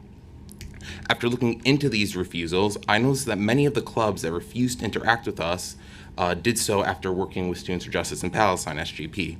Furthermore, one student group explicitly connected their relationship to SJP as well as Hillel's official position on Zionism as the reason that they refused to interact with our club.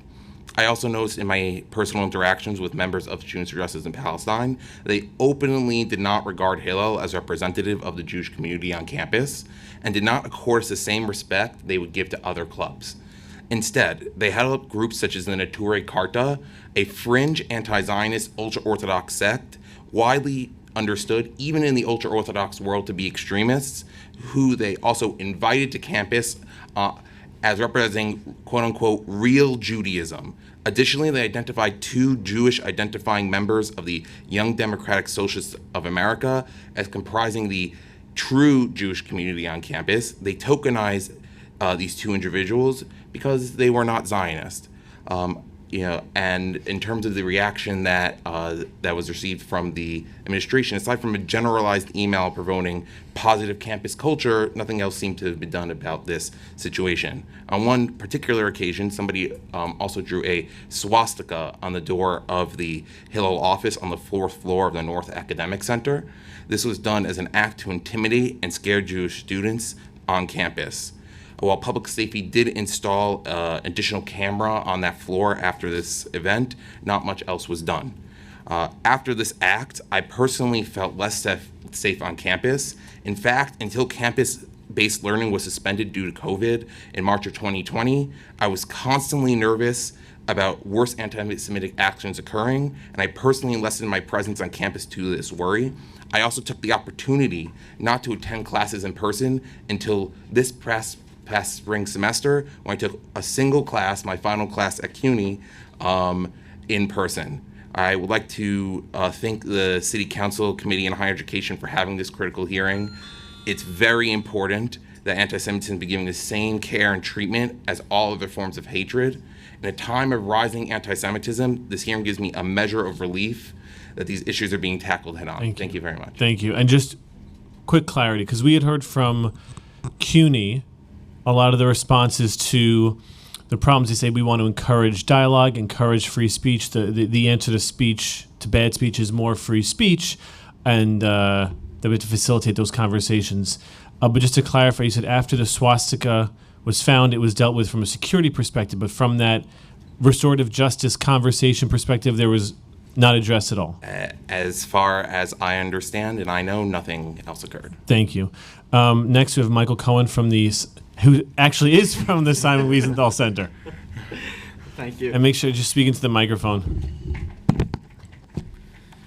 Sure. And just before I begin with my formal remarks, I just want to state for the record that on behalf of the Simon Wiesenthal Center, we're outraged at the fact that the Chancellor of CUNY has failed to appear personally at this crucial hearing. This hearing was already rescheduled once from its June 8th original time, specifically to accommodate his schedule, and because fearful students under attack on his campuses feel their plight is not being heard. And now, once again, he is absent. Thank you, Mr. Chairman and the committee, for actually making sure today that students are being heard by the people of the city of New York. So I just want to thank you all for that. My name is Michael Cohen, the Eastern Director of the Simon Wiesenthal Center, a leading Jewish global human rights organization with a constituency of over 400,000 families, with some 150,000 residing in the New York metropolitan area. Chairman Dinowitz, member of the committee, and on behalf of our members, I thank you for holding this crucial oversight hearing on examining anti-Semitism on CUNY's college campuses. This hearing acknowledges the disturbing growth of anti-Semitic activity on our City University campuses, which impacts on our students, on our Jewish students and faculty members. They have suffered intimidation, taunts, and worse, as we've heard here today. Just a few weeks ago, on Yom Ha'atzmaut, on Israeli Independence Day, the Wiesenthal Center was invited to participate at the Brooklyn College celebration on the West Quad. Our team of student volunteers set up a table and worked alongside students of all backgrounds, all enjoying a festive time, sampling Israeli-style food, listening to Israeli music, and experiencing a taste of the culture celebrated by their Jewish peers, classmates, and neighbors. As I was driving to the event, I received a call from my team, their voices heavy with trepidation. Just outside the gate of the West Quad, members of the extreme anti-peace Students for Justice in Palestine had begun to congregate with voice amplifiers, attempting to intimidate anyone who wished to enter the event. Very quickly, the situation escalated where the NYPD's presence was necessary, along with campus security to ensure access to the event and the safety of the celebrants. As I approached the entrance, I received menacing looks and antagonistic comments myself. I made a video record and took photos of these activities, which I was able to share publicly to demonstrate what our Jewish students and others who dare celebrate the Jewish state and heritage we must contend with. The signs of these extremists and the slogans which they loudly chanted were not ones of peace, but rather ones slogans such as "From the river to the sea, Palestine should be free." In other words, not a vision of shared peace and mutual prosperity, but the destruction of Israel and the Jewish people in their entirety. The protesters declared that their goal was to drown out the Israeli music played as they attempted to intimidate anyone trying to enter the gate. If not for the law enforcement presence there, who knows what could have happened. It is in this environment that student after student, including many who are proud to be Jews, have refused to participate in today's hearings, out of fear of becoming targets themselves. Many, as we heard earlier today, wear baseball caps, covering their yarmulke, taking measures to hide their Jewish identity, and not in Russia, not in Germany, not in France, but right here in New York on CUNY's college campuses. This dangerous and disgusting bullying and intimidation must end, and it's CUNY's responsibility to do so. Please understand that while I represent the Wiesenthal Center here today, I myself am a proud CUNY graduate. My wife is a proud CUNY graduate, my sister, my father, my in-laws, my brother-in-law, my sister-in-law. We are a CUNY family, and we care about the future success of CUNY. But like all New Yorkers, we are also taxpayers, and it is past due for CUNY to be held responsible for the safety of all students and faculty, including Jews. The Wiesenthal Center has long enjoyed an incredibly productive partnership with the New York City Council in combating anti-Semitism and hate in all its forms. And today we sincerely appreciate your leadership in convening this hearing, considering practical steps to deal with the CUNY crisis. We of course stand ready to be of assistance to the Council in dealing with this crisis. Most of all, we are grateful to the City Council for inviting students who are testifying here today. Let us commit to hear their voices and work together to ensure that hate has no place on CUNY's campuses. Thank you. Thank you. And Joshua Kramer from AJC. Thank you, Chair Dinowitz. Thank you to the committee for holding this important hearing on anti-Semitism on CUNY and New York City college campuses. My name is Josh Kramer. I'm the director of AJC, American Jewish Committee, New York region, one of 24 regions across the country, and AJC also has over a dozen offices around the world. We combat anti-Semitism, advocate for a strong and secure Israel, and promote human rights and democratic institutions. I'm going to submit my written testimony for the record, and because it contains points that have been repeated often here today, and just speak a little bit about what is going on from an AJC perspective. I'll speak a little bit to BDS, but what I really want to do is say briefly, we are a proud partner of the City Council in combating anti-Semitism, a proud partner of CUNY and the CUNY system. As Senior Vice Chancellor Grace mentioned, she and Chancellor Matos Rodriguez attended the co-sponsored by AJC, Hillel International, and the American Council on Education Summit for University Presidents in the spring. We hope that this hearing is one important step of many steps that will approach solutions to the problems that are being faced on college campuses across New York City. But in the meantime, while we are focusing on this issue, the students, and this is why I wanted to submit my testimony for the record and just speak off the cuff, the students that we're hearing from today, and so many more that we're not hearing from today, are being cheated out of a normal college education, a normal college experience. The best case scenario in the culture that has been able to foment on college campuses in New York City and across the country are the students that we're hearing from today. They've been empowered by the City Council. They've been empowered by activity within Jewish organizations and in Jewish spaces on their college campuses to speak up and speak out against this rising tide. And it's the worst case scenario, obviously, is people feeling intimidated, people feeling marginalized. But close to worst case scenario are the hundreds, thousands of students who are hiding their identities. They're not living openly Jewish lives. They're not proud of their identities on campus, and that is the goal of anti-Semitism in most cases, to marginalize Jewish groups to such an extent, if possible. So our official policy on BDS is that it is a sinister anti-Semitic movement whose sole purpose is to isolate Israel diplomatically, culturally, academically, and economically, to undermine Israel's legitimacy.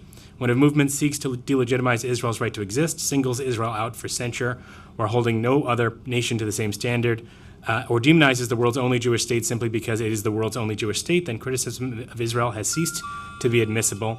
We cannot validate anti-Semitism under the guise of anti-Israel sentiment when the sentiment itself seeks to isolate and punish Jews. American Jewish college students need tangible action and policy change to ensure that vile anti-Semitism does not disrupt or derail their higher education. To combat pernicious anti-Semitism on college campuses, I implore you to adopt a formal condemnation of the BDS movement and provide training to faculty and student leaders on not just traditional anti-Semitism, but new anti-Semitism in the 21st century, which largely manifests as anti-Zionism. AJC stands behind CUNY and academia, where free thought must prosper and be protected, but also where anti-Semitic actions that undermine the safety of Jewish students under the guise of opposition to Israel's very existence must be condemned and decisively rejected. Thank you. Thank you. Any questions for the panel? Yes, thank you for that testimony. Mr. Kramer, I have a question for you. As you see, the Chancellor is not here, and I know you mentioned the Chancellor. I just want to ask, how do you feel about the fact that he did not show up today? We take this issue very seriously. It's why I am in this room and why AJC is going to be presenting on a virtual testimony as well. We wish that the Chancellor was here. Councilmember Yeager. Thank you, Mr. Chairman. Very briefly, Mr. Baer, you may be familiar with this question. I asked the previous panel, just the students. At City College, have you had an audience with the president of the college at this point? Have you requested one? And if so, have you had one? So I haven't personally, but the leadership of the Hillel Club, so like the president as well as the executive director, Ilya Brat. So the student presidents who have changed their roles over the years, and the executive director Ilya Brotman have met with President Boudreaux on multiple occasions. I believe he's aware of what is going on. I've not met with him personally, however. Okay, so you believe he's aware, but do you know, and you haven't met personally, do you know if any interaction or reaction has come out of his office on this topic at all? Or in essence, have you been just relegated down to the lower rankings of people in the college, or have this been escalated to the president's office? I mean, I think it has been brought to the president's office. He has sent out, emails or other announcements to the college when incidents have occurred, such as, incident where the student government shared a one-sided post about Israel during the recent conflict, and after a very charged speaker, Miko Peled, who is the son of an Israeli general who is a prominent anti-Zionist radical at this point. And there was a lot of harsh language going back and forth, and I believe, and again, a lot of these emails are more, there should be, free speech on campus, the less people shouldn't be anti-Israel or anti-Semitic. Thank you, Mr. Beer. And just one comment, Mr. Kramer, it's good to see you. Just one for the record to say, in response to the last point that you made, a resolution came out of this body 6 years ago, sponsored by the predecessor members of the 3 council members you see sitting here, Councilmember Cohen from the Bronx, Councilmember Deutsch from Brooklyn, and my own predecessor, Councilman Greenfield, condemning BDS, and this council was a leader on that. And I'm incredibly proud of those 3 members who did that. So we'll continue speaking up on anti-Semitism, and BDS is that. So thank you. Thank you. Yeah. I think it was sponsored by a supermajority of the council. Just to highlight one of the points, it sounds like I didn't hear any of you say that other students shouldn't be sharing, but that you've been stifled. You've been, whether it was at an event, tried to be silenced and drowned out, or posts not being shared from a different perspective. Is that pretty fair to say that your speech was trying to be drowned out? Yeah. Okay. All right, I just wanted to clarify that point. Yes. I just want to make a comment to what Councilman Yeager had said regarding the BDS resolution. Which just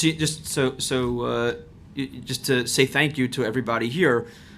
Realize that when this council needs to be recognized as how incredible they have been on such issues.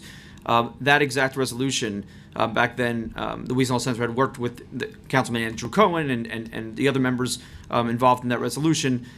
Took that language that the New York City Council led with and started passing it and having other municipalities pass it throughout other municipalities throughout the country.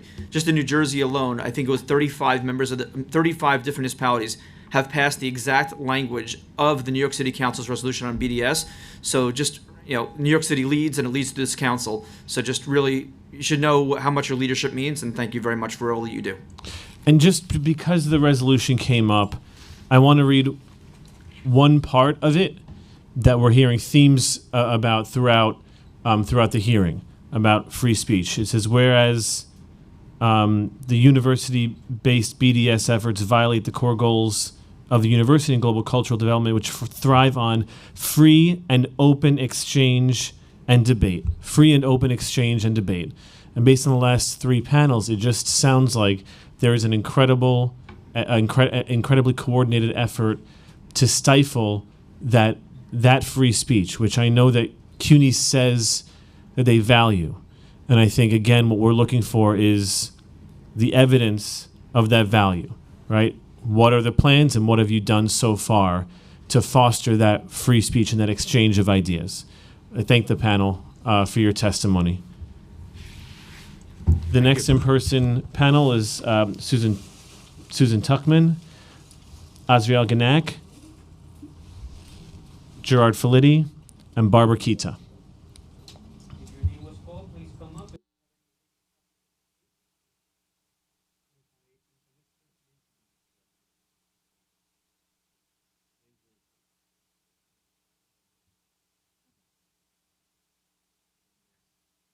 And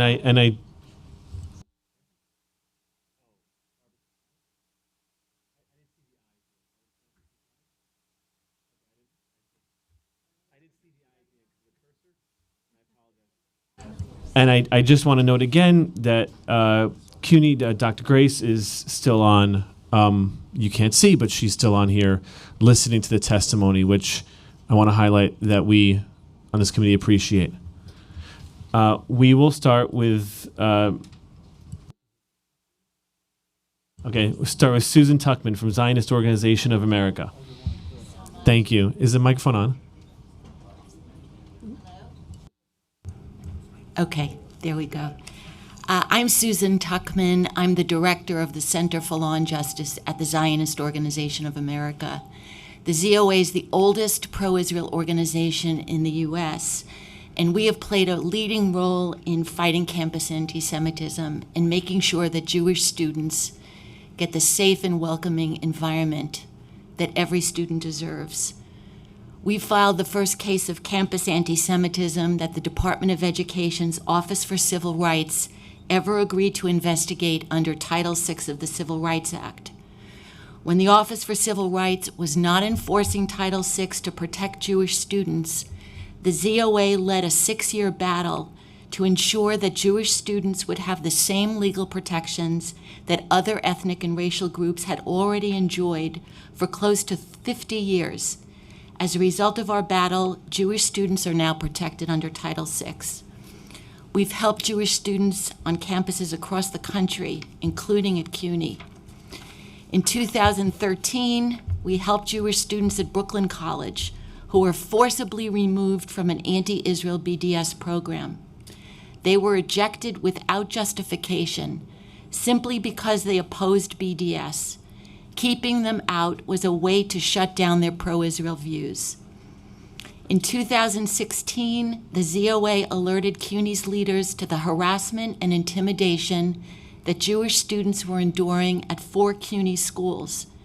As just one example, a student rally at Hunter College that was supposed to protest rising tuition turned into a frightening attack on Jews. Jewish students were threatened and cursed at. They were subjected to chants like "Jews out of CUNY" and "Death to Jews." CUNY Law School has not been immune to these problems.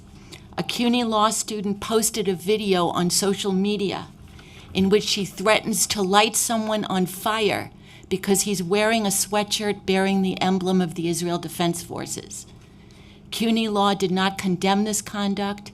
It didn't investigate whether the student violated CUNY policies. Instead, CUNY Law justified the conduct and considers it acceptable activism. The ZOA's Title VI action against CUNY Law is currently being investigated by the Office for Civil Rights. It would be reasonable for us to think that since CUNY Law is under federal investigation, it would be extra vigilant in ensuring that Jewish and pro-Israel students feel safe and welcome. Not so. The law student who threatened to set someone on fire for supporting Israel, a student who has also openly called for the death of Zionists and for Israel's destruction, a student who also promotes violence and terrorism against Jews. This student was selected to be a speaker at CUNY Law's commencement last month. She was treated like a celebrity there, with cheers and applause. Taxpayer money should not be supporting a school that legitimizes and rewards anti-Semitism or any other bigotry. We thank Councilwoman Vernikov for pulling funding that was allocated to CUNY Law. She sent the much-needed message to CUNY that if you tolerate anti-Semitism, you will bear the negative consequences. We ask the City Council to send the same message to CUNY. I'm submitting written testimony to the committee. I've included recommendations that I respectfully urge you to implement. They are reasonable and doable and will help protect Jewish kids on our campuses. Thank you. Thank you for your so testimony. Azriel Ganek. Hello, I'm a professor of physics at Queens College and the Graduate Center, and a member of the CUNY Alliance for Inclusion. One doesn't have to say which group should be included because there's only a single group that is excluded. And we work to connect with students and to inform the faculty and CUNY community about the real Israel. We've made many attempts to contact the chancellor, but we've never gotten a response or noticed that. Okay. I'd like to say that anti-Semitism is not just another hate, and that BDS is not simply a political point of view. It's really an ideology by which people can define themselves, nurture their grievances, and proclaim their virtue by settling on a single state within the world. One could go to the Middle East. There are a lot of conflicts going on. The number of people killed in Gaza was roughly equivalent to the number of people killed. Sorry to interrupt. I just want to make sure that we're focusing on anti-Semitism here on our college campuses. I just wanted to get to a point that the resolution of the PSC CUNY condemning Israel for massacring Palestinians is not in any way based in fact, and it's delusional in a sense because it proclaims that it is opposed to racism and anti-Semitism, but the resolution itself is anti-Semitic by any standard. And perhaps one way of seeing that is to see that it's only now that there's some discussion coming up and a draft of a resolution on the Russian invasion of Ukraine is coming up. And in that case, instead of calling for a boycott of Russia for its brutal invasion of Ukraine, there's a statement that as academics, they need to remind people that the way forward in a difficult conflict is through dialogue and communication. So it's an absolute double standard. And there was a mention of the Jerusalem definition of anti-Semitism, which is a way of working around a direct assault on the anti-Semitism inherent in BDS. It should be accepted that if there's a double standard applied to a single people, and that this emphasis is so large that it becomes the essence of a person's identity, that really is anti-Semitism. And the way to move forward is for the university to adopt IRA. I'd like to just say that I was an organizer of the conference that was mentioned, the U.S. Middle East Conference on Photonics. And it was to celebrate the inauguration of the Photonics Initiative at CUNY. And we invited the leaders, the world's leaders in photonics to celebrate the contribution of Middle Eastern scientists. Thank you. Thank you. If you could just take another second to wrap up, please. Okay, and just to say that that conference, there was not a single person who said could not come who did not have a conflict. There was broad support for it. So there's a real division here between people in the sciences who are really based on fact, I would say, and people in the social sciences who are looking at broad narrative or emotions to drive what they do. And I think a university should really not give up on the idea that facts matter. Thank you. Next, we will hear from Gerard Felitti.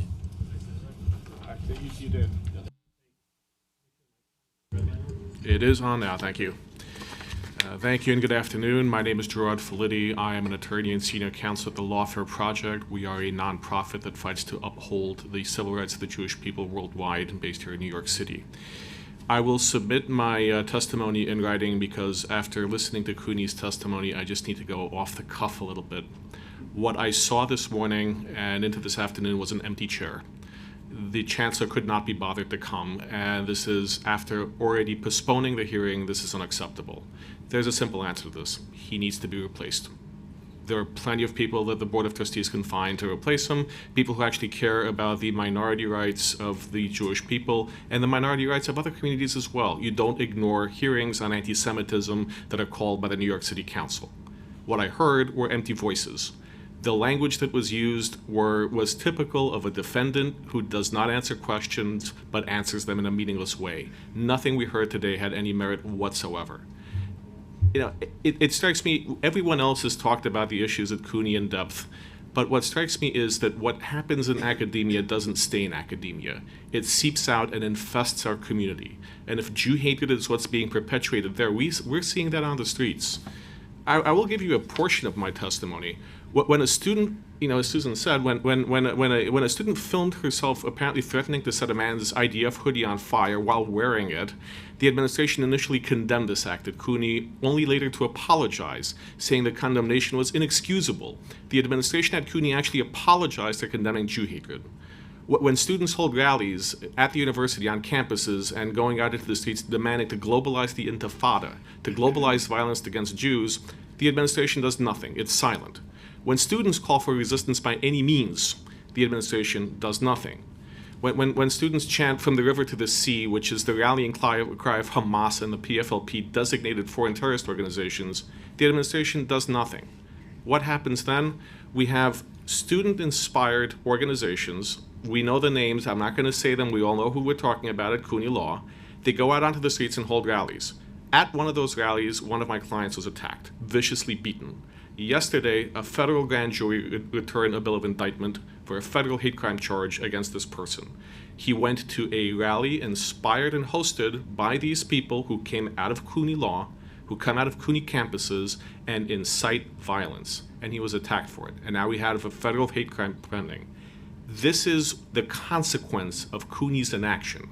This is the consequence of not responding to all of these issues. We have real-world violence that's perpetuated by people who are infused with hatred on these campuses. And more than anything, this is why action needs to be taken. We don't need an empty chair. We don't need empty voices. We need action.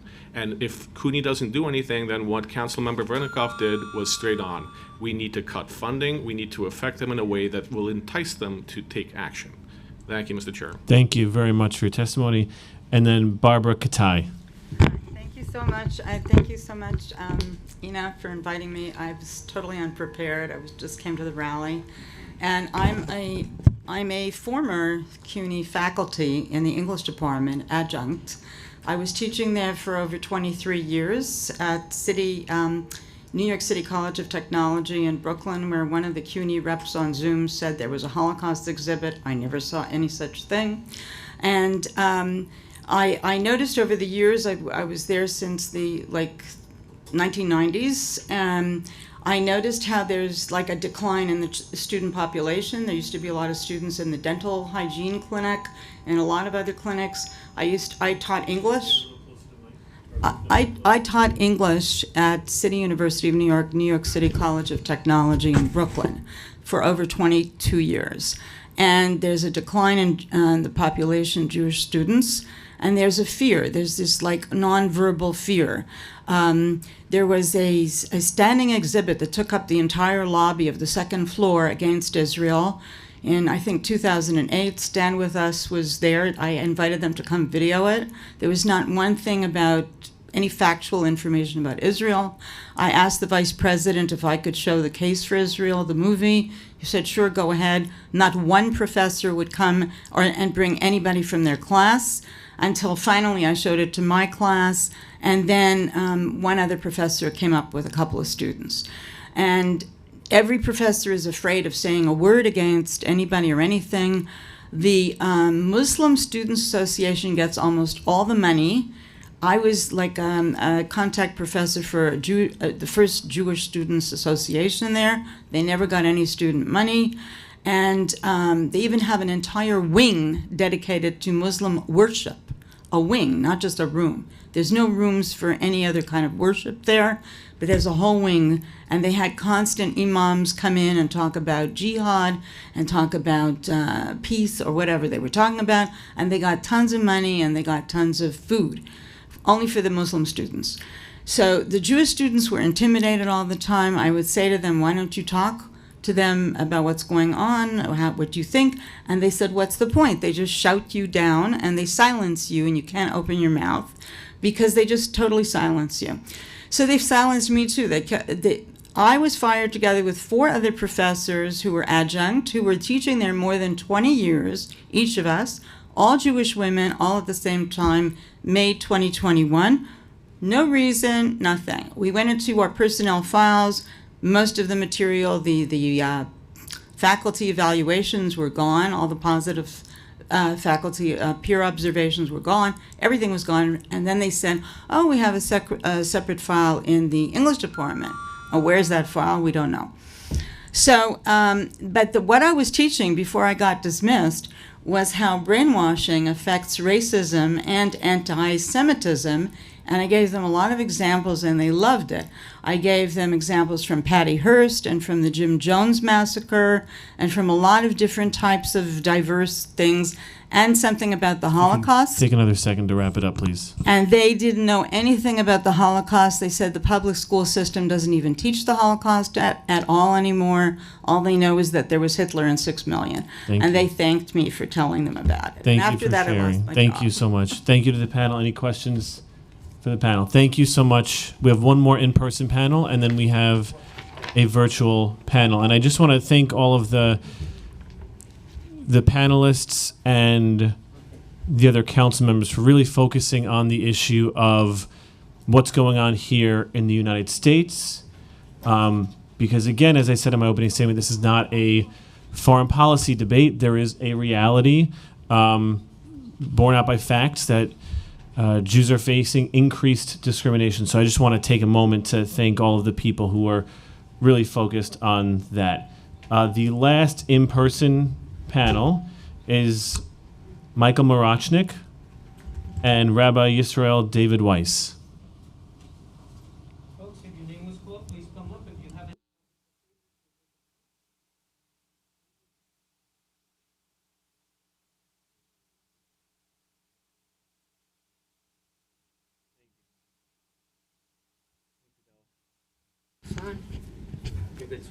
Okay.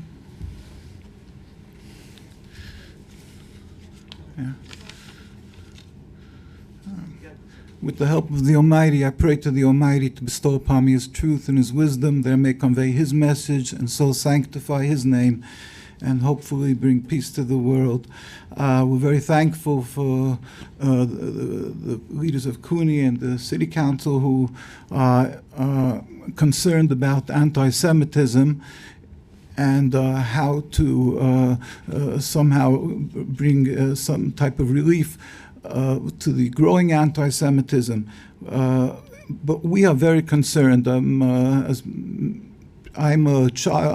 I'm a grandchild of my grandparents were killed in Auschwitz. The majority of my family was killed in Auschwitz and in the Holocaust. Yet, at the same time, we know that this was anti-Semitism. We are very concerned because when you conflate, when you try to incorporate into anti-Semitism other issues, it's really unfair. It's unfair to the truth. It may be that we may be a minority of Jews who are practicing religion, and maybe we are a minority, but you cannot, 1 and 1 is 2, as a great rabbi said. This is a fact. We cannot take away from the fact that Judaism is subservience to God, a religion of 3,000 years. Zionism is a transformation to nationalism. It is a mere 100-odd years, and it's forbidden according to the Torah to occupy, to kill, to steal. It's forbidden even to have a Jewish state.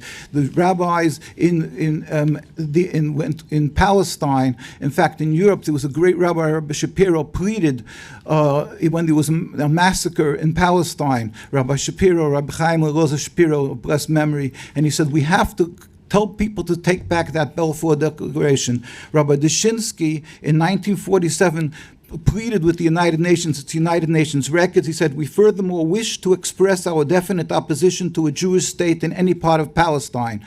And he was the chief rabbi in Jerusalem.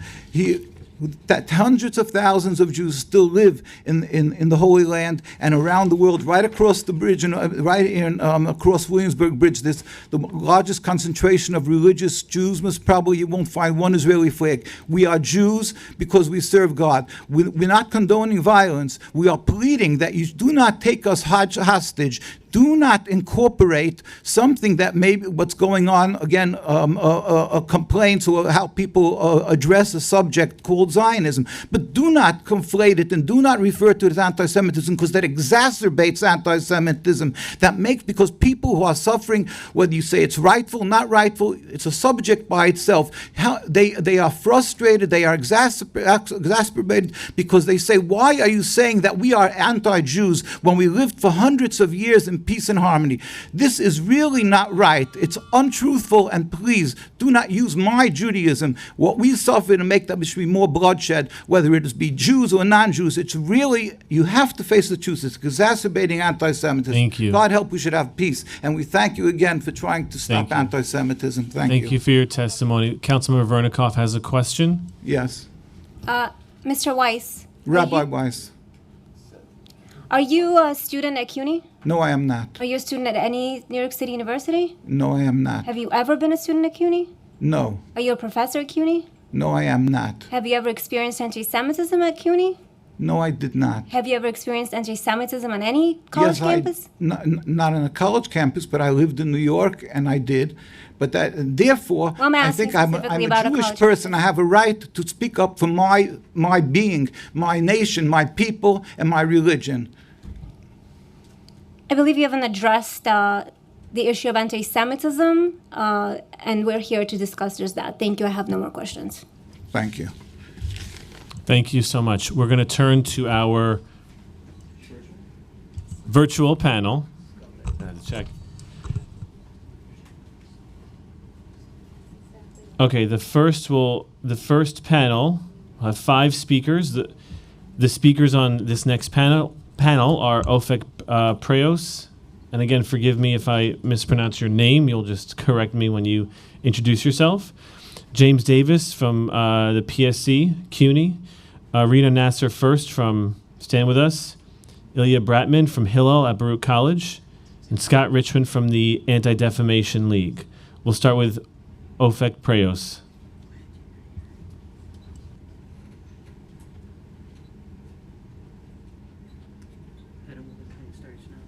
Starting time. So everybody on Zoom, you're going to get a Zoom unmute invite from a staff member. When that window comes up, please accept it. Starting time. Unmute myself. Okay. Hello. My name is Ofek Price. I am an Israeli international student studying at SUNY New Paltz. I was recently excluded from an advocacy group fighting against sexual violence on campus after being labeled as a Zionist based on a post on my Instagram story, which stated that the Jewish people are an ethnic group who come from Israel and that you cannot colonize the land to which you are indigenous. I'm an Israeli student, a political science and sociology major, and a prominent member of advocacy and activist spaces on and off campus, and a survivor of sexual assault who was denied the right to fight against rape culture as a result of anti-Zionism. I am joining virtually from Israel today to state that there is no place for anti-Semitism in the public state and city universities of New York. While I have dedicated my life and my education to activism against oppression, racism, and sexual violence, the anti-Zionist organization at my school has accused me of being a traitor to the cause, and I was given the reputation of a white supremacist and a colonizer, incapable of fighting for equality and reform. My identity as a fighter against injustice was taken from me, and it was replaced by the label of an oppressor. Another Jewish survivor and I were harassed with instant hostility, some even instructing people to find us and spit on us.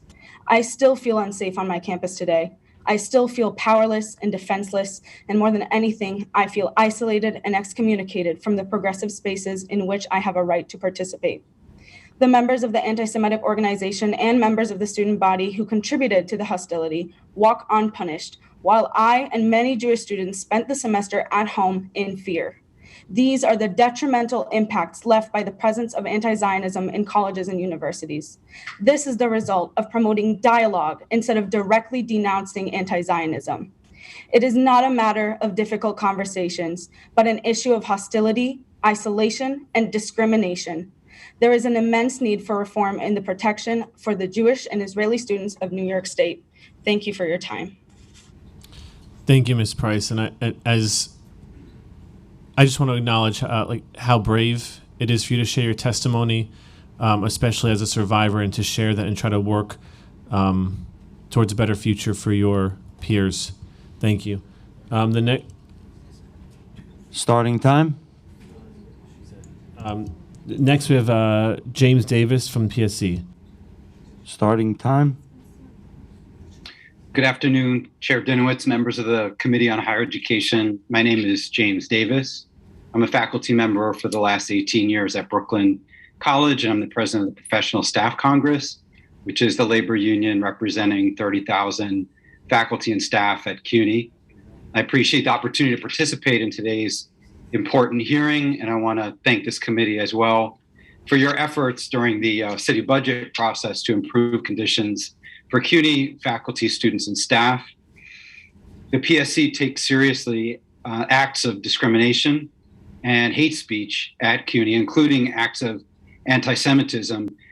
We believe that our faculty and staff are committed to the inclusive mission of CUNY to serve the whole people of New York.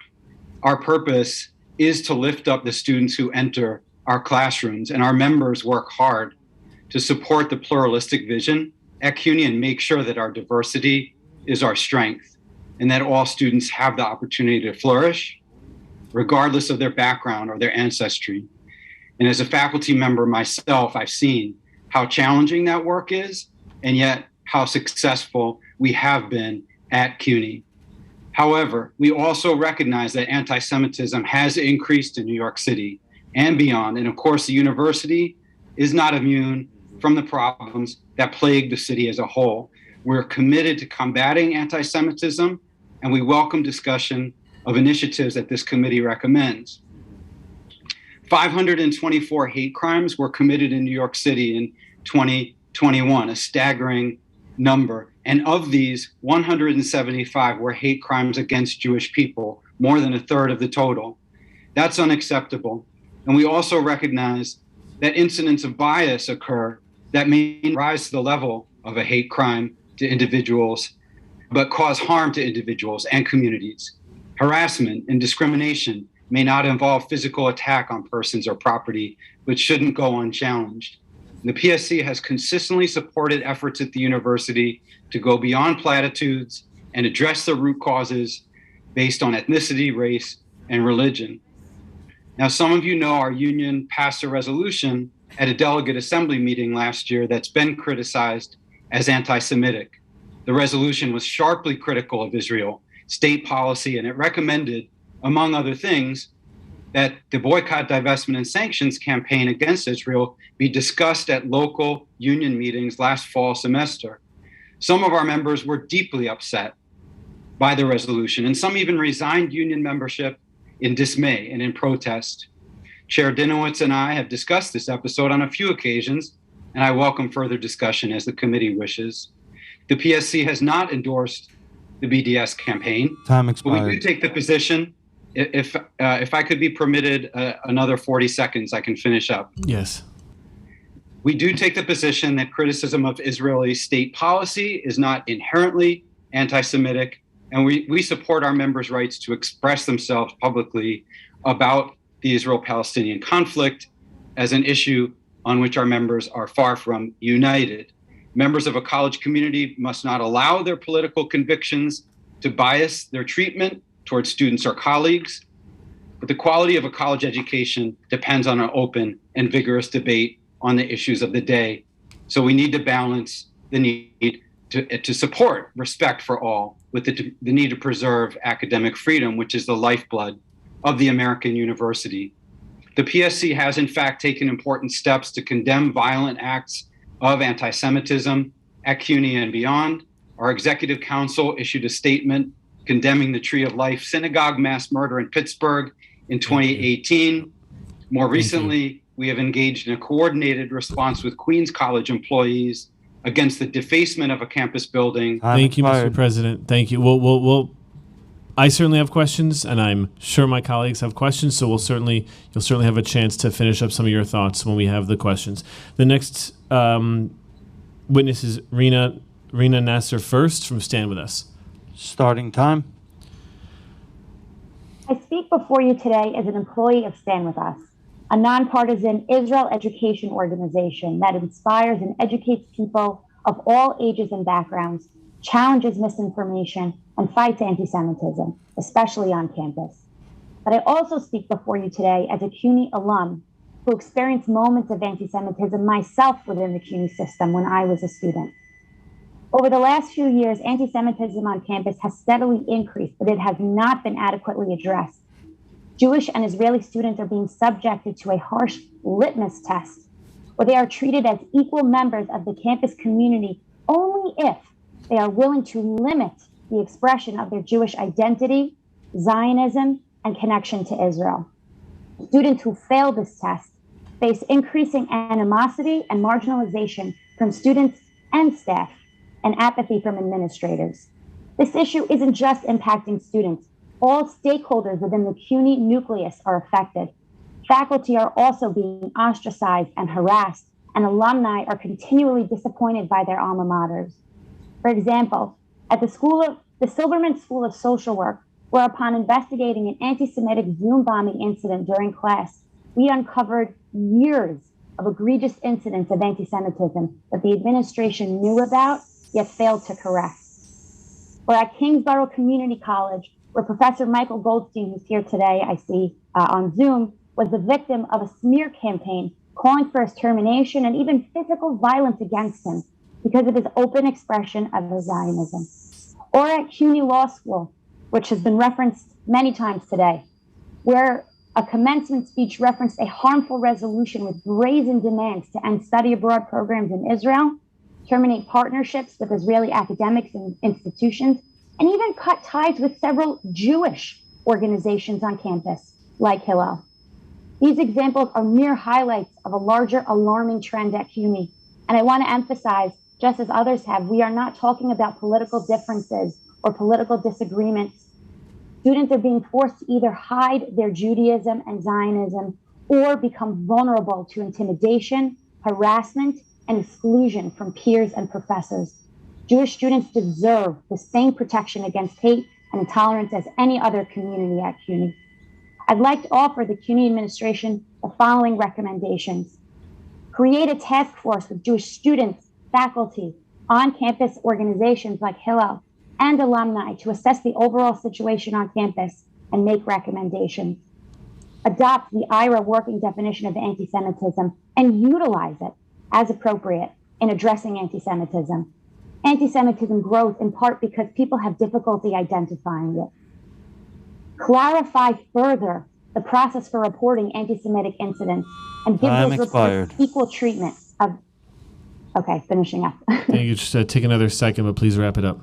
Yes, lip service And by the way, is not you'll always submit your testimony in writing, so these recommendations will be shared with us. Yes, thank you. Okay, I'll so conclude I'm by just adding lip service is not enough. I look forward to seeing how this hearing results in tangible change for all of CUNY. Thank you for your time. Thank you. Next speaker is Ilya Bratman from Hillel at Baruch College. Starting time. Hello, friends. Thank you so much. Chair Dinowitz, members of the Committee on Higher Education, thank you so much for the opportunity to testify today. My name is Ilya Bratman. I'm a Jewish refugee from Russia, and I'm an alumnus of Baruch College. Now, I serve as a Hillel director for a number of colleges in Manhattan, namely Baruch City John Jay colleges at CUNY, FIT, New School, School of Visual Arts, Fordham, and Pace universities. I work to create and foster Jewish life on our campuses and to advocate for Jewish student needs and concerns.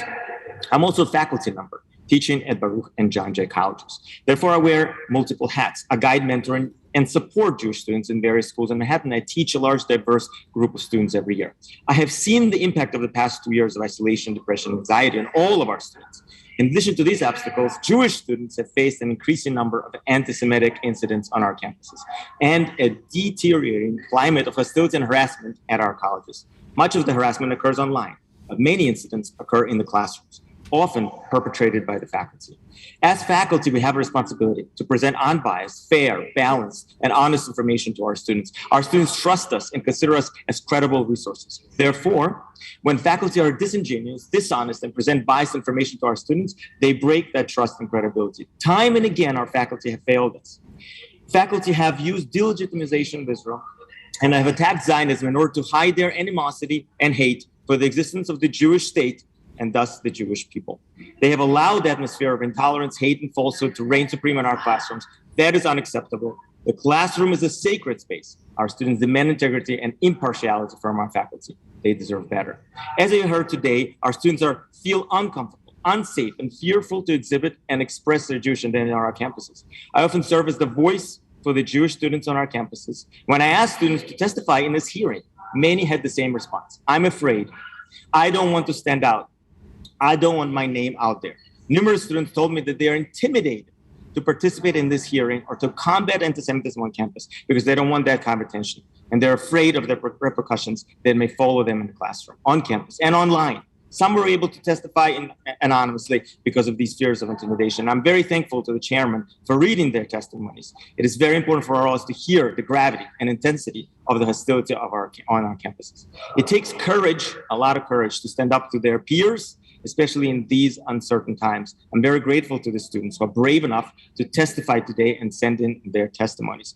We must create a safer environment on our campuses, and we must define anti-Semitism to begin with. We can't combat anti-Semitism without knowing what it is. Therefore, our students have asked to adopt the IRA definition time and time again. Secondly, we must educate students, faculty, and staff about the roots and history of anti-Semitism. And thirdly, must combat anti-Semitism, denounce and condemn the acts of anti-Semitism loudly and unapologetically, and hold faculty, Time students, and expired. staff accountable for any acts of Thank harassment. you. Thank you so much for your testimony. Last in this panel, and then we'll have questions, is Scott Richmond from the Anti-Defamation League. Starting time.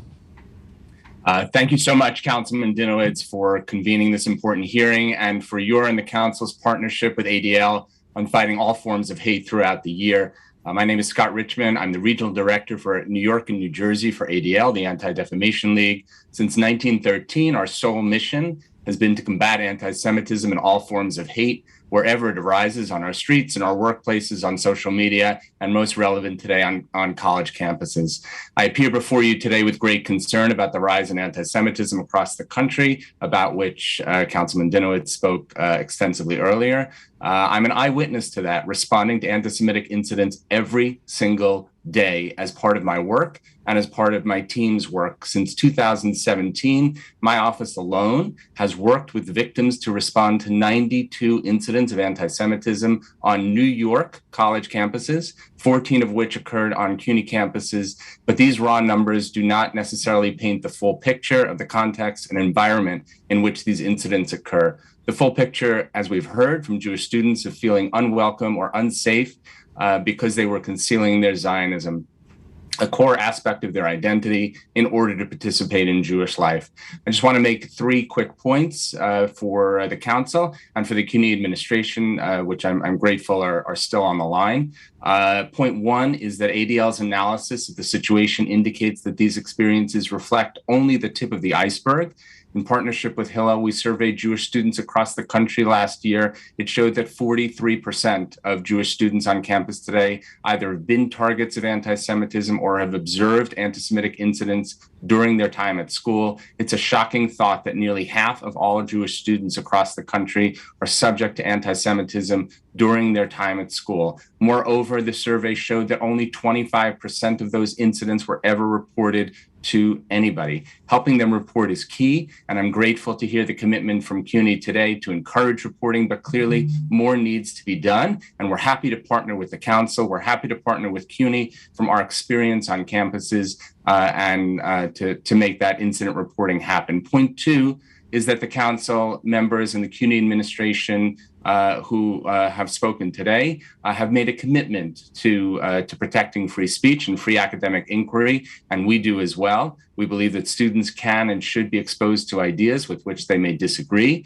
and ideas that make them feel uncomfortable. That's how they'll grow. But it's one thing to imagine college campuses being hotbeds of robust discourse. It's quite another to observe what's transpired as of late, which impacts every Jewish student, not just the victim. And we are hearing powerful testimony from students. I just want to lift up some of the voices of the many students who turned to ADL New York, New Jersey for help. Jewish students were recently subjected to screams of baby killers at Rutgers campus simply because they were members of a Jewish fraternity. And graduate students from New York University who visited Israel returned to find their social media posts hijacked by other students who accused them of supporting white supremacy because they traveled to Israel. When these students reached out to their peers to have meaningful dialogue, they were rebuffed because they were told that they didn't want to engage in normalization. We call upon CUNY and all campuses to speak out more regularly and more consistently, not just when it's so egregious as what happened at CUNY Law School graduation. And the third and final point is if you could just take another sec to wrap it up, and then we'll have your written testimony so that we can act on this and share with CUNY, of course. Absolutely. So my third and final point is that we've seen the tremendous impact of DEI efforts. ADL has specific programs which speak to that. We have our Hate Uncycled program.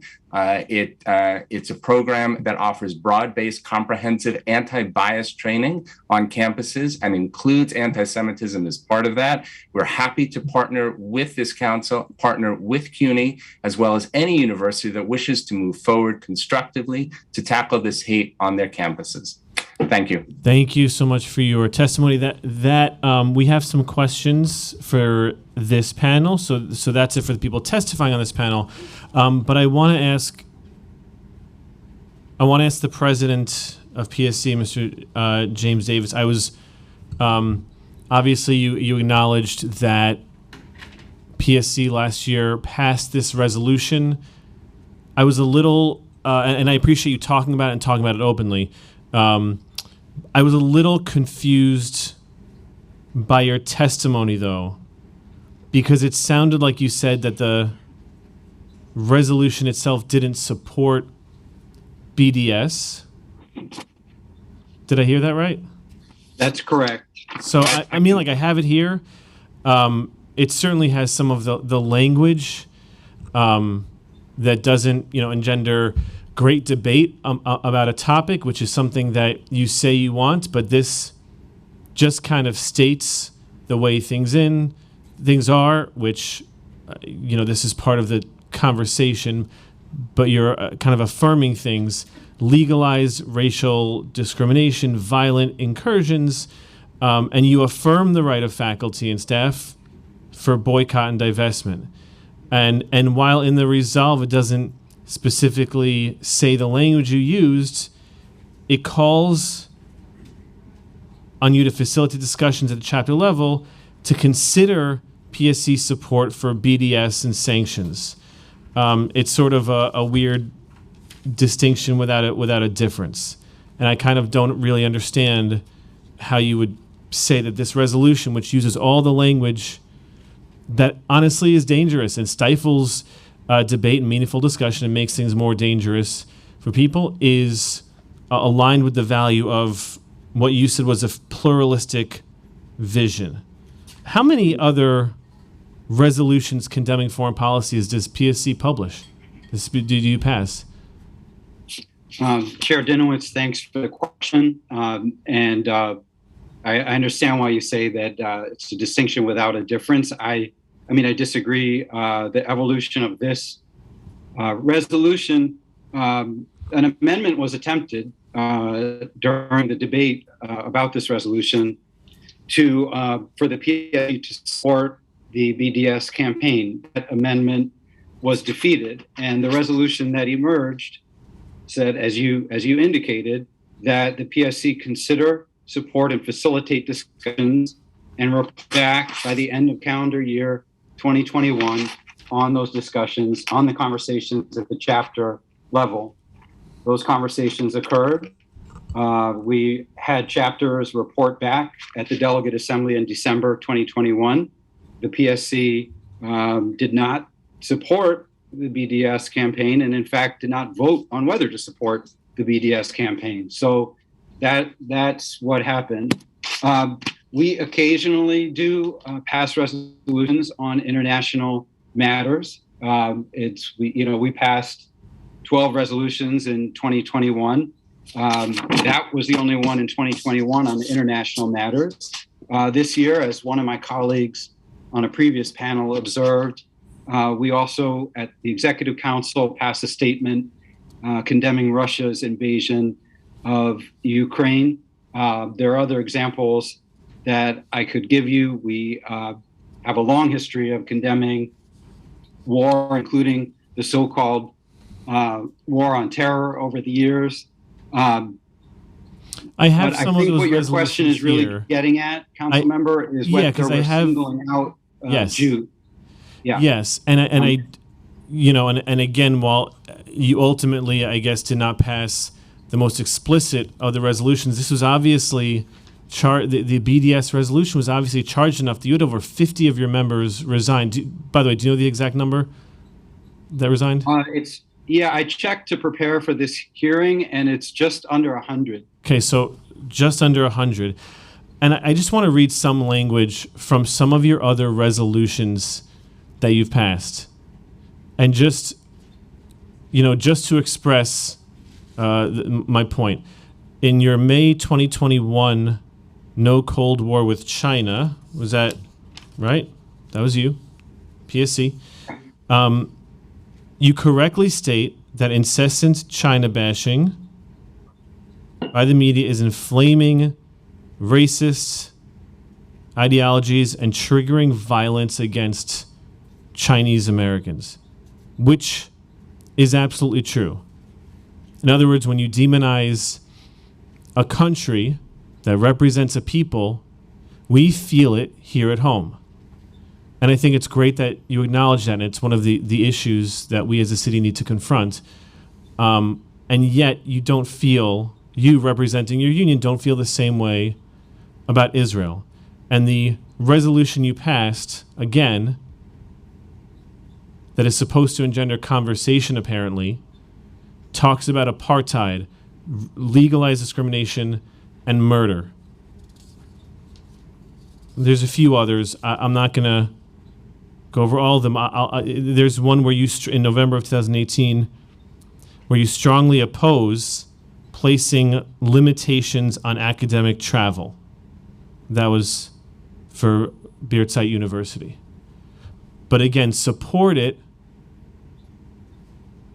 against Israel. That's what BDS, it's the goal of BDS. And those are and the last one is you have a resolution in opposition to U.S. sanctions in Cuba. And I'm sure you know people flee Cuba because of human rights violation. They find solace here in the U.S. And you've resolved to end the 61-year economic, financial, and commercial blockade. Fine. In Cuba. But you want to start one in Israel. You want to start the boycott, divestment, which is essentially could be called a commercial blockade. I'm just trying to understand how you have statements of values saying that you don't want commercial blockades. They're so bad. Education's a fundamental human right, and we should be creating links between groups of people. And you understand that bashing certain countries promotes violence against the people, except with Israel. And I'm just trying to get an understanding of what's different about Israel than all these other countries where you've made statements of support in things that seem reasonable. Council member, I understand the force of your question, and trying to identify contradictions, even hypocrisy, I think, is what you're getting at. We didn't, again, I'll just say again, the PSC did not vote to endorse the BDS campaign. And in fact, it is still the policy of the PSC not to support an academic boycott of Israeli universities, which was a 2007 resolution that still stands. I think we need to be able to hold space to criticize other governments, including the Israeli government. And this is quite apart from questioning what I've heard others say, Israel's right to exist, right? But I think we need to be able to hold space to criticize state policies, and also to say in the same breath, yes, every student deserves a safe and welcoming environment, as many of my colleagues and students at CUNY have said today. To combat anti-Semitism here in New York City. I hear that. To be clear, you support BDS. I mean, that's not really a... Why would you say that, Chair Dinowitz? Because you said it. Where have we said that? I'm just going to read what I wrote down. At a meeting... And I can save you the time. There's a lot of charged language in that resolution. There's a lot of charged language. The clause says that we will consider and discuss the boycott, divestment, and sanctions campaign in chapter meetings and report back about those conversations to the Delegate Assembly by the end of 2021, which is what happened. And so we have not at the meeting where this passed, you said the committee felt U.S. labor orgs are complicit in the crisis. You appreciate them developing the resolution and the work.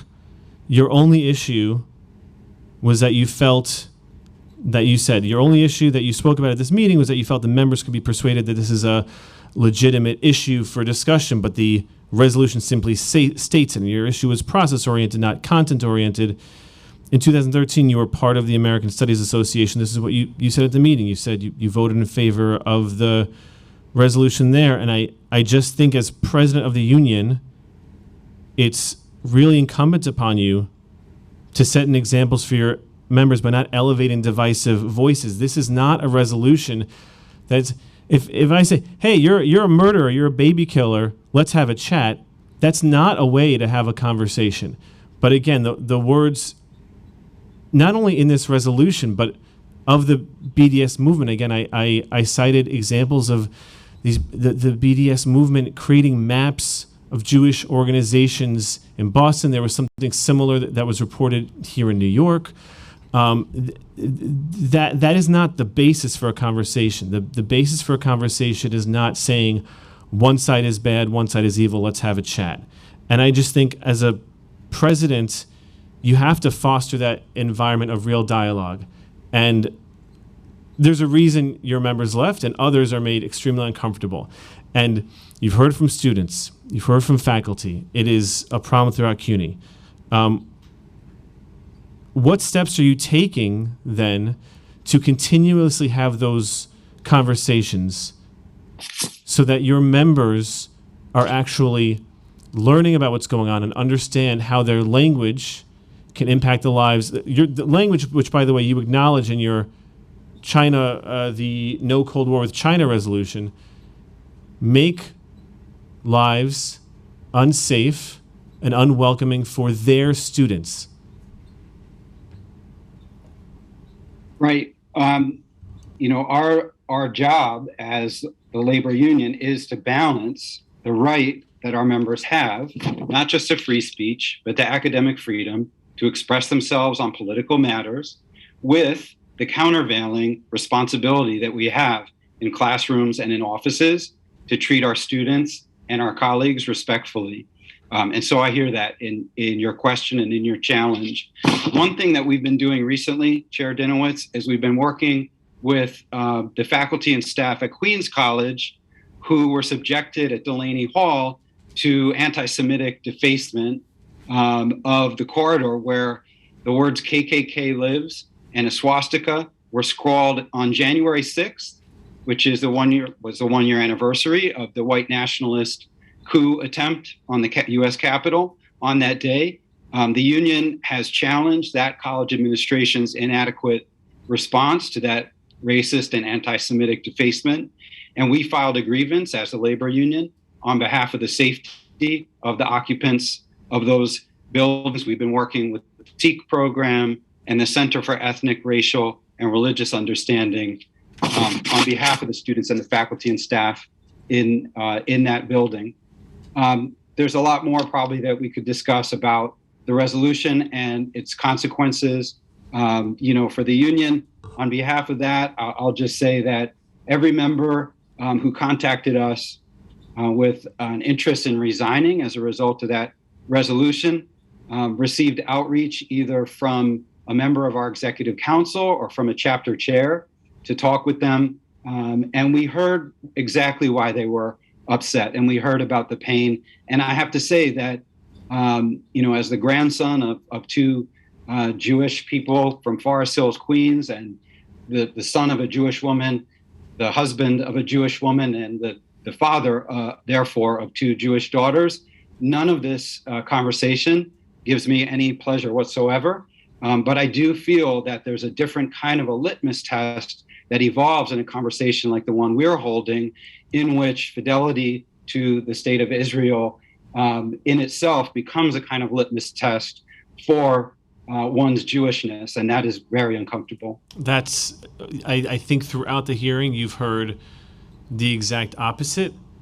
And I think for all the students and the professors who've testified, and all the council members, I don't think any of them said but being a Zionist is a litmus test for being Jewish. I think what you heard, and what I hope you heard when I because I know you're a man who listens, what you heard was that their voices are being stifled. Not that everyone has to agree with them. That is what was said, and I just have to push back on the notion that no one can have disagreements. The disagreements that are not acceptable are the ones that are dangerous and drown out the voices of others, and as was testified, makes life more dangerous and results in the assaults of Jewish students and the harassment of Jewish students. And again, we're looking forward into the future. What kind of future are we making for our children? What are we teaching them? Well, we're teaching them it's okay. We're teaching them it's okay to have voices of those you disagree with drowned out. And we are seeing the results of that in all the statistics that I mentioned in my opening statements about the hate crimes. And those, as Scott Richmond of the ADL said, are just the tip of the iceberg. I'm really interested to see the results of that outreach that you said you did to those members who resigned. How many of them came back to the union?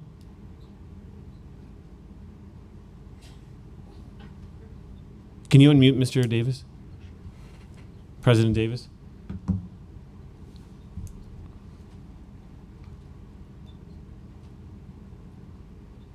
Okay, you're unmuted. Thanks, Council Member.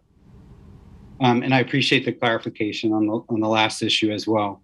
I'm going to estimate. My estimate is that approximately half of the members of the PSC who initially contacted us about resigning from the union in response to the June 2021 resolution ultimately left, and half remained.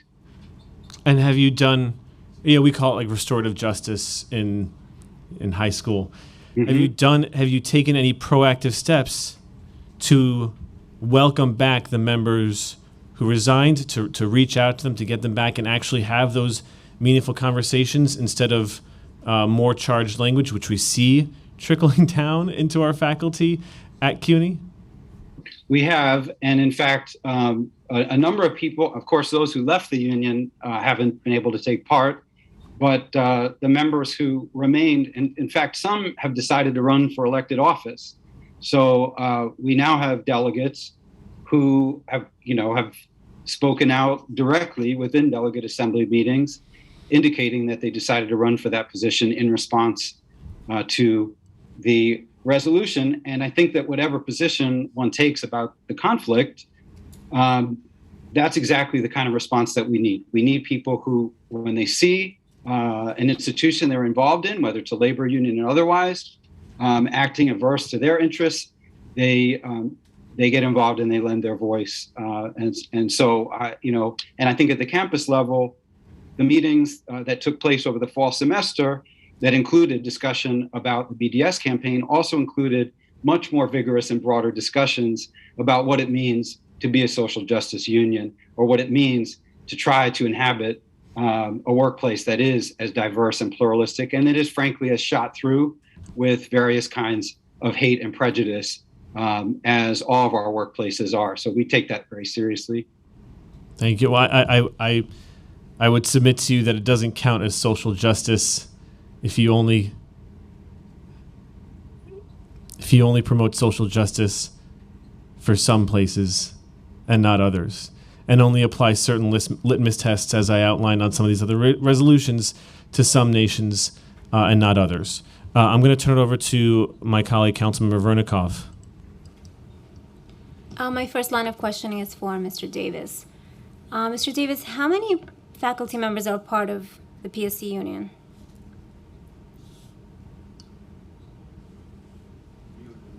Can you please unmute the president?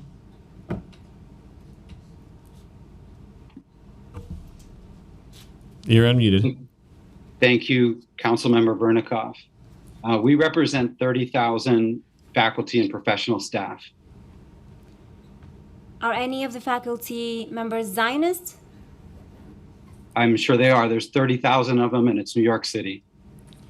And do you have a duty to represent Zionist faculty members? We have a duty to represent all of our members. I'm asking you about Zionist faculty members. Including Zionist faculty members. Yes, we do. So how do you feel about the delegates rallying slogans like Zionists out of CUNY? I'm not aware of our delegates saying Zionists out of CUNY. How do you feel about the rallying of Zionists out of CUNY? I think that's abhorrent. And just as we would protect the rights of people who are critical of the state of Israel to express those rights publicly, we would absolutely protect the rights of Zionist faculty members and staff to express those views. Thank you. You testified earlier that about 100 members of the faculty resigned. Is that correct? Faculty and staff. There is a list that's published online of about 300 faculty members resigning. Do you want to correct that number? Yes, I mean, I can only tell you what we have in our membership database here at the union. I'm not aware of the website that you're referring to. I know there have been various campaigns about resigning from the Professional Staff Congress and people taking pledges to do that. So maybe that's what you're referencing. I'm just trying to report what I know accurately here from my union. So is it inaccurate to say that there are 300 faculty members who resigned? Yes, that's inaccurate. Can you name, you testified earlier that about a half of the staff members who resigned came back. Is that correct? I'm estimating that based on, we kept a database of everyone who contacted us either requesting to resign, expressing their intentions to resign unless something else, contacting us objecting either with dismay or concern, or just contacting us outright saying, as of right now, I'm resigning membership, all of the above. And my estimate is that based on those discussions, approximately half of those members did end up resigning. Can you name 5 members who returned after resigning? No, I'm not. I'm not able to do that. Can you name 1? No, I'm not able to give names. I'm sorry. So would it be accurate to assume then that there are no faculty members who came back after resigning? No, that's not accurate. But you can't name a single one of them, correct? Correct. Correct. I will not name them. You testified earlier that you don't support BDS. Is that correct? I don't think I testified about my own personal beliefs, but the PSC did not vote to support BDS. Well, do you support BDS? That's not relevant to this hearing. I think it's very relevant to this hearing. Well, then I'm not willing to disclose that information in this hearing. Well, there's a video of you online publicly supporting BDS. I'm not aware of that video, and I'm not aware of ever having been publicly in support of BDS. Is it your testimony then that you never publicly testified to supporting BDS? No, I'm very confused about what you're asking. There's a video published online of you publicly supporting BDS. Are you denying that you were on record supporting BDS? I'm just not aware of the video that you're citing.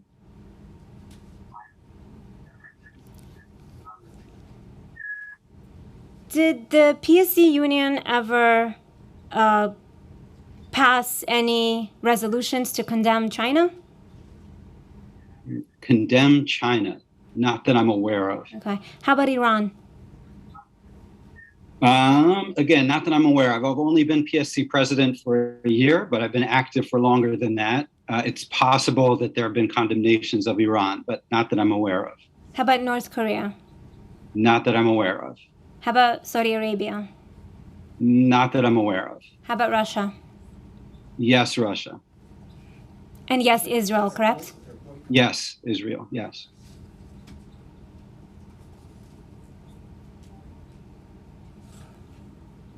Thank you. Thank you.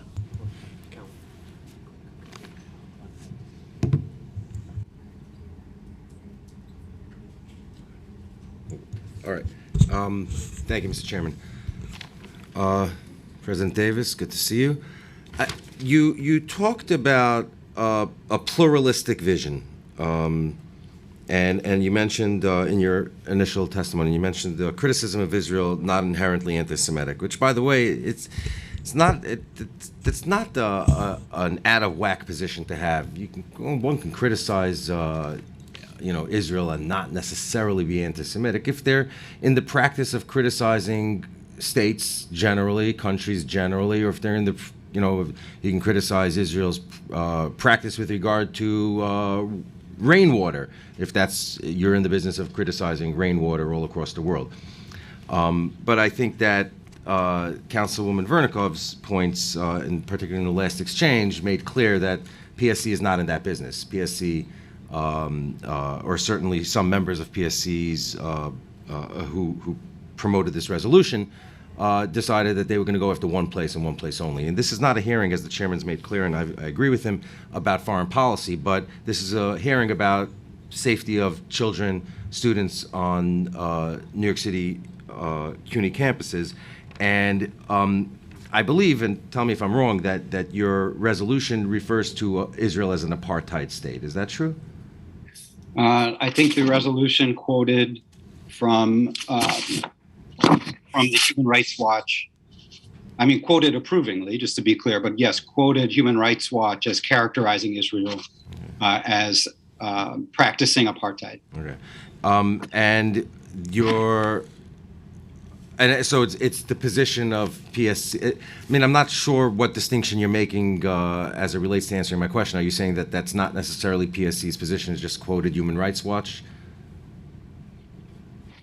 No, I think it's a reasonable inference for you to make that if we're quoting B'Tselem and Human Rights Watch, that that is the PSC's position. Yes. And I'm not, the reason I asked for the clarification is I'm not in the business of putting words in people's mouths, so I just want to make sure that I'm getting it right. This is not an attack session, it's not a McCarthy hearing, and we're in a friendly space, but we're just trying to really address the one situation that we're here to address, which is whether or not New York City students on CUNY campuses who are of the Jewish faith, who are identifiably Jewish, and I don't think it's a secret, because you've alluded to it, that to wear a yarmulke in New York City these days is probably putting your life at some risk. And I say that as someone who does wear a yarmulke in New York City. And so the reason I'm asking is because we know that over time, over the last several years, to be sure, it's become more and more dangerous to be Jewish on a New York City CUNY campus. Do you agree with that? Yes, I do. Okay. Do you think that it's helpful to the cause of keeping Jewish students safe on CUNY campuses if their teachers are out there calling Israel an apartheid state? Again, I think that there's an important distinction to be made about criticizing state policies of Israel, right? And again, I've heard people on this call disagree with the position, but we do hold the position that there is distinction between expressing those criticisms, which are political criticisms, and fostering or even holding safe harbor for hatred and bias towards Jews. The latter is abhorrent and unacceptable. Do you agree? And I'm going to say to you, as I said to the folks who testified from CUNY, when I say you, I don't mean you. I mean you on behalf of. So I just want to be clear. I don't care what you think personally. You're a nice guy, but it's not about you or me. But do you believe that the criticism of Israel as it is expressed in the resolution that PSC adopted is anti-Semitic, or you don't? Does PSC believe that? You don't believe that PSC?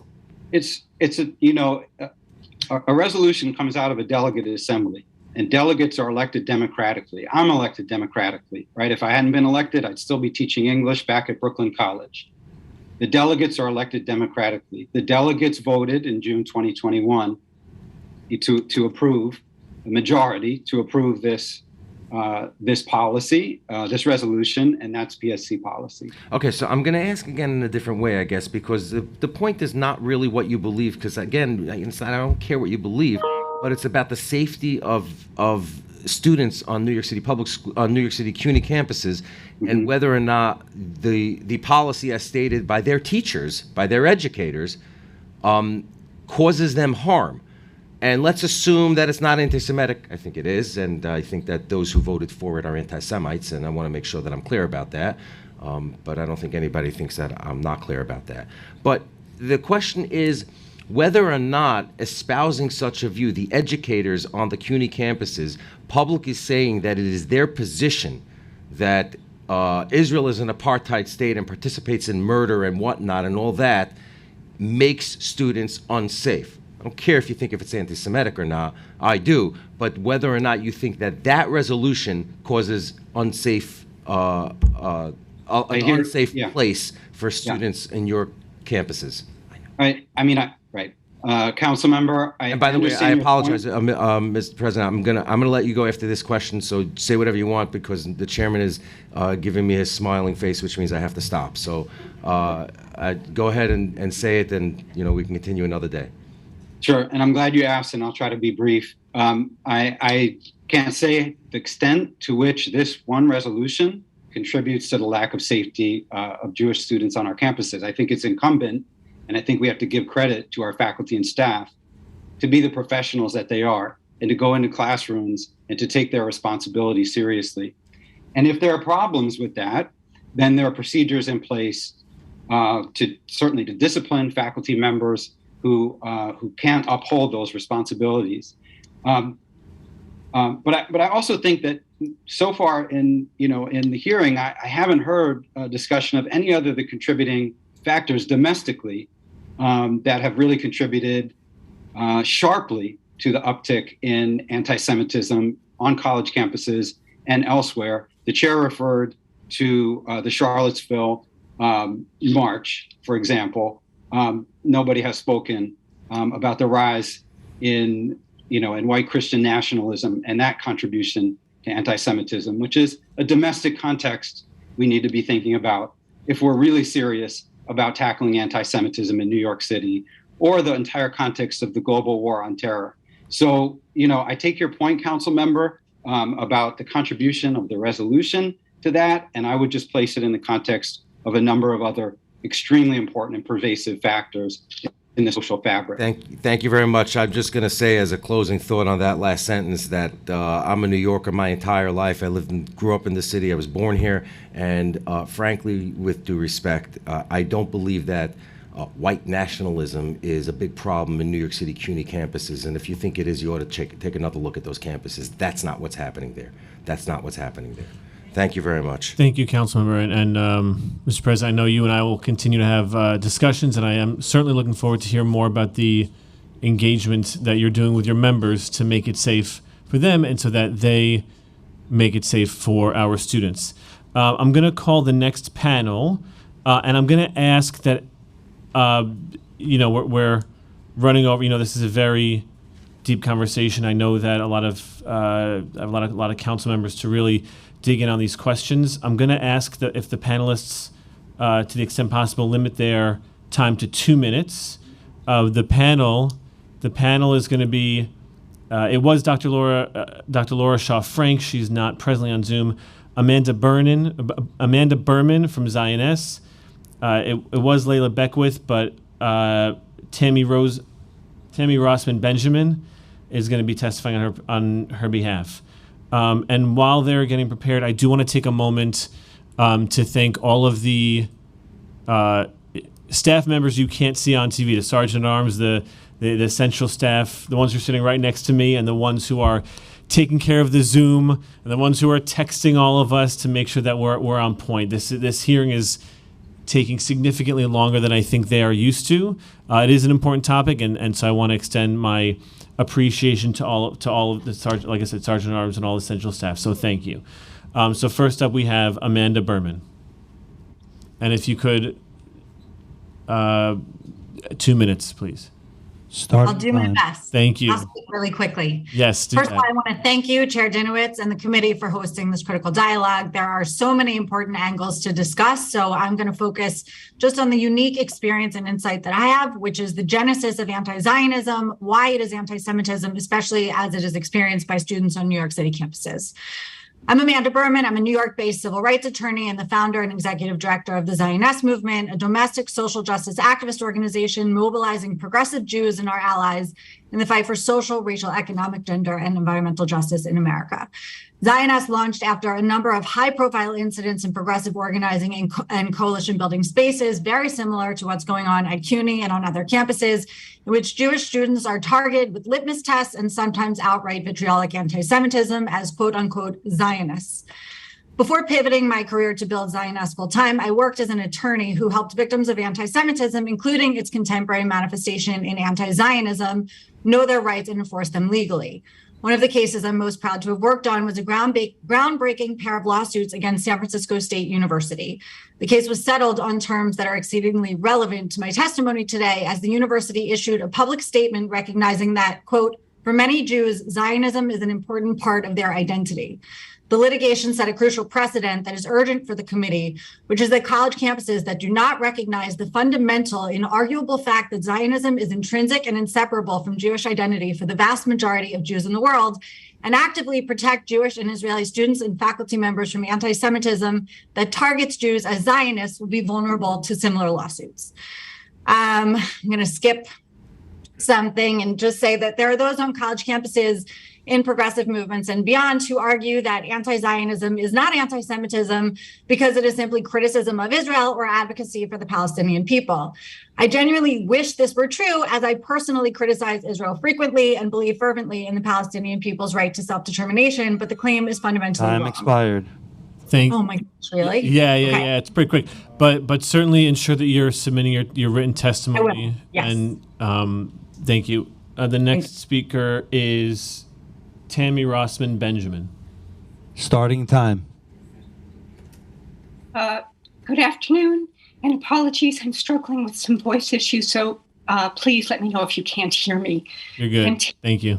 Rossman Benjamin, director of Amcha Initiative, which investigates anti-Semitism on U.S. campuses.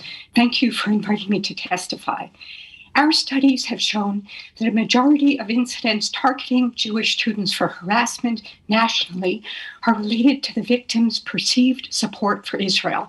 This is also true at CUNY, where most acts of harassment are Israel-related, and these have more than doubled over the last year. Most incidents of Israel-related harassment, including those associated with the Zionism Out of CUNY campaign, are compliant with an academic boycott of Israel, or academic BDS, whose official guidelines demand efforts to ensure that Israel isn't normalized on college campuses, and often involves behavior that denigrates and excludes Jewish and pro-Israel students from campus life. While the presence of anti-Zionist student groups is strongly linked to Israel-related harassment, both nationally and at CUNY, a less familiar but more enduring source of anti-Semitism are academic BDS-supporting faculty. While faculty have a right to support a boycott as private citizens, our studies provide strong evidence that many faculty are bringing the boycott's anti-normalization campaigns into their classrooms and departmental events, which in turn incites harassment. Schools with academic BDS supporting faculty are in fact 5 times more likely to have incidents of Israel-related harassment. Given that a number of CUNY faculty are using their positions and public resources to engage in academic BDS compliant behavior that harms Jewish students. Time expired. Thank you. Thank you. And again, I'll say it to everyone, I encourage you to submit your written testimony, which could be submitted 72 hours, up to 72 hours after this hearing. The next witness, Dr. Laura Shaw Frank. Starting time.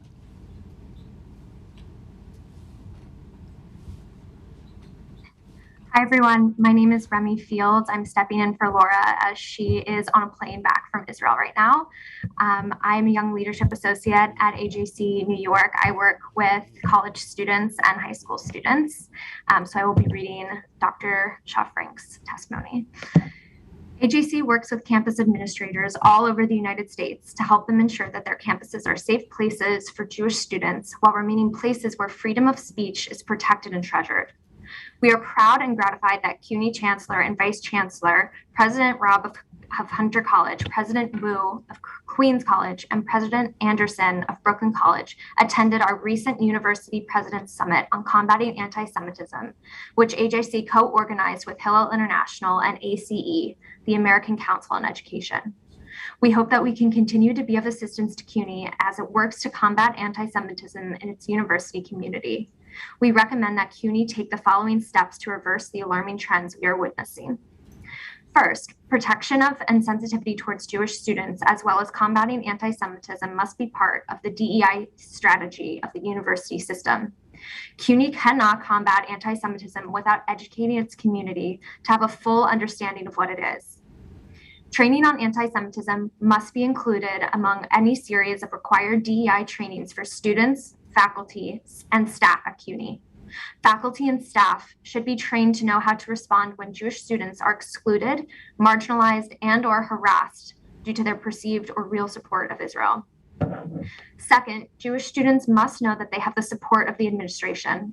This means that administrators should regularly check with Jewish students, whether through Hillel or other Jewish organizations and clubs.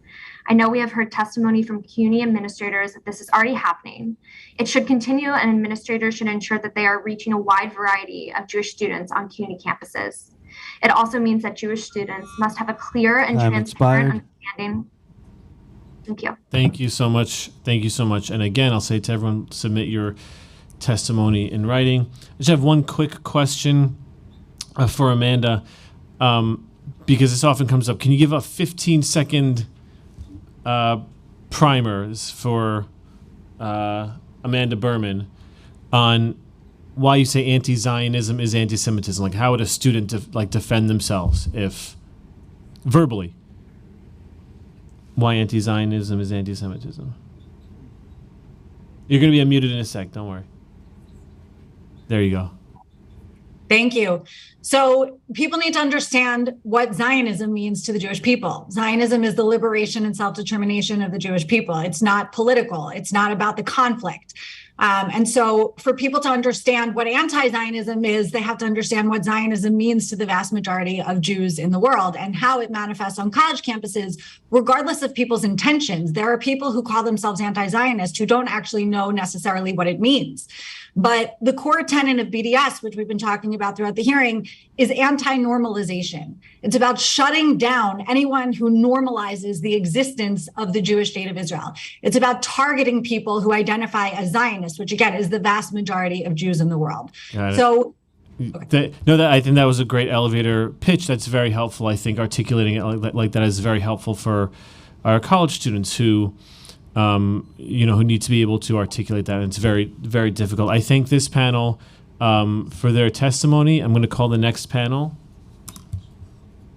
We have one question from Councilmember Vernikoff. My question is for Ms. Rossman. Ms. Rossman, does your organization, AMCHA, do any research regarding the correlation of existence of groups like SJP, or specifically SJP, and anti-Semitism on CUNY campuses or any campuses, college campuses in New York City?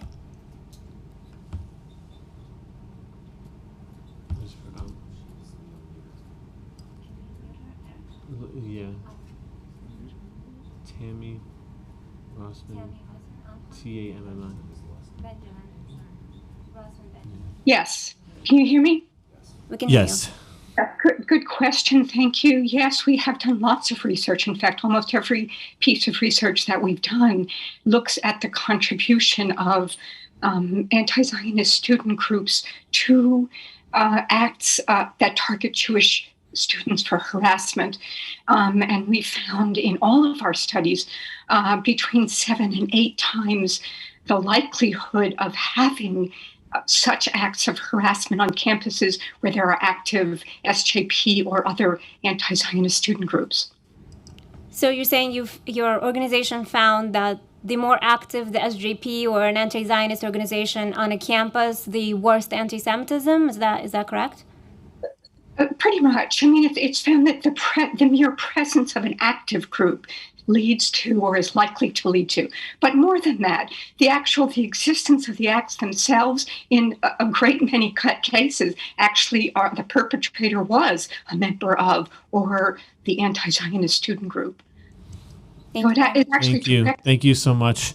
Our next panel will have Alia Jacobson, Michael Goldstein, Jeffrey Lax, and Timothy Jackson. 2 minutes each.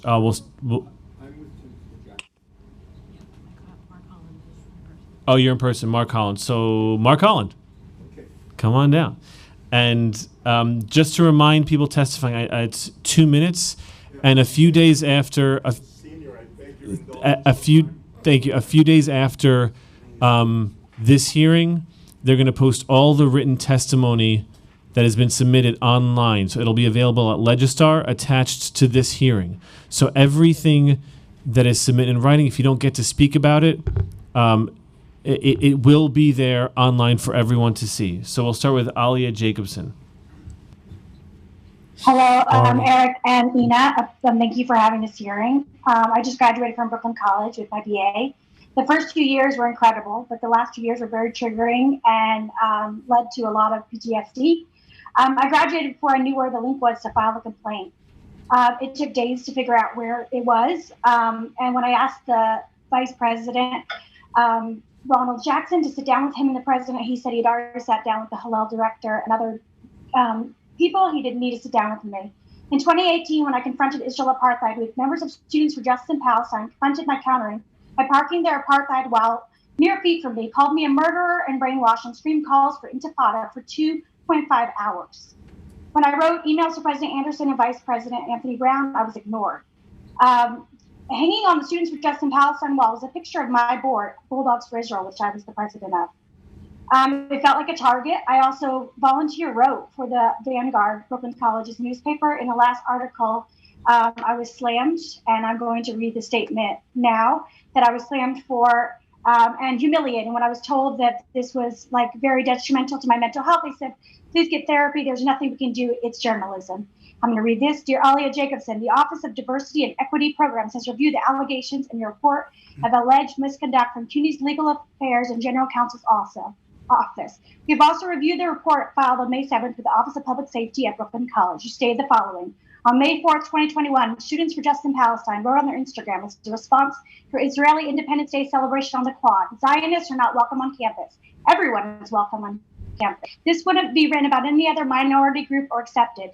This is when I shared something I shouldn't have on Bulldogs for Israel as the official president of the club. They had an Arab man call me in the middle of the night to scare me and ask me to sit down to talk and if I could cook for them. Where they got my number from is beyond.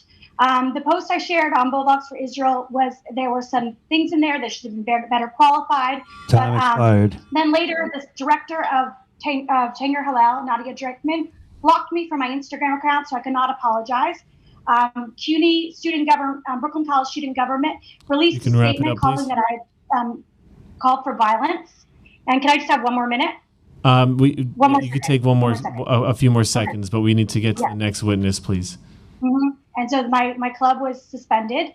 And when I reported the misconduct to Judicial Affairs and student government, they fought for it for a while, and then it was unsuspended.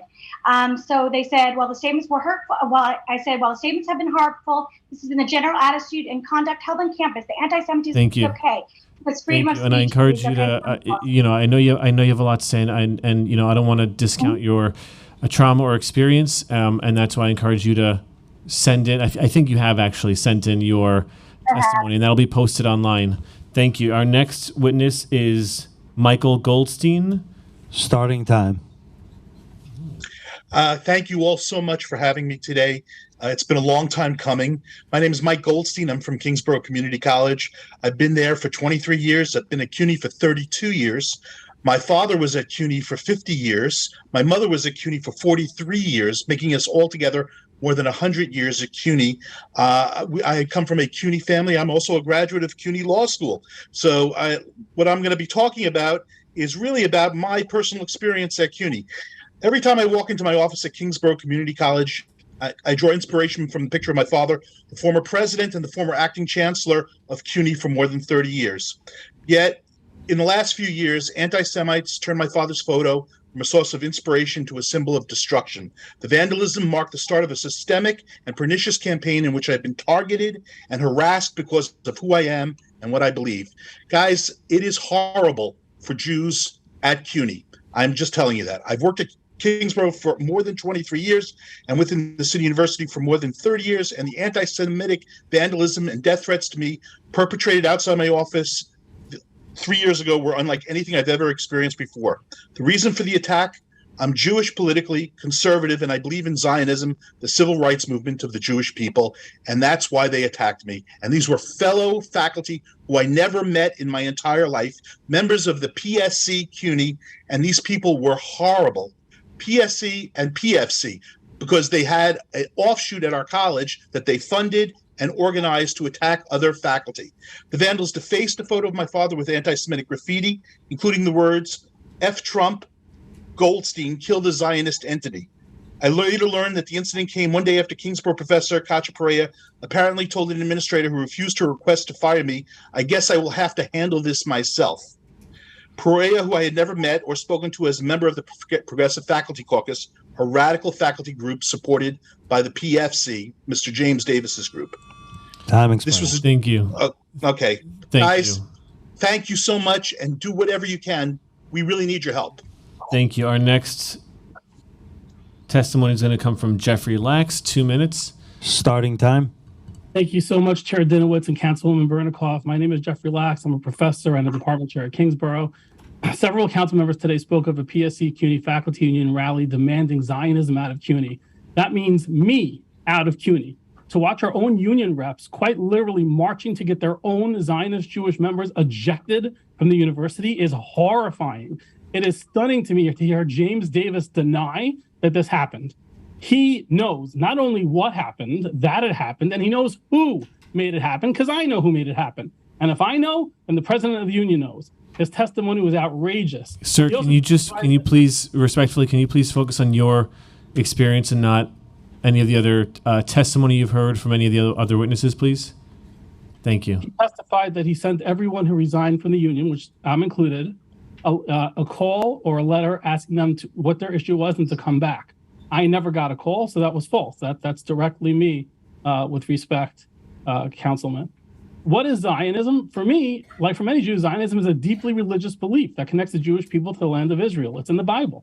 204 of the 1613 commandments require Israel. That's what religion is. For some Jews, it's an integral part of their ethnicity. One council member today declared Zionism to be a political debate over land 8,000 miles away. That is patently false, and it's a pretext to discriminate against people like me.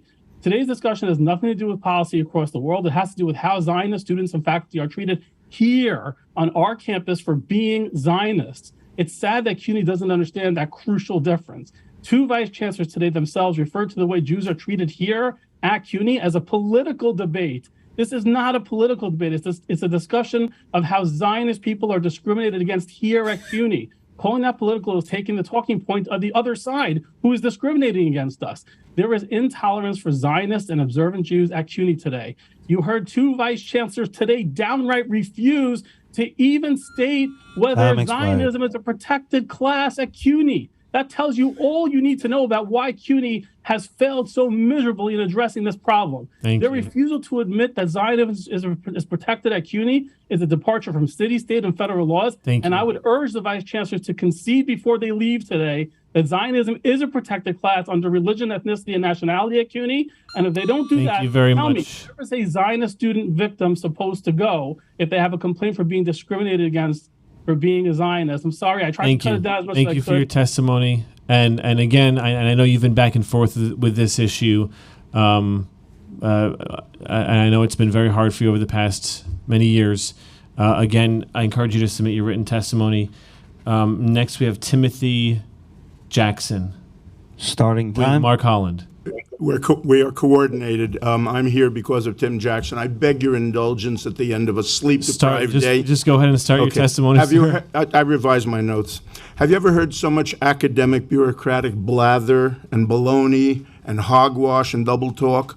The three administrators seemed so impotent to do anything in their leadership and ability, and the fish rots down from the head. Okay. I am one of the professors of music that Barry Wiener mentioned, and I'm a friend of Tim Jackson, who will speak to you soon. The basic issue, I would say, is why don't we divest and defund? Let's use their language against them. Let's divest and defund money. We, the taxpayers, should not be forced to subsidize involuntarily such Jew hatred in our own public institutions. All taxpayer money going to CUNY's individual schools and departments, including the administration we just heard. That should immediately be suspended and withheld from payment by the city of New York, namely you, until further notice. Let us leverage the issue where it affects and hurts the haters. Anti-Semitism is a metastasizing institutional cancer at CUNY. Here I'm proposing a kind of chemotherapy to treat the illness. Let's see how they function without money from the 3 million or so Jews, taxpayers all, who inhabit the 5 boroughs. Let's defend CUNY. This anti-Semitism is especially outrageous considering that CUNY was conceived of, built and implemented, underwritten, funded, and paid for by civic-minded Jews and Jewish intellectuals in the last century. Many of the greatest teachers and graduates in the history of CUNY were Jewish or of Jewish origins, and now there are 25,000 Jews at CUNY who identify as Jewish. You left out a few of the Jew-hating organizations, by the way. Hamas, CARE, Council on Arab-American Relations, Free Palestine, Decolonize, all of them have set up cozily at CUNY. Oh, please. Oh. Time you don't. Okay. They're supported, and all decent standards of impartiality have been thrown out the window. This is precisely what happened in the early stages of the lead up to World War II Germany, under the Nazis, before the slaughter of the millions of Jews in that very Germany and the rest of Europe. The same kind of talk, the same kind of behavior, attitude, denial, You can wrap actions, it up, sir. Thank you. the taking over of the academies, the purging of Jewish professors and intellectuals caused so many of them to lose their jobs and to flee Europe and come to America. How did that Thank work you. out for us? Thank you. Now I yield to my friend Tim Jackson, professor of music at University North Texas, Denton, who is involved in a major lawsuit on this matter. All right, thank you, Mr. I guess Professor Jackson. Starting time. Hello, thank you. Only 2 minutes. I have a question to address to, especially to Robin Gorel and to Glinda Grace. So just to be clear, the witnesses are testifying. I don't think they're not asking questions of the administration. You can share your my question is testimony and share your questions. So will CUNY continue to become a post-truth anti-Semitic university? That's my question. In July 2020, faculty and graduates of the Hunter College CUNY doctoral program in music organized a national censor resolution condemning music theorist Heinrich Schenker and all those who defended him as, quote, racists. But Professor Philip Ewell of Hunter was just the tip of a much larger spear, its shaft being a group of enablers, including department heads, school administrators, and music faculty at CUNY and throughout the US, so that CUNY itself became complicit in scholarly fraud. This censure resolution provides a clear example of the harassment of Jewish professors for objecting to anti-Semitic conspiracy theories. One of the most appalling and pernicious claims published in an article posted by CUNY on the Graduate Center website is that Schenker, quote, supported the white supremacist and German nationalist movements that presaged Hitler, end quote. In fact, Schenker condemned Nazism as early as 1923 and again in 1933, and he never supported nor endorsed any proto-Nazi movements. Publishing such assertions stains CUNY's reputation as a serious research university. And by the way, I am a graduate of CUNY's doctoral program. Another clear indication of Ewell's indifference to or blindness towards anti-Semitism is his silence on the problem of anti-Semitism in hip-hop and rap music, and his advocacy of using hip-hop and rap in music classes to discuss racism. Ewell has described writer Amiri Baraka as an anti-racist predecessor of today's hip-hop and rap artists. Thank you for your verbal testimony, and I encourage you to again submit it online. Okay. You have okay. I would also, He's holding up the paper, but if you submit it via it was a testimony at council.nyc.gov, then it'll be included in the record online for everyone to see. Thank you so much for your testimony. This one. Our next panel. Right. Our next panel includes Edwin Scott Fruchwald, who is not currently on Zoom, Rafaela Gunz, Jordy Gross, Allegra Timsit. And we're going to start with Rafaela Gunz. Starting time. Hi, my name is Rafaela Gunz. I'm a lifelong New Yorker, and I was a student at CUNY School of Law for one semester in 2019. I am a progressive person. I identify as bisexual. I'm a feminist, and I was not welcomed by my class, which included the aforementioned commencement speaker that just spoke this year. In fact, there was a culture of isolation and discrimination against me. I was iced out. I was gossiped about. And when I wrote about my experience for the Jewish Journal, which was published in early 2020, I was deemed a racist. I was deemed a stalker. I was deemed an Islamophobe, a harasser, all these types of things. And this all started because I said on Twitter that sometimes anti-Semites make me want to move to Israel. Because I said that benign statement in support of Israel, I was labeled all these things. I was iced out on campus. No one wanted to have a discussion with me because that would be normalization, as was mentioned earlier in these testimonies. And I ended up leaving the school and transferring to Yeshiva University, where I'm now about to graduate with a master's in social work. I left CUNY, even though I'm a New Yorker and this institution is supposed to represent me, and went to a Jewish institution because I feared for my own physical and mental well-being. Every day that I went into CUNY Law was a challenge for myself, as I felt the glares of students in disapproval, as I read their comments about me online. After I left, they started a petition denouncing people like me, saying that there's a subset of Zionist student activists who seek to weaponize anti-Semitism. I was the only Zionist activist, as far as I know.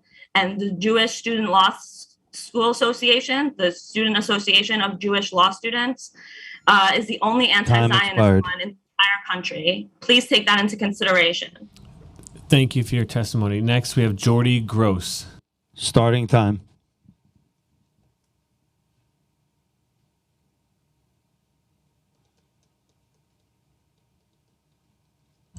You're unmuted.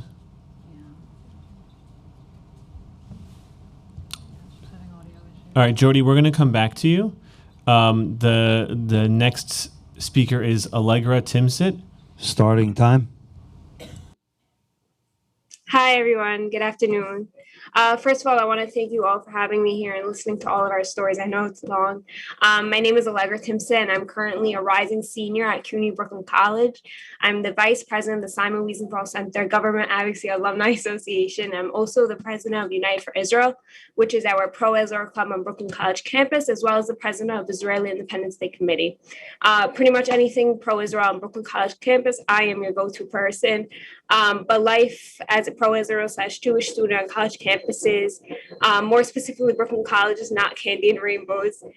This past May, as Michael mentioned before, I organized Israeli Independence Day Fair on the west quad of my campus. We showcase different cultures. There are in Israel, such as Moroccans, Iraqis, Christians, Jews, and many more. Well, during my event, one of my current Jewish professors came up to me asking me where the Palestinian representation was at my event. A very reasonable question. So I simply pointed at the Bedford Gate, where the students of the club, Students for Justice Palestine, as well as the members of Nutarei Karta, decided to have their involvement in the fair. And that's where it was going to be. Students were chanting things like, "From the river to the sea, Palestine will be free. Hey, hey, ho, ho, Zionism/Israel has got to go." And even posting on Instagram pictures from the rally with the caption, "We showed Brooklyn College yesterday that Zionism is not welcome on our campus," meaning that by their standards, I, as well as many other students, are not welcome on Brooklyn College campus. While we were celebrating, they were chanting violence on our campus. Police and security were on a high alert that day to make sure that nothing became physical like years prior. When it came time to my club creating a new swag for the upcoming semester, we decided that we needed to create something that did not scream Israel, so that students felt safer to put it on their laptops. We created this, a 4 with the United and Israel and smaller, to Time keep expired. pro-Israel students Morrissey group, because that is what has come down to on my campus. I shake when it comes down to time to the first day of classes when I have to explain that I'm a Jew and the president of Unite for Israel. Thank you. And when preparing for this testimony, can I just have one more minute? You can have 20 more seconds. Okay. So when I was preparing for this testimony, I asked my friends to come testify as well, and each and every one of them were scared to do it because of the repercussions of anti-Semitism on our campus and beyond. I just want to share some of their stories that they. Since I'm counting in my head 10 seconds left, I would recommend that you share those stories in writing, and we'll put them, and again, they'll be on Legistar, which is our online system attached to the minutes of this hearing. I'm going to try to go back to Jordy Gross. There were audio issues. Yeah, can you hear me now? We sure can. Okay, great. Sorry about that. So my name's Jordy, and I'm the president of Hillel City College. I wanted to share an experience that I had last year. A few people mentioned that last year during the tension between Israel and Gaza in May, there was a lot of stuff going on social media. And part of that was actually the City College student government and Department of Student Life posted things saying Save Palestine and condemning the acts of genocide occurring in Palestine. And I felt like it was alienating the Jewish community. And I felt like Jewish students were really feeling like their voices weren't being reflected in the things that the school is posting. So I, in turn, posted a response on behalf of Hillel, in which it was basically an invitation for open and respectful dialogue. And basically in return, the comments blew up. A lot of them were lovely and supportive, and a lot of them were just incredibly hateful, telling me that our organization isn't Jewish, we just have a nationalist agenda, telling me that I personally am an oppressor of Palestinian people. And I remember even speaking to a Jewish student who saw my post, and he told me how much he appreciated it, but he was too afraid to comment or show support because he didn't know how people would react, if people would be aggressive. And to me, that's the craziest part, that there were students who were afraid to have their voices heard because they thought it could put them in physical danger. So I'll end by just saying that I'm very thankful that during that time, it's horrible as the pandemic has been, I'm very thankful that we weren't on campus in person, because I think that a lot of Jewish students would not have felt safe being on campus.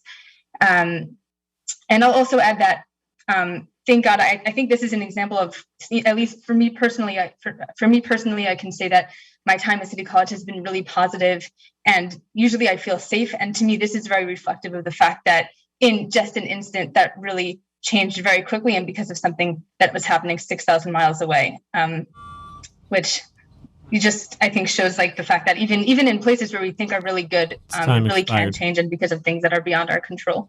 So that's all. Thank you. Thank you for your testimony.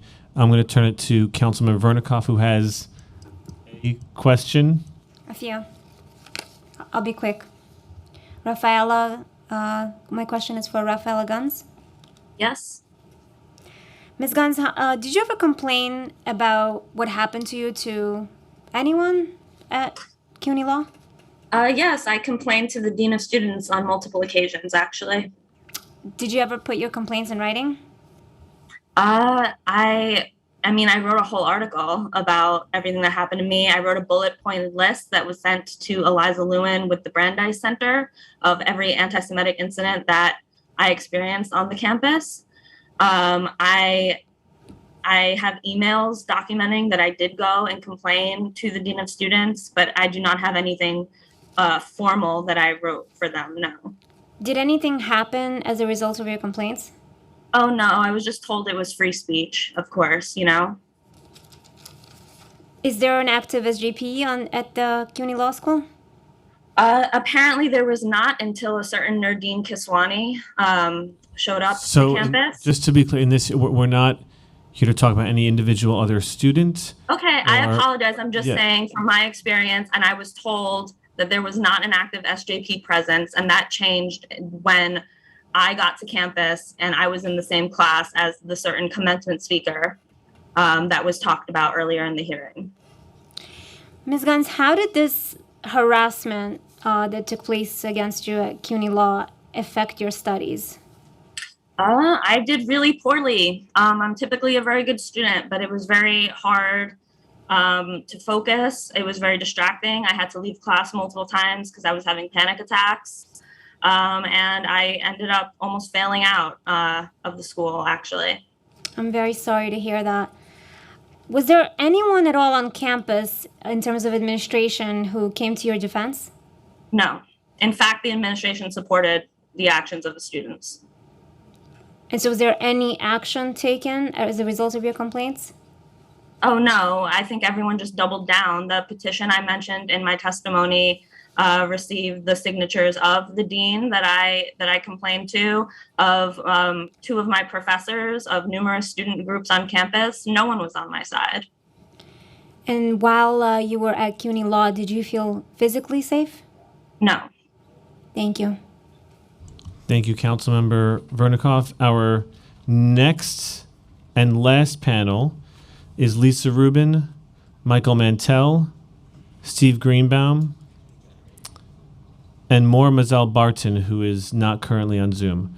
So first we'll hear from Lisa Rubin. Starting time.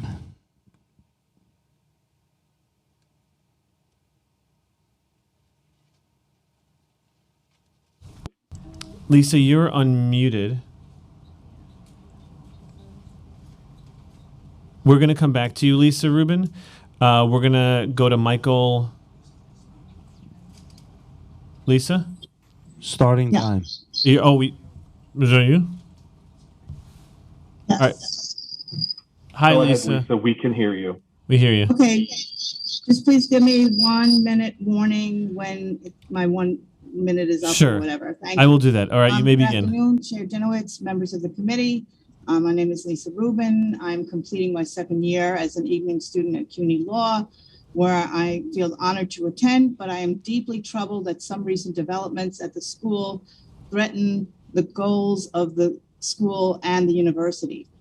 These developments include the BDS resolution against Israel as sponsored by the student government and ratified by its faculty council, because if implemented, it would harm more than the many current and prospective members of the school's Jewish and pro-Israel community. It would also set a harmful precedent that weakens the protection of the First Amendment and academic freedom on this, as well as other campuses. This is especially the case where, as here, members of the student government and faculty council also have seats on committees that make decisions on the school's personnel, admissions, and other official matters. 1 minute. Please note that I do not claim to speak for the entire Jewish community at the school. I will just address how I am impacted by the resolution. As a Jewish student who believes in Israel's right to exist as a Jewish state, but also as a member of a family that fought against government suppression here in the USA, I was shaken when I realized that the resolution's incredibly broad sweep, it was a nightmare. Or I was wondering, am I seeing a form of creeping McCarthyism, albeit one wrapped in the cloth of what is now labeled anti-Zionism? After all, the resolution, if implemented, would harm so many people who are or are perceived as being Jewish, pro-Israel, having worked or planning to work at an Israeli university or cultural institution, including having presented or planning to present a lecture there, having done or planning to do business in Israel, or having links to any persons in these categories. The rights of students Time to expired. participate in on-campus clubs with similarly suspected ties could also be jeopardized. Thank It is you. noted that CUNY, in one of its earlier permutations as the City College of New York, already endured such a wide broom sweep. Thank harming you, that school, Ms. Rubin. community, and the Can you protections hear of me? constitutional and academic Perhaps freedoms. you cannot hear me. Before and during I want to the thank you for your period, testimony. college, faculty and staff, members and students were dismissed based on a suspicion that they hello? were or had links, Ms. however Rubin? tenuous, to those who were or perceived as being communist. Now, at the school where the focus is purportedly Lisa, on can you hear me? Ms. Rubin? the approach would be Ms. Lisa eerily Rubin? similar with the implementation of the above BDS resolution. Just substitute the word Lisa. Zionism for communism. Lisa. To protect the freedoms and rights that we all cherish. Miss Rubin, do you hear us? I'm going to guess that her speakers are off, Schools, which is government and faculty council why she reconsider the BDS had resolution trouble as logging it's on currently before. framed, And we're going to need to move on to the ensure next enhancement, speaker. not reduction. And just so everyone who's watching knows, she does, I did speak with her earlier, she does know to submit her testimony in writing. The next speaker is Michael Mantell. Starting time. Hello. Thank you for this opportunity. I'll be sharing a small sample of many instances and statements made in mandatory classes, at on-campus events, in course readings endorsed by the student government and shared by members of the CUNY Hunter College community. I will focus primarily and ironically on the Silberman School of Social Work. I will begin with quotes, some so horrific that I was advised not to restate them here, so please excuse some of the language. New York legalizes pedophilia since Jews must suck on baby penises. Jews control the government and the banks. The Israel lobby, led by the Anti-Defamation League, manufactures an anti-Semitism hype. The Holocaust has been used as a tool to oppress and kill others. Jews fetishize the Holocaust. Your Zionist mind games don't work on me. 1 in every 500 college students gets shot by Israeli soldiers. Jews out of CUNY. The Jews have made a hell of a mistake this time. It's high time Jews start being viewed as cockroaches or any other pest to be exterminated without exception. Death to Jews. And anti-Semitism doesn't exist here anymore. In addition to those quotes, there have been instances of the following: faculty making inappropriate comments about religious Jews, Jewish students, and a Jewish client. Internship supervisors questioning Jewish students' competency because of their religious observance. Faculty denying accommodations for assignments that conflict with Jewish holidays. Administration offering Saturday-only mandatory classes for its leadership program, making it inaccessible for religiously observant Jewish students. Faculty telling Jewish students not to join a Silberman student-run Facebook group because of the hate speech and anti-Semitic rhetoric. Please be quiet for a second. Mandatory class readings blaming Jews for the rise in anti-Semitism and the lack of discourse on anti-Semitism, and accusing Jews of Hitlerism and Nazi-like crimes against humanity. The library sharing a book accusing Jews of controlling the African slave trade. With all of this, it's no surprise or coincidence that students' opinions and statements echo the same rhetoric found in class discussions and course readings. And CUNY Hunter College Silberman School of Social Work faculty and administrators are fully aware of the problem, stating that they have heard these things before, know that they haven't done enough, that they're bereft in their course and curriculum and content, and woefully lacking in their capacity to sustain efforts to combat anti-Semitism. The remaining part will be shared by more. Thank you. She'll be continuing this testimony. Thank you all for this time. Thank you very much for your testimony. Next, we have Steve Greenbaum. Starting time.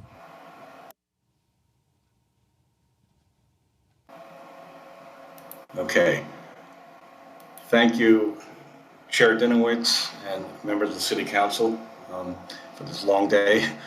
So I had an immediate visceral reaction to the June 2021 resolution in support of BDS passed by my union, Professional Staff Congress, City University of New York, PSC CUNY. I'm a son of Auschwitz survivors, and perhaps the first time in my relatively sheltered life growing up in New York City, I experienced a sense of foreboding similar to what academics in Europe may have felt in the 1930s.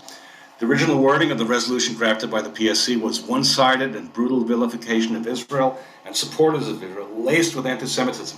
The edited version that passed included a tepid and patently insincere disavowal of anti-Semitism, leaving the Israel bashing intact. In addition to what I regard as a personal assault on a Jew and a son of Holocaust survivors, I'm deeply offended by the idea that PSC activist hotheads believe they can dictate which universities I can and cannot work with. I have substantial and close economic ties with several world-class universities in Israel, including Tel Aviv University and Technion. Groundbreaking research on renewable energy technologies, my field, continues to originate in Israel, and I'm privileged to collaborate with several groups there. By the way, I'm a CUNY Distinguished Professor of Physics at Hunter College in the Graduate Center. These efforts bring significant benefits to CUNY, including international recognition for me and my students. To do the best science one could do, shouldn't we be working with the best people given the opportunity? Then, of course, there's the chilling and intimidating effect that CUNY's support for BDS has had on our Jewish students. You've heard ample examples of that this morning and this afternoon.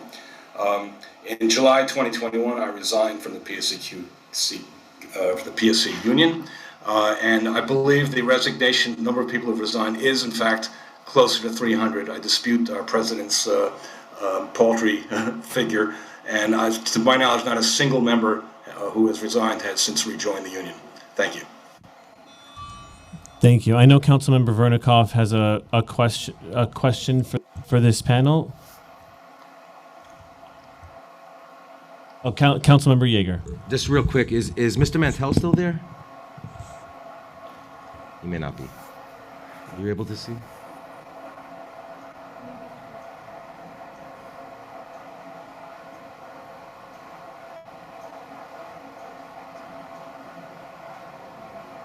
MANT. Hi, can you hear me? Yeah, okay, very good. I'm still here. Thank you. My question is real quickly because towards the end, I think you mentioned that the administration of the college, CUNY Hunter College, was aware, and you didn't really get into that. And I really only have about 60 seconds. I'm going to turn it over to you. Can you tell us what your interaction with the administration was and what their response was? Yeah, too many to list, but I'll start with, despite their admission, faculty and administrators did very little of substance. They failed to address how they would ethically and morally protect Jewish students and adequately address anti-Semitism after a swastika was found on campus. And despite this dean of the Silverman School of Social Work immediately releasing public statements following the murder of George Floyd, Derek Chauvin, verdict and violence against the AAPI community, administrators rejected Jewish students' request for a public statement from the dean to condemn anti-Semitism, citing "people still die." And Jewish students have been reporting this at least since 2008. They've said that faculty have been giving them the runaround, and same with the administration. They've been ignored even when approaching the administration with evidence, and students have referred to the faculty and administration's lack of follow-up as insult to injury, a slap in the face, and another said she was disheartened by the lack of appropriate responses. Students left the meetings with administrators saying they feel confused, skeptical, and brushed off. They described the response as inadequate, unclear, watered down, and hypocritical, and at this point don't believe the administration will do a single thing. In fact, our last meeting was over 1 year ago, and they said that they would get back to us, and they never did. And I just want to remind you all that if these are our allies, and this is a place where Jews are supposed to feel safe, then CUNY, we have a problem. Because none of these people have said that they're anti-Semites, and yet they are causing such distress and harm to Jewish students. And by the way, I can go on.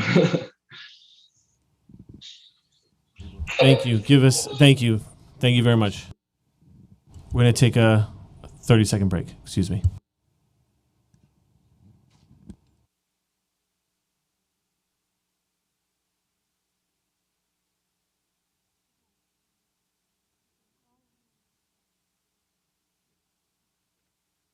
Our last witness is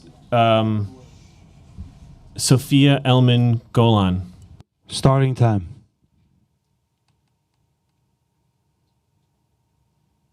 Hi, can you hear me? Yes. Okay, great. Hi, thanks for the time. As someone who has been personally targeted by white nationalists and neo-Nazis in the past few years, I want to address the broader context in which this hearing is taking place.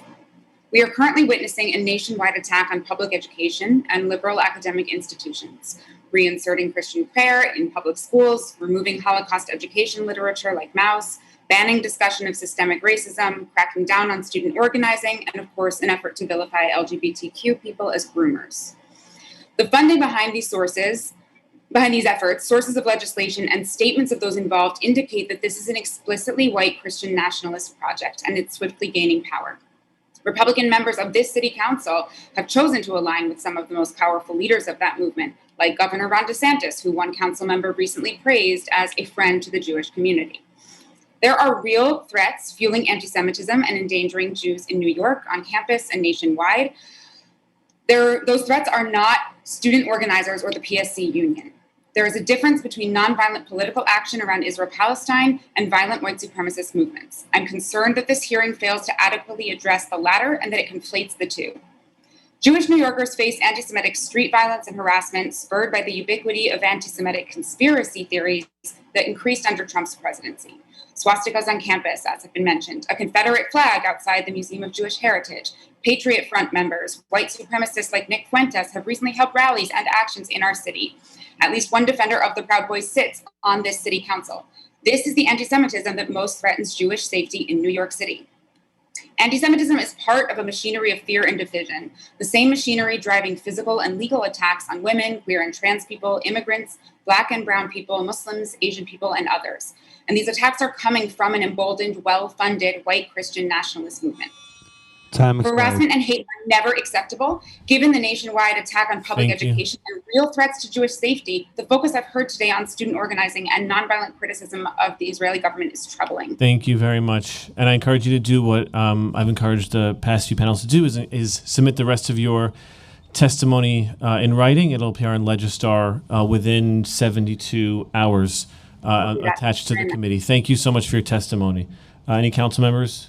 Councilmember Yeager? Thank you very much, Mr. Chairman. I would just reflect on the fact that, I represent dozens, if not more, and together with Councilmember Vernikov, we probably represent well over 100 members of our community who, in the last year or two, have faced violent anti-Semitic attacks. And in the cases where the perpetrators have been apprehended, in not one case that I know of, and my colleague can speak for herself, was it the case of a neo-Nazi roaming around Borough Park or Flatbush attacking people. And when Hasidic Jews are have their shtreimels knocked off on Friday night in Williamsburg, it's typically not neo-Nazi Trump supporters who are doing it. And I'm okay with a witness having their own personal political opinions about who they do or don't like, but we're talking about New York City, and we're talking about the safety of students on New York City college campuses, and the idea that the hatred that they are facing, much like the hatred that my Orthodox,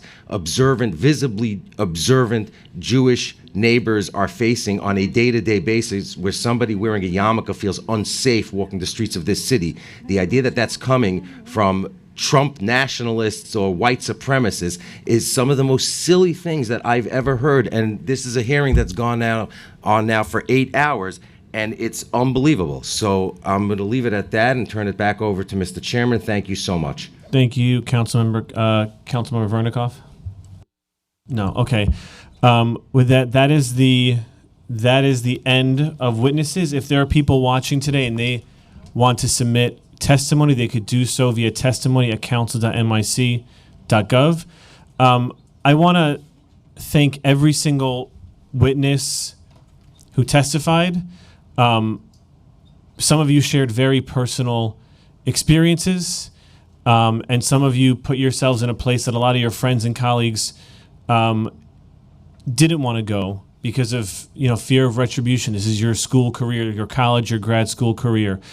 If you're a professor, your career, your place in the union, whatever it is, I thank you for sharing your stories. And I think all of us here recognize that it is just a small sampling of what goes on. I want to thank my colleagues in the council, and especially council members Yeager and Vernikov, who stayed throughout the hearing, and of course the staff who've been on the Zoom, who've been keeping time and keeping us safe. I was an educator.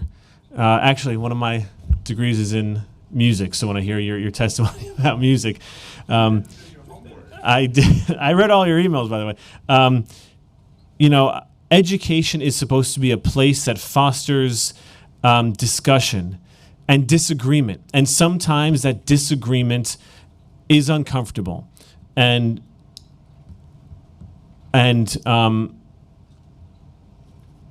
sometimes it's uncomfortable, and we don't like what the other person has to say. But the silencing of a certain group of people is different than having a different point of view. And we expect certain things from CUNY. As mentioned in my opening statement, the anti-Semitism is coming from the far left and the far right. They look different, but it's all rooted in the same anti-Semitism. And we expect CUNY to do more than just rely on their individual campuses, because we know at their individual campuses there are multiple lawsuits and investigations going on.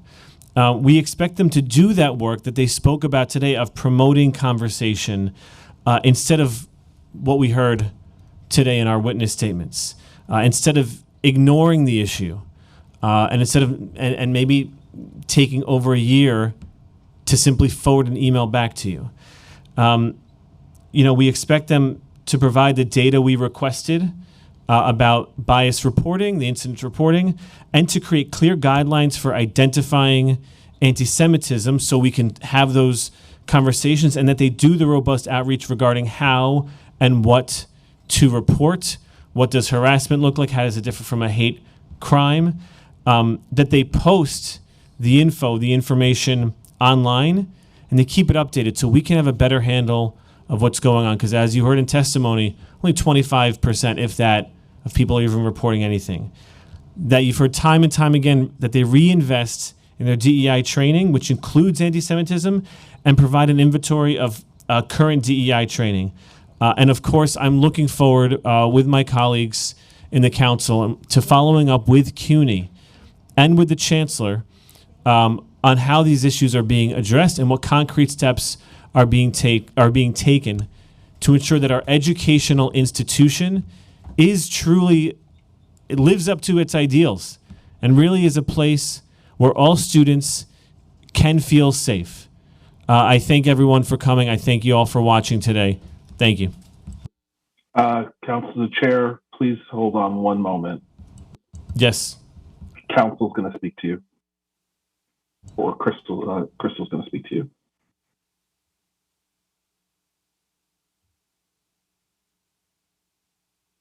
Oh, is anyone on Zoom? Oh, that's what that.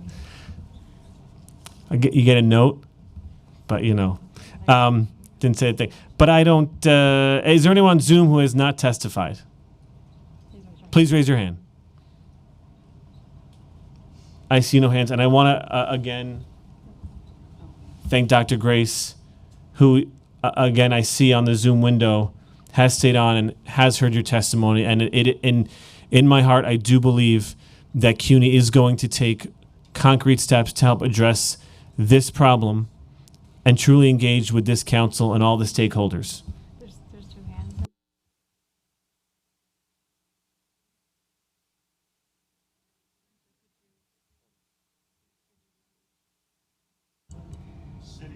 We have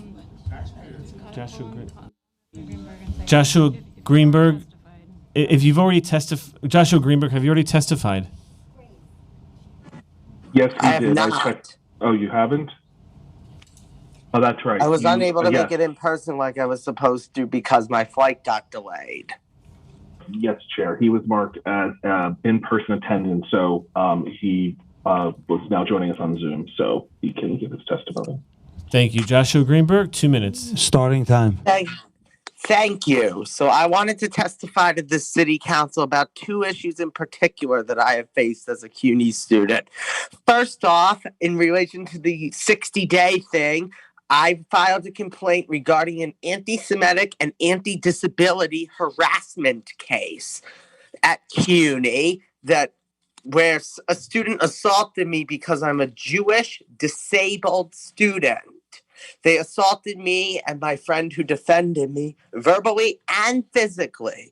I filed an anti-Semitism complaint with the DEI office, and it took them over 6 months to even give an initial response. Also, at CUNY, I have faced a ton of discrimination from student government who chose to open their own offices without opening the office of religious, ethnic, racial, cultural groups like Hillel and the Muslim Student Association, etc. I'm just giving examples of different religious clubs, but at CUNY, the student government at Baruch chose to open their own offices, but not religious groups' offices, which is a violation of our free exercise of religion. In fact, when students prayed, the Office of Student Life tried to break it up. It is completely unacceptable what is going on at Baruch College. They tell us that it's because of COVID, yet that they don't let us pray or have our Jewish life, yet student government has their offices personally to themselves, which is queer discrimination because they're very anti-Semitic, our student government. Thank you. Thank you for your testimony. Are there any other hands for people who have not yet spoken on Zoom? No. Okay. Seeing none, I thank everyone who has stayed on to testify. my colleagues, and I look forward to continuing to address this issue so that we can build a better future for our students and our children. Thank you very much. This hearing's adjourned.